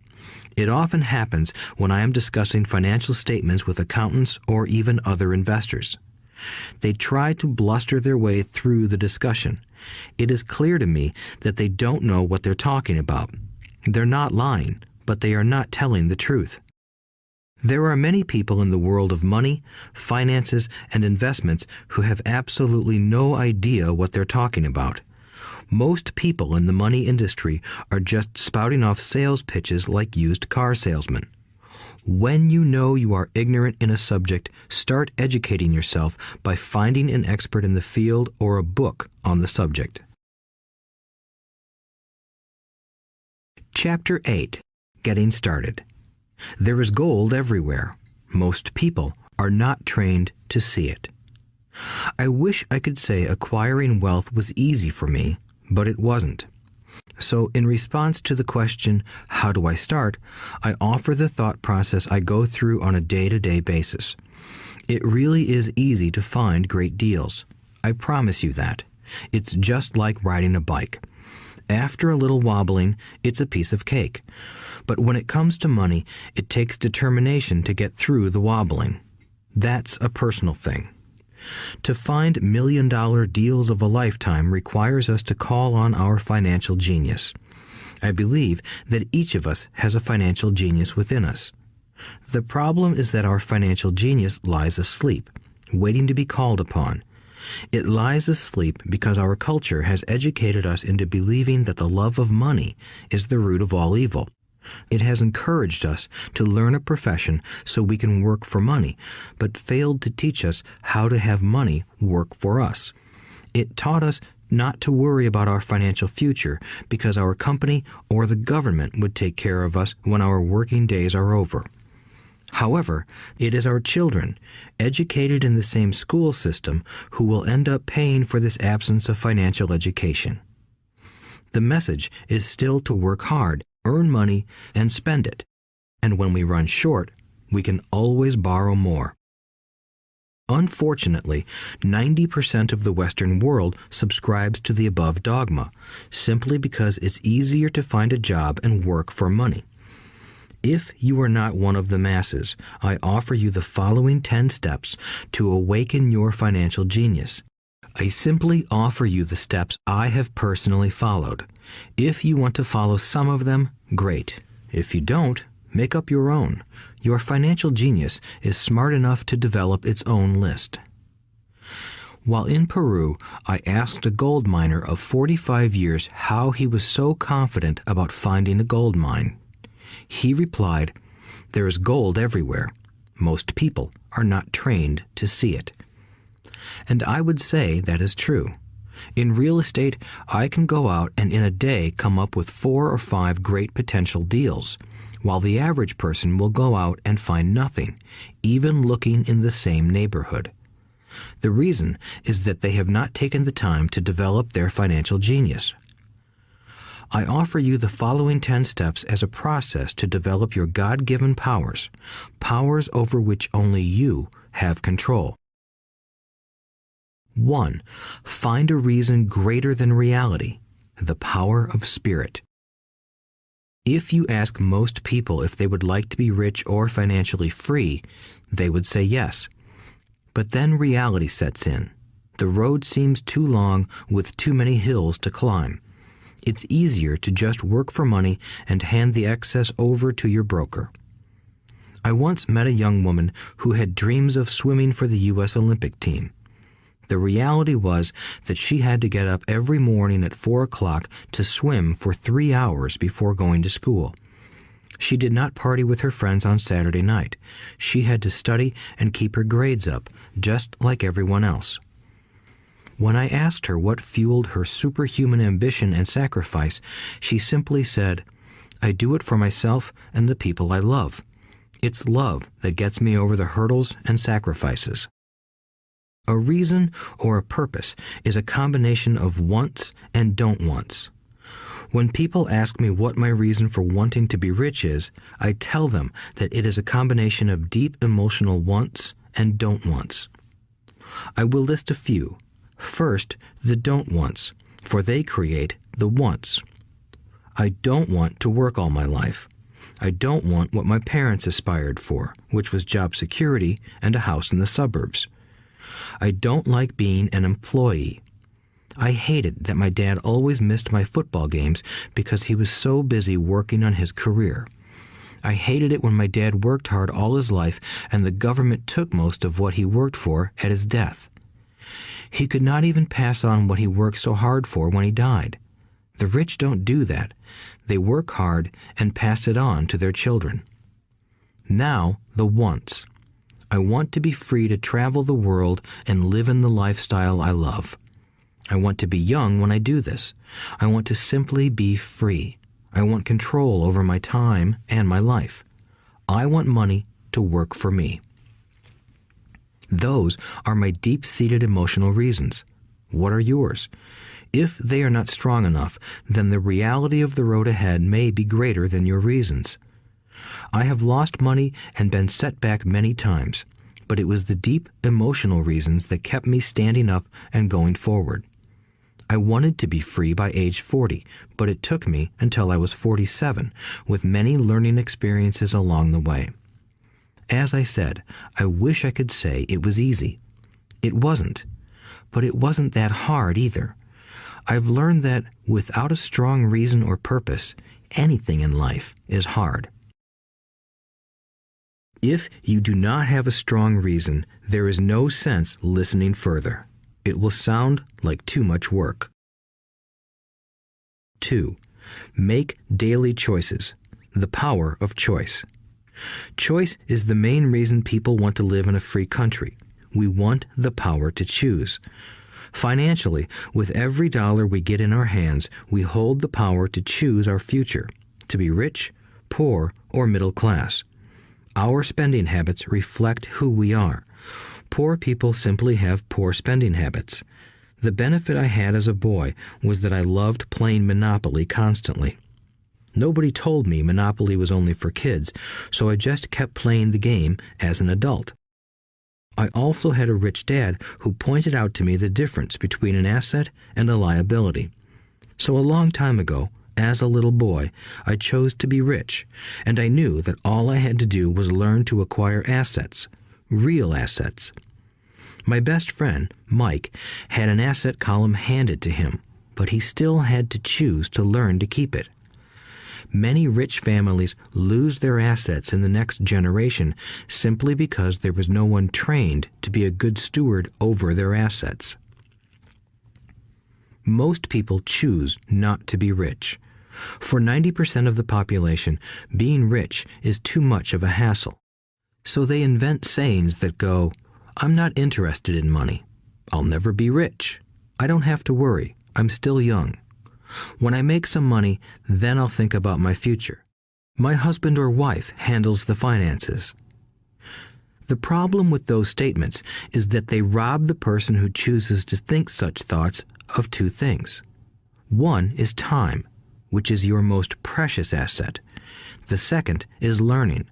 Having no money should not be an excuse to not learn, but that is a choice we all make daily. The choice of what we do with our time, our money, and what we put in our heads. That is the power of choice. All of us have choice. I just choose to be rich, and I make that choice every day. Invest first in education. In reality, the only real asset you have is your mind, the most powerful tool we have dominion over. Each of us has the choice of what we put in our brain once we're old enough. You can watch TV, read golf magazines, or go to ceramics class or a class on financial planning. You choose. Most people simply buy investments rather than first investing in learning about investing. A friend of mine recently had her apartment burglarized. The thieves took her electronics and left all the books. And we all have that same choice. 90% of the population buys TV sets, and only about 10% buy business books. So what do? I go to seminars. I like it when they are at least 2 days long because I like to immerse myself in a subject. In 1973, I was watching this guy on TV who was advertising a 3-day seminar on how to buy real estate for nothing down. I spent $385, and that course has made me at least $2 million, if not more. But more importantly, it bought me life. I don't have to work for the rest of my life because of that one course. I go to at least 2 such courses every year. I love CDs and audiobooks. The reason? I can easily review what I just heard. I was listening to an investor say something I completely disagreed with. Instead of becoming arrogant and critical, I simply listened to that 5-minute stretch at least 20 times, maybe more. But suddenly, by keeping my mind open, I understood why he said what he said. It was like magic. I felt like I had a window into the mind of one of the greatest investors of our time. I gained tremendous insight into the vast resources of his education and experience.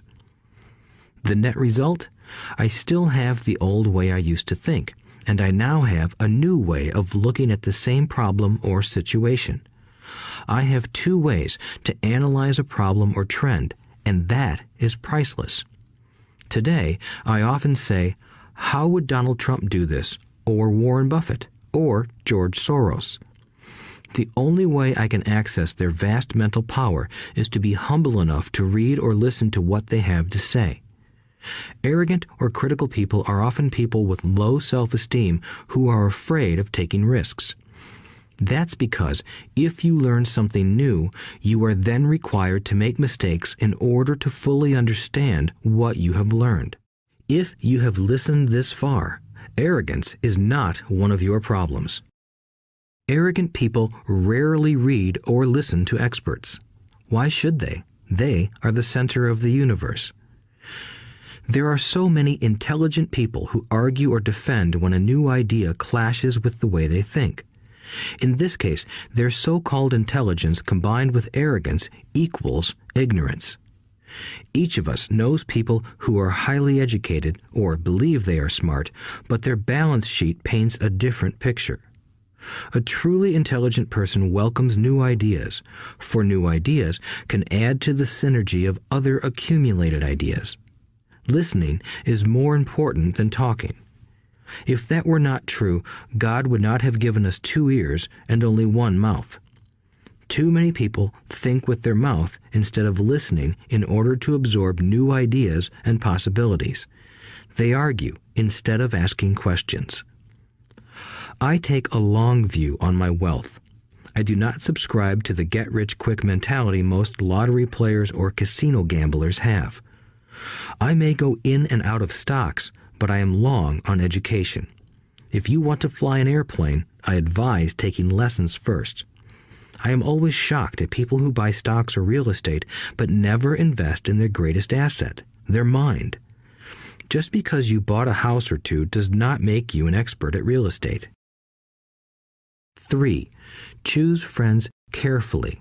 The power of association. First of all, I do not choose my friends by their financial statements. I have friends who have actually taken a vow of poverty, as well as friends who earn millions every year. The point is that I learn from all of them. Now, I will admit that there are people I have actually sought out because they had money. But I was not after their money. I was seeking their knowledge. In some cases, these people who had money have become dear friends. I've noticed that my friends with money talk about money. They don't do it to brag. They're interested in the subject. So I learn from them, and they learn from me. My friends who are in dire financial straits do not like talking about money, business, or investing. They often think it rude or unintellectual. So I also learn from my friends who struggle financially. I find out what not to do. I have several friends who have generated over $1 billion in their short lifetimes. The 3 of them report the same phenomenon. Their friends who have no money have never come to them to ask them how they did it, but they do come asking for one of 2 things, or both, a loan or a job. Warning: don't listen to poor or frightened people. I have such friends, and while I love them dearly, they are the Chicken Littles of life. To them, when it comes to money, especially investments, it's always the sky is falling, the sky is falling. They can always tell you why something won't work. The problem is that people listen to them. But people who blindly accept doom and gloom information are also Chicken Littles. As that old saying goes, birds of a feather flock together. If you watch business channels on TV, they often have a panel of so-called experts. One expert will say the market is going to crash, and the other will say it's going to boom. If you're smart, you listen to both. Keep your mind open because both have valid points. Unfortunately, most poor people listen to Chicken Little. I have had many close friends try to talk me out of a deal or an investment. Not long ago, a friend told me he was excited because he found a 6% certificate of deposit. I told him I earned 16% from the state government. The next day, he sent me an article about why my investment was dangerous. I have received 16% for years now, and he still receives 6%. I would say that one of the hardest things about wealth building is to be true to yourself and to be willing to not go along with the crowd. This is because, in the market, it is usually the crowd that shows up late that is slaughtered. If a great deal is on the front page, it's too late in most instances. Look for a new deal. As we used to say as surfers, there is always another wave. People who hurry and catch a wave late usually are the ones who wipe out. Smart investors don't time the markets. If they miss a wave, they search for the next one and get themselves in position. This is hard for most investors because buying what is not popular is frightening. Timid investors are like sheep going along with the crowd. Or their greed gets them in when wise investors have already taken their profits and moved on. Wise investors buy an investment when it's not popular. They know their profits are made when they buy, not when they sell. They wait patiently. As I said, they do not time the market. Just like a surfer, they get in position for the next big swell. It's all insider trading.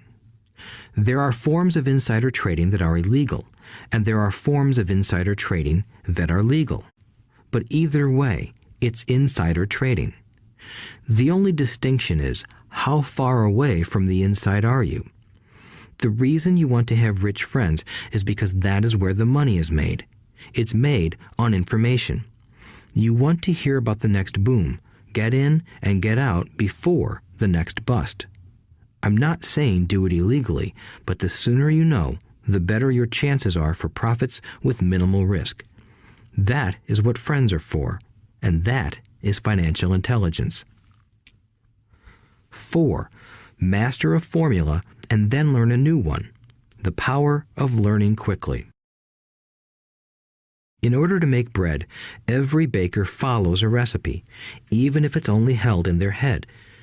The same is true for making money. Most of us have heard the saying, "You are what you eat." I have a different slant. I say, you become what you study. In other words, be careful what you learn, because your mind is so powerful that you become what you put in your head. For example, if you study cooking, you then tend to cook. If you don't want to be a cook anymore, then you need to study something else. When it comes to money, the masses generally have one basic formula they learned in school, and it's this: work for money. The predominant formula I see in the world is that every day millions of people get up, go to work, earn money, pay bills, balance checkbooks, buy some mutual funds, and go back to work. That is the basic formula, or recipe. If you're tired of what you're doing, or you're not making enough, it's simply a case of changing the formula via which you make money. Years ago, when I was 26, I took a weekend class called How to Buy Real Estate Foreclosures. I learned a formula. The next trick was to have the discipline to actually put into action what I had learned. That is where most people stop. For 3 years, while working for Xerox, I spent my spare time learning to master the art of buying foreclosures. I've made several $1,000,000 using that formula. So, after I mastered that formula, I went in search of other formulas. For many of the classes, I did not directly use the information I learned, but I always learned something new. I have attended classes designed for derivative traders, commodity option traders, and chaologists. I was way out of my league, being in a room full of people with doctorates in nuclear physics and space science. Yet, I learned a lot that made my stock and real estate investing more meaningful and lucrative. Most junior colleges and community colleges have classes on financial planning and buying traditional investments. They are good places to start, but I always search for a faster formula. That is why, on a fairly regular basis, I make more in a day than many people will make in their lifetime. Another side note, in today's fast-changing world, it's not so much what you know anymore that counts, because often what you know is old. It is how fast you learn. That skill is priceless. It's priceless in finding faster formulas, recipes, if you will, for making dough. Working hard for money is an old formula born in the day of cavemen. 5. Pay yourself first. The power of self-discipline. If you cannot get control of yourself, do not try to get rich. It makes no sense to invest, make money, and blow it. It is the lack of self-discipline that causes most lottery winners to go broke soon after winning millions. It is the lack of self-discipline that causes people who get a raise to immediately go out and buy a new car or take a cruise. It is difficult to say which of the 10 steps is the most important, but of all the steps, this step is probably the most difficult to master if it is not already a part of your makeup. I would venture to say that personal self-discipline is the number one delineating factor between the rich, the poor, and the middle class. Simply put, people who have low self-esteem and low tolerance for financial pressure can never be rich. As I have said, a lesson learned from my rich dad was that the world will push you around. The world pushes people around, not because other people are bullies, but because the individual lacks internal control and discipline. People who lack internal fortitude often become victims of those who have self-discipline. In the entrepreneur classes I teach, I constantly remind people to not focus on their product, service, or widget, but to focus on developing management skills.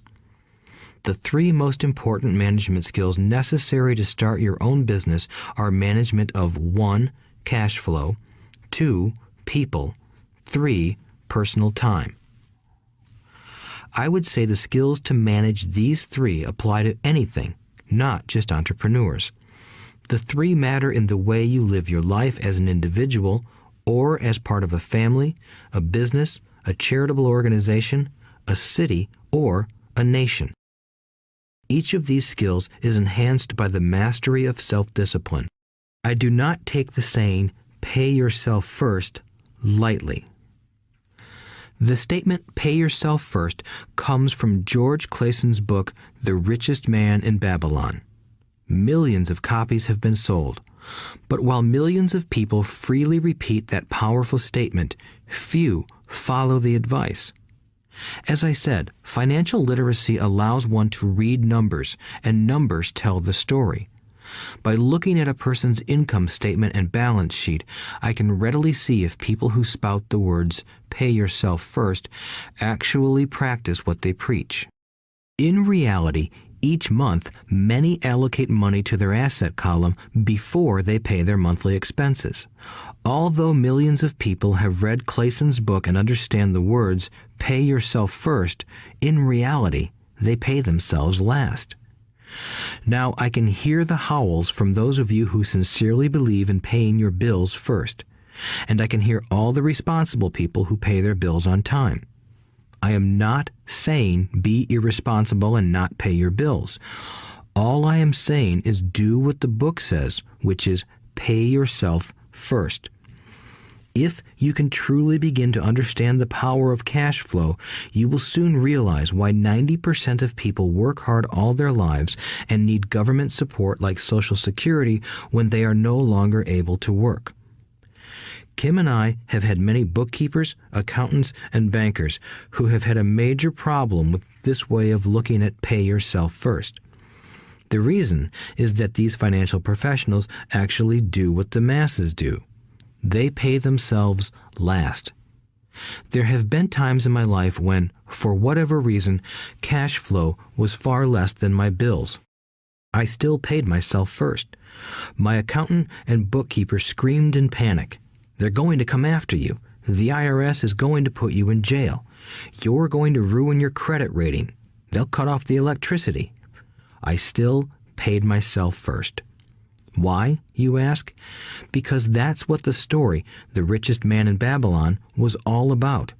The power of self-discipline and the power of internal fortitude. As my rich dad taught me the first month I worked for him, most people allow the world to push them around. A bill collector calls and you pay or else. A sales clerk says, "Oh, just put it on your charge card." Your real estate agent tells you, "Go ahead. The government allows you a tax deduction on your home." That is what the book is really about. Having the guts to go against the tide and get rich. You may not be weak, but when it comes to money, many people get wimpy. I am not saying be irresponsible. The reason I don't have high credit card debt and doodad debt is because I pay myself first. The reason I minimize my income is because I don't want to pay it to the government. That is why my income comes from my asset column through a Nevada corporation. If I work for money, the government takes it. Although I pay my bills last, I am financially astute enough to not get into a tough financial situation. I don't like consumer debt. I actually have liabilities that are higher than 99% of the population, but I don't pay for them. Other people pay for my liabilities. They're called tenants. So rule number 1 in paying yourself first is don't get into debt in the first place. Although I pay my bills last, I set it up to have only small, unimportant bills that are due. When I occasionally come up short, I still pay myself first. I let the creditors and even the government scream. I like it when they get tough. Why? Because those guys do me a favor. They inspire me to go out and create more money. So I pay myself first, invest the money, and let the creditors yell. I generally pay them right away anyway. Kim and I have excellent credit. We just don't cave into pressure and spend our savings or liquidate stocks to pay for consumer debt. That is not too financially intelligent. To successfully pay yourself first, keep the following in mind. 1. Don't get into large debt positions that you have to pay for. Keep your expenses low. Build up assets first. Then buy the big house or nice car. Being stuck in the rat race is not intelligent. 2. When you come up short, let the pressure build and don't dip into your savings or investments. Use the pressure to inspire your financial genius to come up with new ways of making more money and then pay your bills. You will have increased your ability to make more money as well as your financial intelligence. So many times I have gotten into financial hot water and used my brain to create more income while staunchly defending the assets in my asset column. My bookkeeper has screamed and dived for cover, but I was like a good soldier defending the fort. Fort assets. Poor people have poor habits. A common bad habit is innocently called dipping into savings. The rich know that savings are only used to create more money, not to pay bills. I know that sounds tough, but as I said, if you're not tough inside, the world will always push you around anyway. If you do not like financial pressure, then find a formula that works for you. A good one is to cut expenses, put your money in the bank, pay more than your fair share of income tax, buy safe mutual funds, and take the vow of the average. But this violates the pay yourself first rule. This rule does not encourage self-sacrifice or financial abstinence. It doesn't mean pay yourself first and starve. Life was meant to be enjoyed. If you call on your financial genius, you can have all the goodies of life, get rich, and pay bills. And that is financial intelligence. 6. Pay your brokers well. The power of good advice. Sometimes I see people posting a sign in front of their house that says, "For sale by owner." Or I see people on TV claiming to be discount brokers. My rich dad taught me to take the opposite approach. He believed in paying professionals well, and I have adopted that policy also. Today, I have expensive attorneys, accountants, real estate brokers, and stockbrokers. Why? Because if, and I do mean if, the people are professionals, their services should make you money. And the more money they make, the more money I make. We live in the information age. Information is priceless. A good broker should provide you with information as well as take the time to educate you. I have several brokers who do that for me. Some taught me when I had little or no money, and I am still with them today. What I pay a broker is tiny in comparison with what kind of money I can make because of the information they provide. I love it when my real estate broker or stockbroker makes a lot of money because that usually means I made a lot of money. A good broker saves me time in addition to making me money. Like when I bought the vacant land for $9,000 and sold it immediately for over $25,000 so I could buy my Porsche quicker. A broker is my eyes and ears in the market. They're there every day, so I do not have to be. I'd rather play golf. People who sell their house on their own must not value their time much. Why would I want to save a few bucks when I could use that time to make more money or spend it with those I love? What I find funny is that so many poor and middle-class people insist on tipping restaurant help 15 to 20%, even for bad service, but complain about paying a broker 3 to 7%. They enjoy tipping people in the expense column and stiffing people in the asset column. That is not financially intelligent. Keep in mind that not all brokers are created equal. Unfortunately, most brokers are only salespeople. They sell, but they themselves own little or no real estate. There is a tremendous difference between a broker who sells houses and a broker who sells investments. The same is true for stock, bond, mutual fund, and insurance, brokers who call themselves financial planners. When I interview any paid professional, I first find out how much property or stocks they personally own and what percentage they pay in taxes. And that applies to my tax attorney as well as my accountant. I have an accountant who minds his own business. His profession is accounting, but his business is real estate. I used to have an accountant who was a small business accountant, but he had no real estate. I switched because we did not love the same business. Find a broker who has your best interests at heart.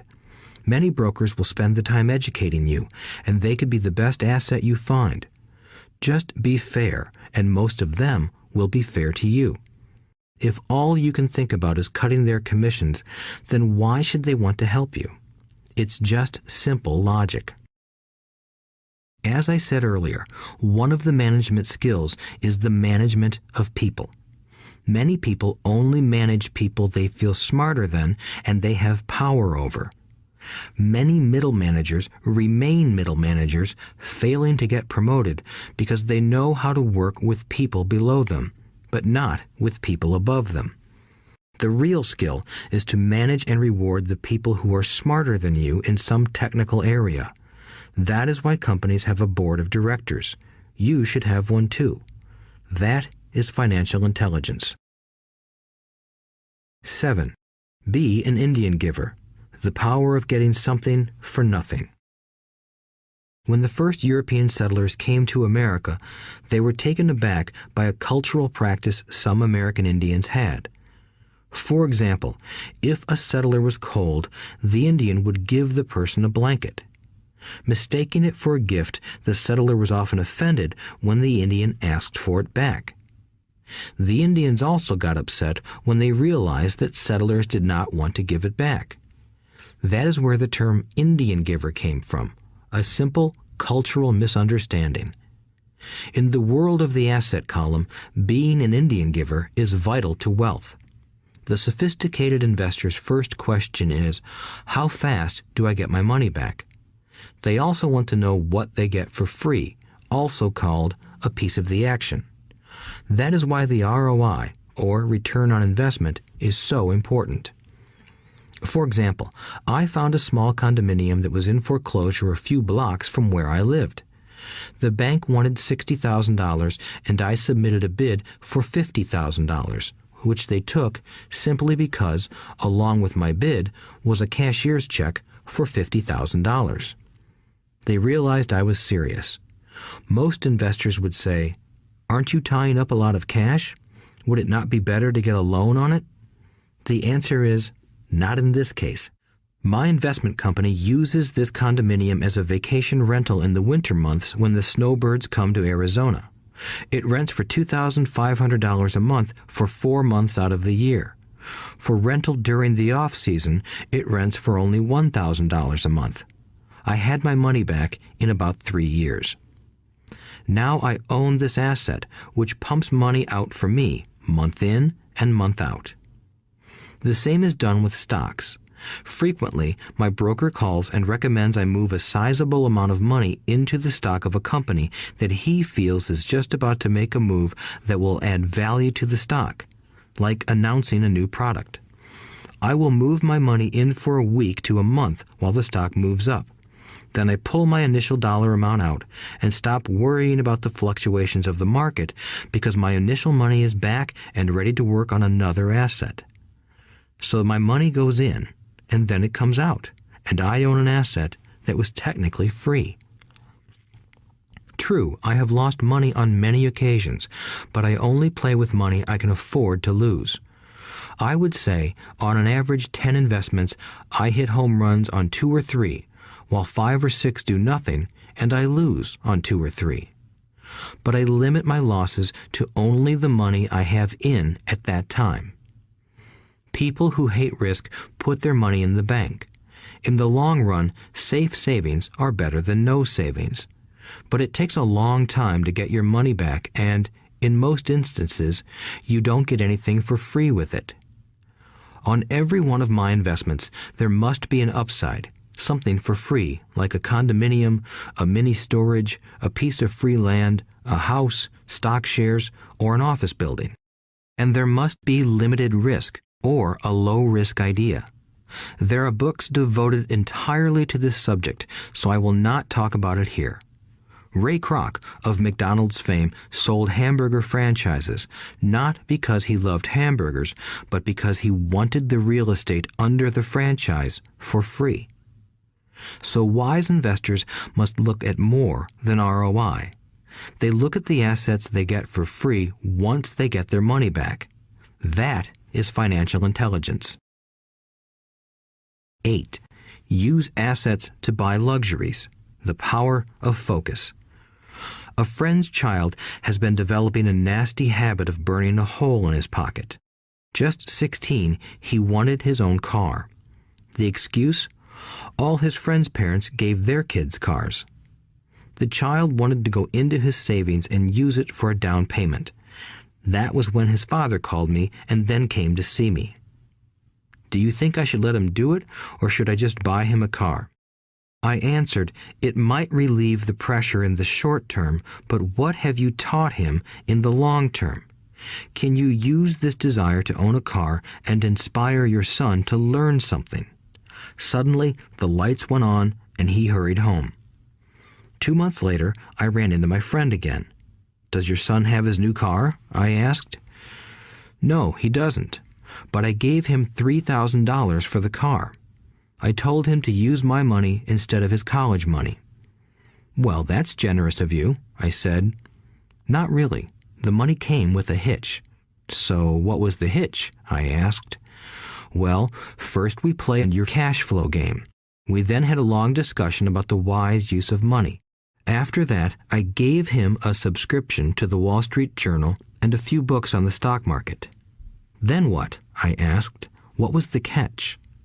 I told him the $3,000 was his, but he could not directly buy a car with it. He could use it to find a stockbroker and buy and sell stocks. Once he had made $6,000 with the $3,000, the money would be his for the car, and the $3,000 would go into his college fund. And what are the results? I asked. Well, he got lucky early in his trading, but lost everything a few days later. Then he really got interested. Today, I would say he is down $2,000, but his interest is up. He has read all the books I bought him, and he's gone to the library to get more. He reads the Wall Street Journal voraciously, watching for indicators. He's only got $1,000 left, but his interest and learning are sky high. He knows that if he loses that money, he walks for 2 more years. But he does not seem to care. He even seems uninterested in getting a car because he's found a game that is more fun. What happens if he loses all the money? I asked. We'll cross that bridge when we get to it. I'd rather have him lose everything now than wait till he's our age to risk losing everything. And besides, that is the best $3,000 I've ever spent on his education. What he is learning will serve him for life, and he seems to have gained a new respect for the power of money. As I said earlier, if a person cannot master the power of self-discipline, it is best not to try to get rich. I say this because although the process of developing cash flow from an asset column is easy in theory, what's hard is the mental fortitude to direct money to the correct use. Due to external temptations, it is much easier in today's consumer world to simply blow money out the expense column. With weak mental fortitude, that money flows into the paths of least resistance. That is the cause of poverty and financial struggle. The following example illustrates the financial intelligence needed to direct money to make more money. If we give 100 people $10,000 at the start of the year, I believe that at the end of the year, 80 would have nothing left.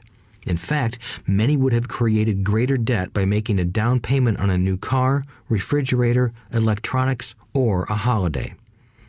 16 would have increased that $10,000 by 5 to 10%. 4 would have increased it to $20,000 or into the millions.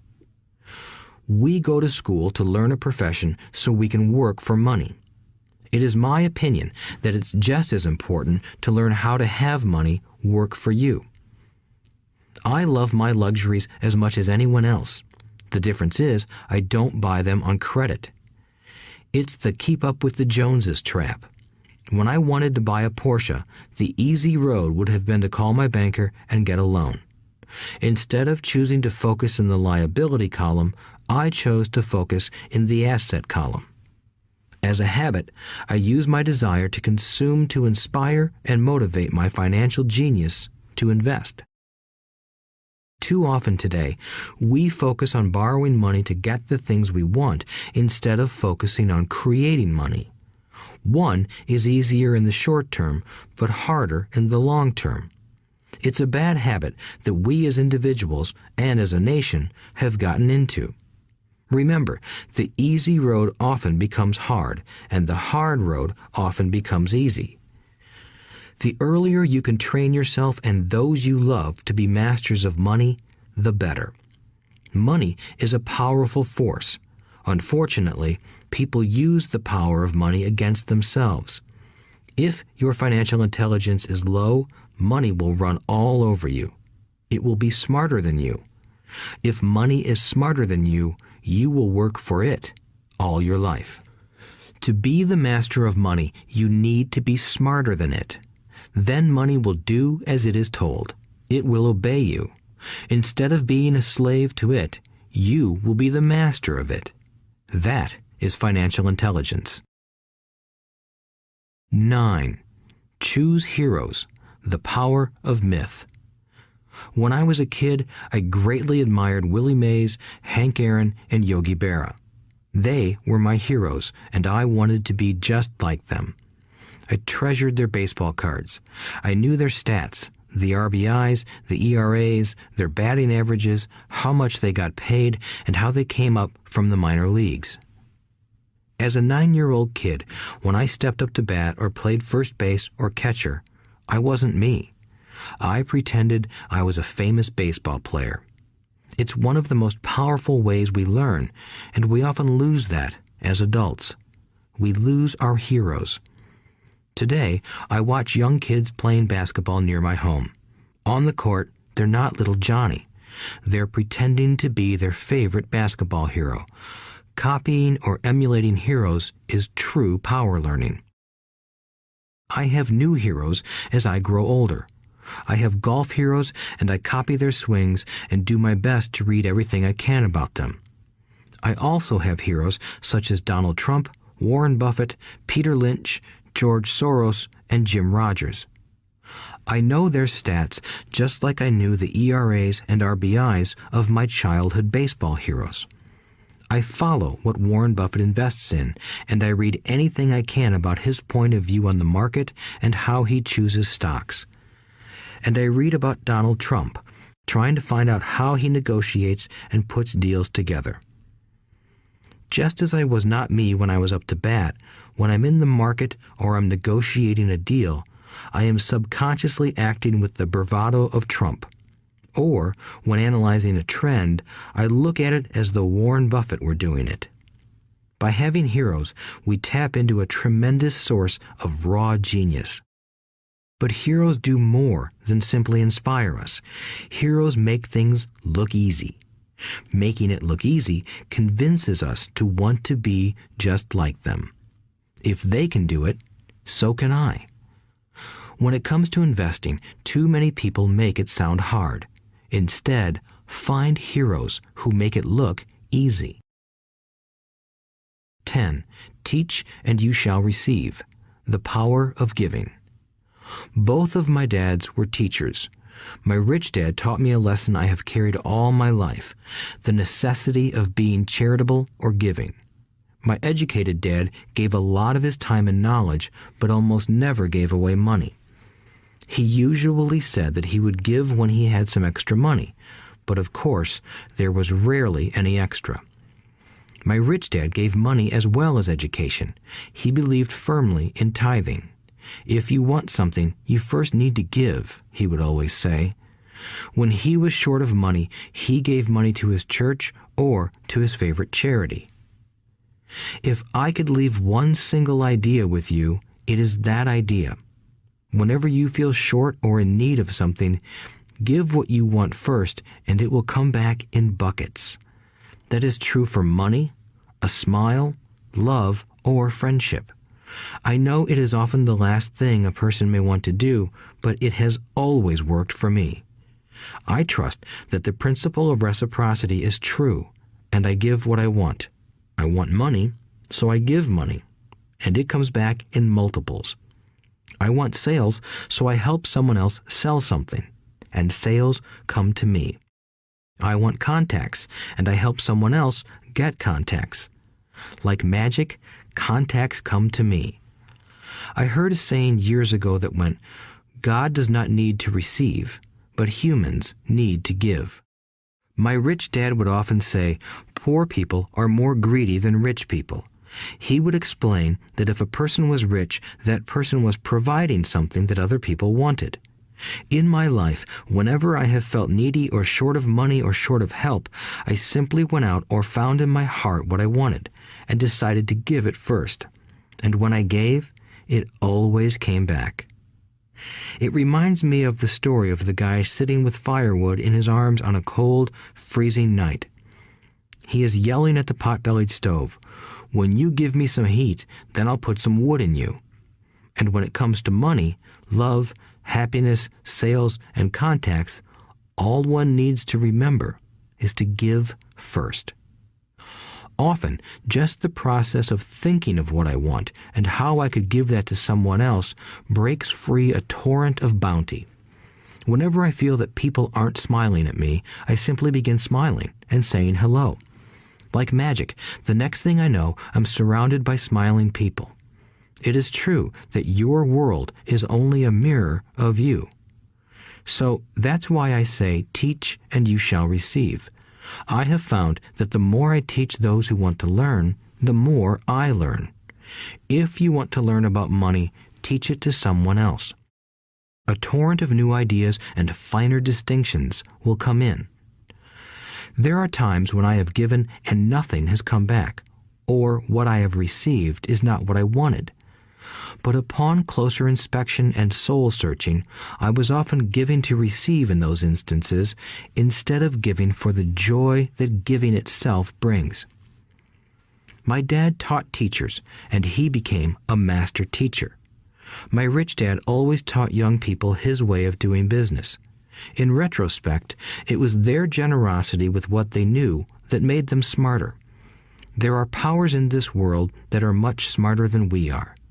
You can get there on your own, but it's easier with the help of the powers that be.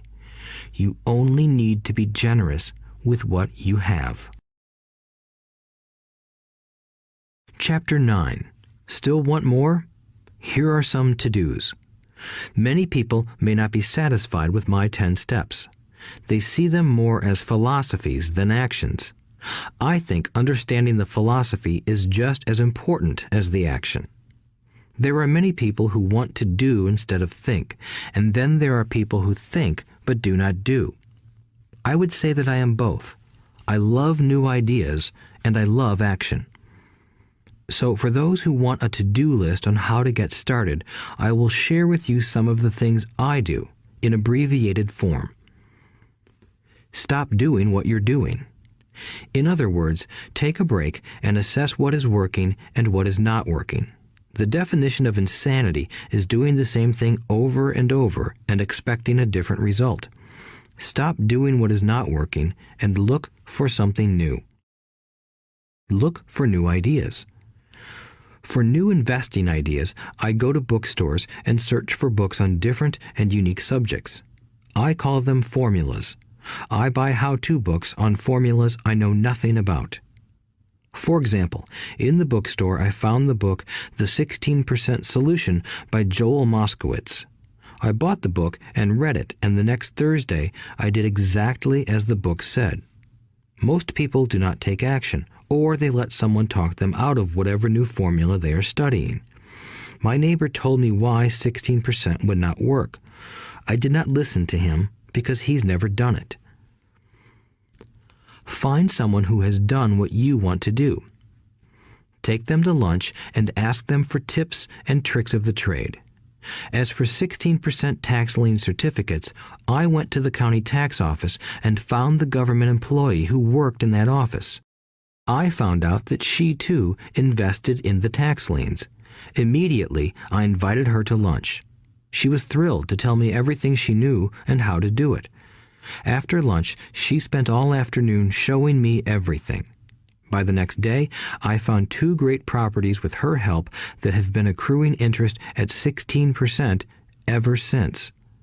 It took a day to read the book, a day to take action, an hour for lunch, and a day to acquire 2 great deals. Take classes, read, and attend seminars. I search newspapers and the internet for new and interesting classes, many of which are free or inexpensive. I also attend and pay for expensive seminars on what I want to learn. I am wealthy and free from needing a job simply because of the courses I took. I have friends who did not take those classes who told me I was wasting my money, and yet they're still at the same job. Make lots of offers. When I want a piece of real estate, I look at many properties and generally write an offer. If you don't know what the right offer is, neither do I. That is the job of the real estate agent. They make the offers. I do as little work as possible. A friend wanted me to show her how to buy apartment houses. So one Saturday, she, her agent, and I went and looked at 6 apartment houses. 4 were dogs, but 2 were good. I said to write offers on all 6, offering half of what the owners asked for. She and the agent nearly had heart attacks. They thought it was rude and would offend the sellers, but I really don't think the agent wanted to work that hard. So they did nothing and went on looking for a better deal. No offers were ever made, and that person is still looking for the right deal at the right price. Well, you don't know what the right price is until you have a second party who wants to deal. Most sellers ask too much.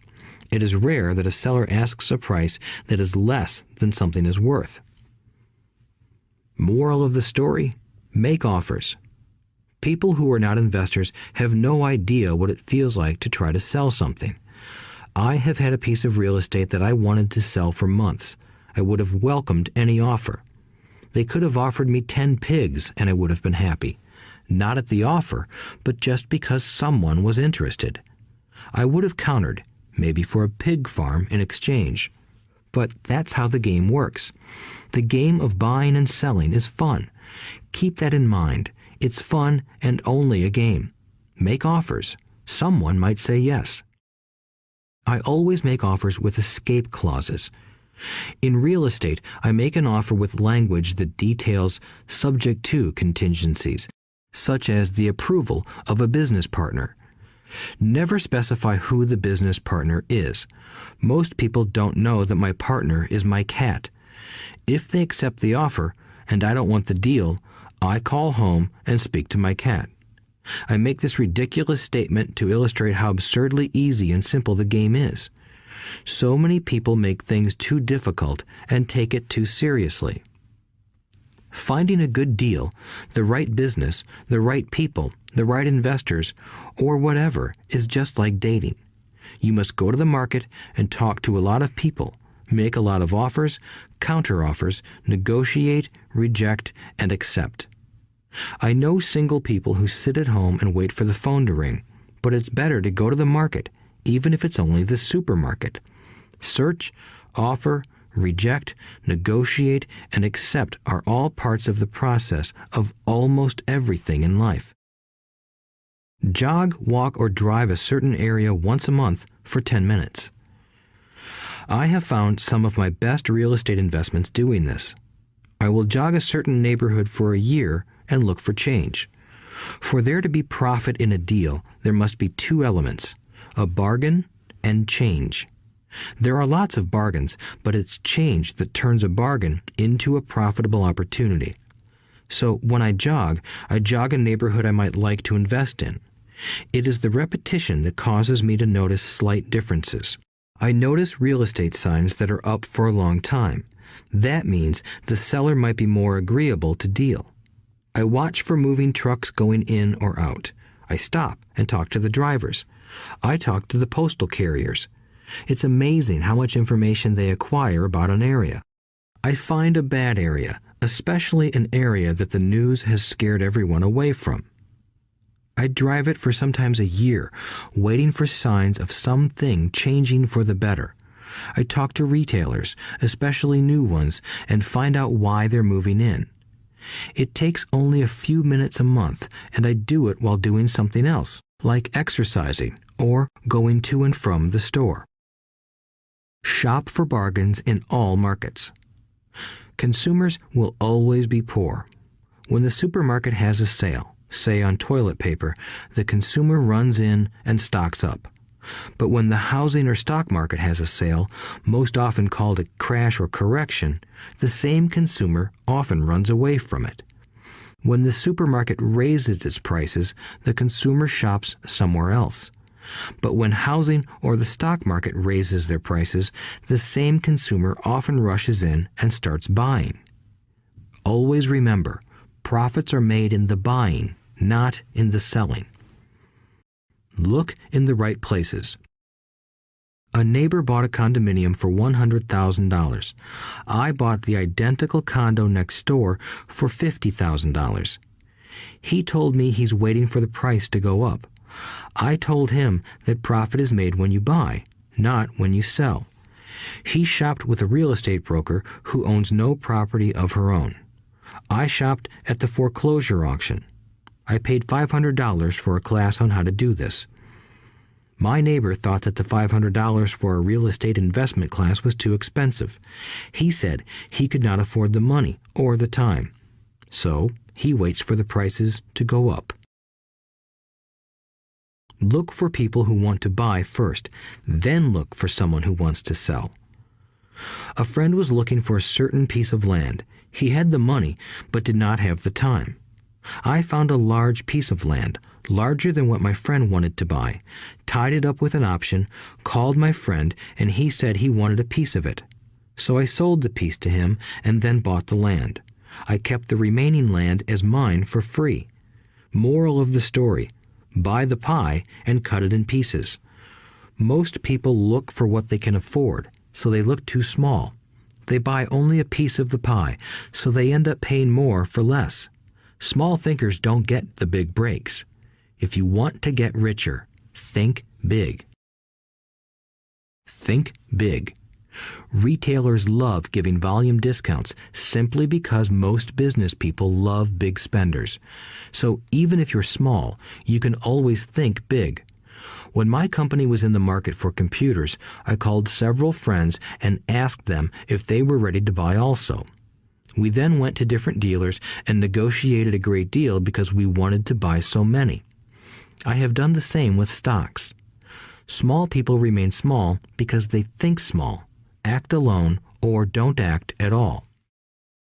Learn from history. All the big companies on the stock exchange started out as small companies. Colonel Sanders did not get rich until after he lost everything in his 60s. Bill Gates was one of the richest men in the world before he was 30. Action always beats inaction. These are just a few of the things I have done and continue to do to recognize opportunities. The important words are have done and do. As repeated many times throughout this audiobook, you must take action before you can receive the financial rewards. Act now. Final thoughts. I would like to share some final thoughts with you. The main reason I wrote this book, and the reason it has remained a bestseller since 2000, was to share insights into how increased financial intelligence can be used to solve many of life's common problems. Without financial training, we all too often use the standard formulas to get through life. Work hard, save, borrow, and pay excessive taxes. Today, more than ever, we need better information. I use the following story as an example of a financial problem that confronts many young families today. How do you afford a good education for your children and provide for your own retirement? It requires using financial intelligence instead of hard work. A friend of mine was griping one day about how hard it was to save money for his 4 children's college educations. He was putting $300 away in a college fund each month and had so far accumulated only about $12,000. He had about 12 more years to save for college since his oldest child was then 6 years old. At the time, the real estate market in Phoenix was terrible. People were giving houses away. I suggested to my friend that he buy a house with some of the money in his college fund. The idea intrigued him, and we began to discuss the possibility. His primary concern was that he did not have credit with the bank to buy another house since he was so overextended. I assured him that there were other ways to finance a property rather than through the bank. We looked for a house for 2 weeks, a house that would fit all our criteria. There were plenty to choose from, so shopping was fun. Finally, we found a 3-bedroom, 2-bath home in a prime neighborhood. The owner had been downsized and needed to sell that day because he and his family were moving to California where another job waited. The owner wanted $102,000, but we offered only $79,000. He took it immediately and agreed to carry back the loan with a 10% down payment. All my friend had to come up with was $7,900. As soon as the owner moved, my friend put the house up for rent. After all expenses were paid, including the mortgage, he put $125 in his pocket each month. His plan was to keep the house for 12 years and let the mortgage get paid down faster by applying the extra $125 to the principal each month. We figured that in 12 years, a large portion of the mortgage would be paid off and he could possibly be clearing $800 a month by the time his first child went to college. He could also sell the house if it had appreciated in value. 3 years later, the real estate market greatly improved in Phoenix, and he was offered $156,000 for the same house by the tenant who lived in it. Again, he asked me what I thought. I advised that he sell it, using a 1031 tax-deferred exchange. Suddenly, he had nearly $80,000 to operate with. I called another friend in Austin, Texas, who then moved this tax-deferred capital gain into a mini storage facility. Within 3 months, he began receiving checks for a little less than $1,000 a month, which he then poured back into the college fund. A couple of years later, the mini warehouse sold, and he received a check for nearly $330,000 as proceeds from the sale. He rolled those funds into a new project that would now generate over $3,000 a month in income, again going into the college fund. He is now very confident that his goal will be met easily. It only took $7,900 to start and a little financial intelligence. His children will be able to afford the education they want, and he will then use the underlying asset, wrapped in his legal entity, to pay for his retirement. As a result of this successful investment strategy, he will be able to retire early. Thank you for listening to this audiobook. I hope it has provided some insights into utilizing the power of money to work for you. Today, we need greater financial intelligence to simply survive. The idea that it takes money to make money is the thinking of financially unsophisticated people. It does not mean that they're not intelligent. They have simply not learned the science of money making money. Money is only an idea. If you want more money, simply change your thinking. Every self-made person started small with an idea and then turned it into something big. The same applies to investing. It takes only a few dollars to start and grow it into something big. I meet so many people who spend their lives chasing the big deal or trying to amass a lot of money to get into a big deal. But to me, that is foolish. Too often, I have seen unsophisticated investors put their large nest egg into one deal and lose most of it rapidly. They may have been good workers, but they were not good investors. Education and wisdom about money are important. Start early. Buy a book. Go to a seminar. Practice. Start small. I turned $5,000 cash into a $1 million asset, producing $5,000 a month cash flow in less than 6 years. But I started learning as a kid. I encourage you to learn because it's not that hard. In fact, it's pretty easy once you get the hang of it. I think I have made my message clear. It's what is in your head that determines what is in your hands.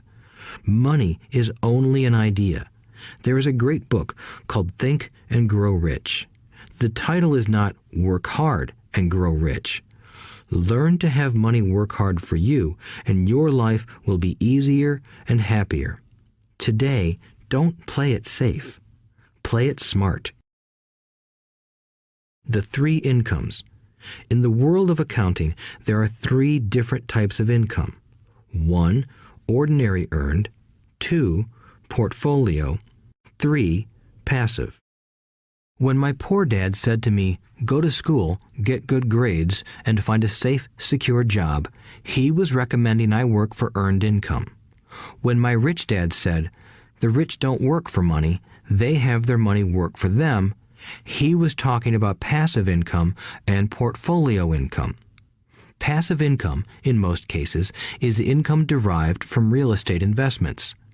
Portfolio income is income derived from paper assets such as stocks and bonds. Portfolio income is the income that makes Bill Gates the richest man in the world, not earned income. Rich Dad used to say, the key to becoming wealthy is the ability to convert earned income into passive income or portfolio income as quickly as possible. He would say, taxes are highest on earned income. The least taxed income is passive income. That is another reason why you want your money working hard for you. The government taxes the income you work hard for more than the income your money works hard for.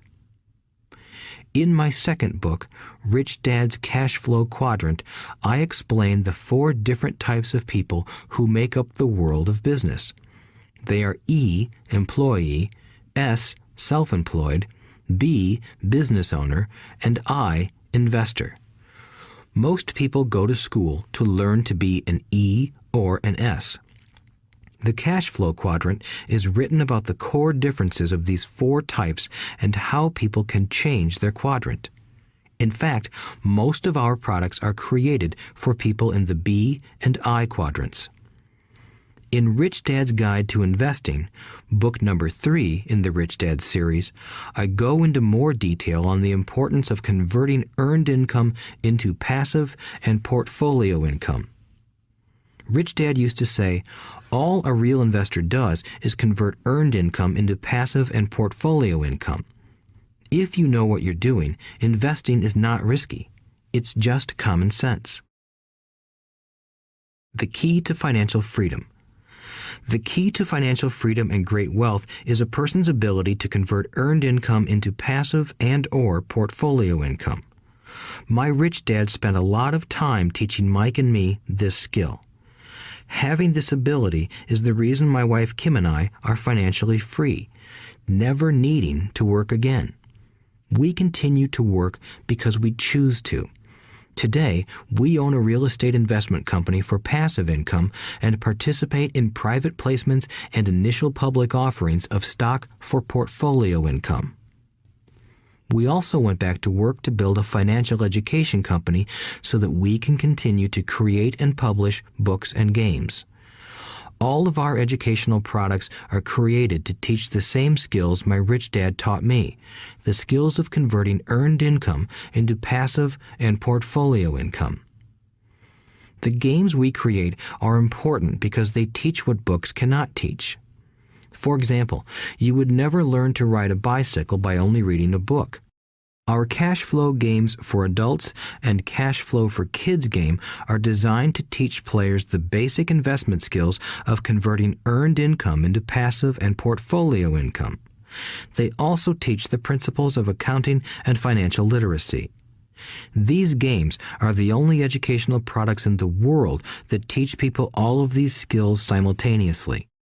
Cash Flow 202 is the advanced version of Cash Flow 101 and requires the game board from 101 as well as a full understanding of 101 before it can be played.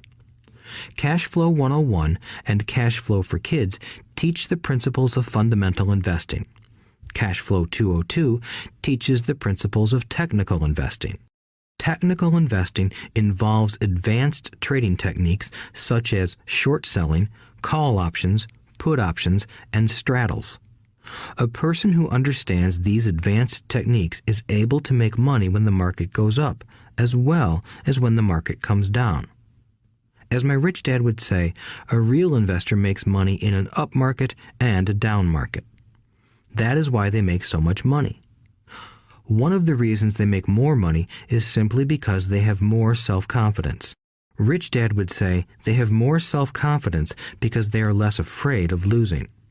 In other words, the average investor does not make as much money because they are so afraid of losing money. The average investor does not know how to protect themselves from losses, and that is what Cash Flow 202 teaches. Average investors think investing is risky because they have not been formally trained to be professional investors. As Warren Buffett, America's richest investor, says, risk comes from not knowing what you're doing. My board games teach the simple basics of fundamental investing and technical investing while people are having fun. I occasionally hear someone say, your educational games are expensive, which poses the question of ROI, the return on investment, or the value returned for the price paid.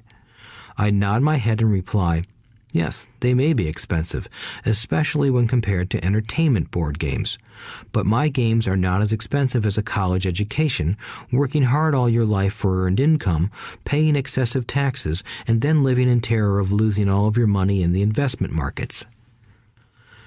When someone walks away mumbling about the price, I can hear my rich dad saying, if you want to be rich, you must know what kind of income to work hard for, how to keep it, and how to protect it from loss. That is the key to great wealth. Rich Dad would also say, if you do not understand the differences in those three incomes and do not learn the skills on how to acquire and protect those incomes, you will probably spend your life earning less than you could and working harder than you should. My poor dad thought a good education, a good job, and years of hard work were all you needed to be successful. My rich dad also thought a good education was important. But to him, it was also important that Mike and I know the differences in the three incomes and what kind of income to work hard for. To him, that was basic financial education. Knowing the differences in the three incomes and learning the investment skills of how to acquire the different incomes is basic education for anyone who strives to acquire great wealth and achieve financial freedom, a special kind of freedom that only a few will ever know. As Rich Dad states in lesson number 1, the rich do not work for money. They know how to have money work hard for them. Rich Dad said, earned income is money you work for, and passive and portfolio income is money working for you. Knowing that little difference has been significant in my life. Or, as Robert Frost ends his poem, and that has made all the difference. Take action. All of you were given two great gifts, your mind and your time. It is up to you to do what you please with both. With each dollar bill that enters your hand, you and only you have the power to determine your destiny. Spend it foolishly, and you choose to be poor. Spend it on liabilities, and you join the middle class. Invest it in your mind and learn how to acquire assets, and you will be choosing wealth as your goal and your future. The choice is yours, and only yours. Every day, with every dollar, you decide to be rich, poor, or middle class. Choose to share this knowledge with your children, and you choose to prepare them for the world that awaits. No one else will. You and your children's future will be determined by choices you make today. not tomorrow. I wish you great wealth and much happiness with this fabulous gift called life. Robert Kiyosaki.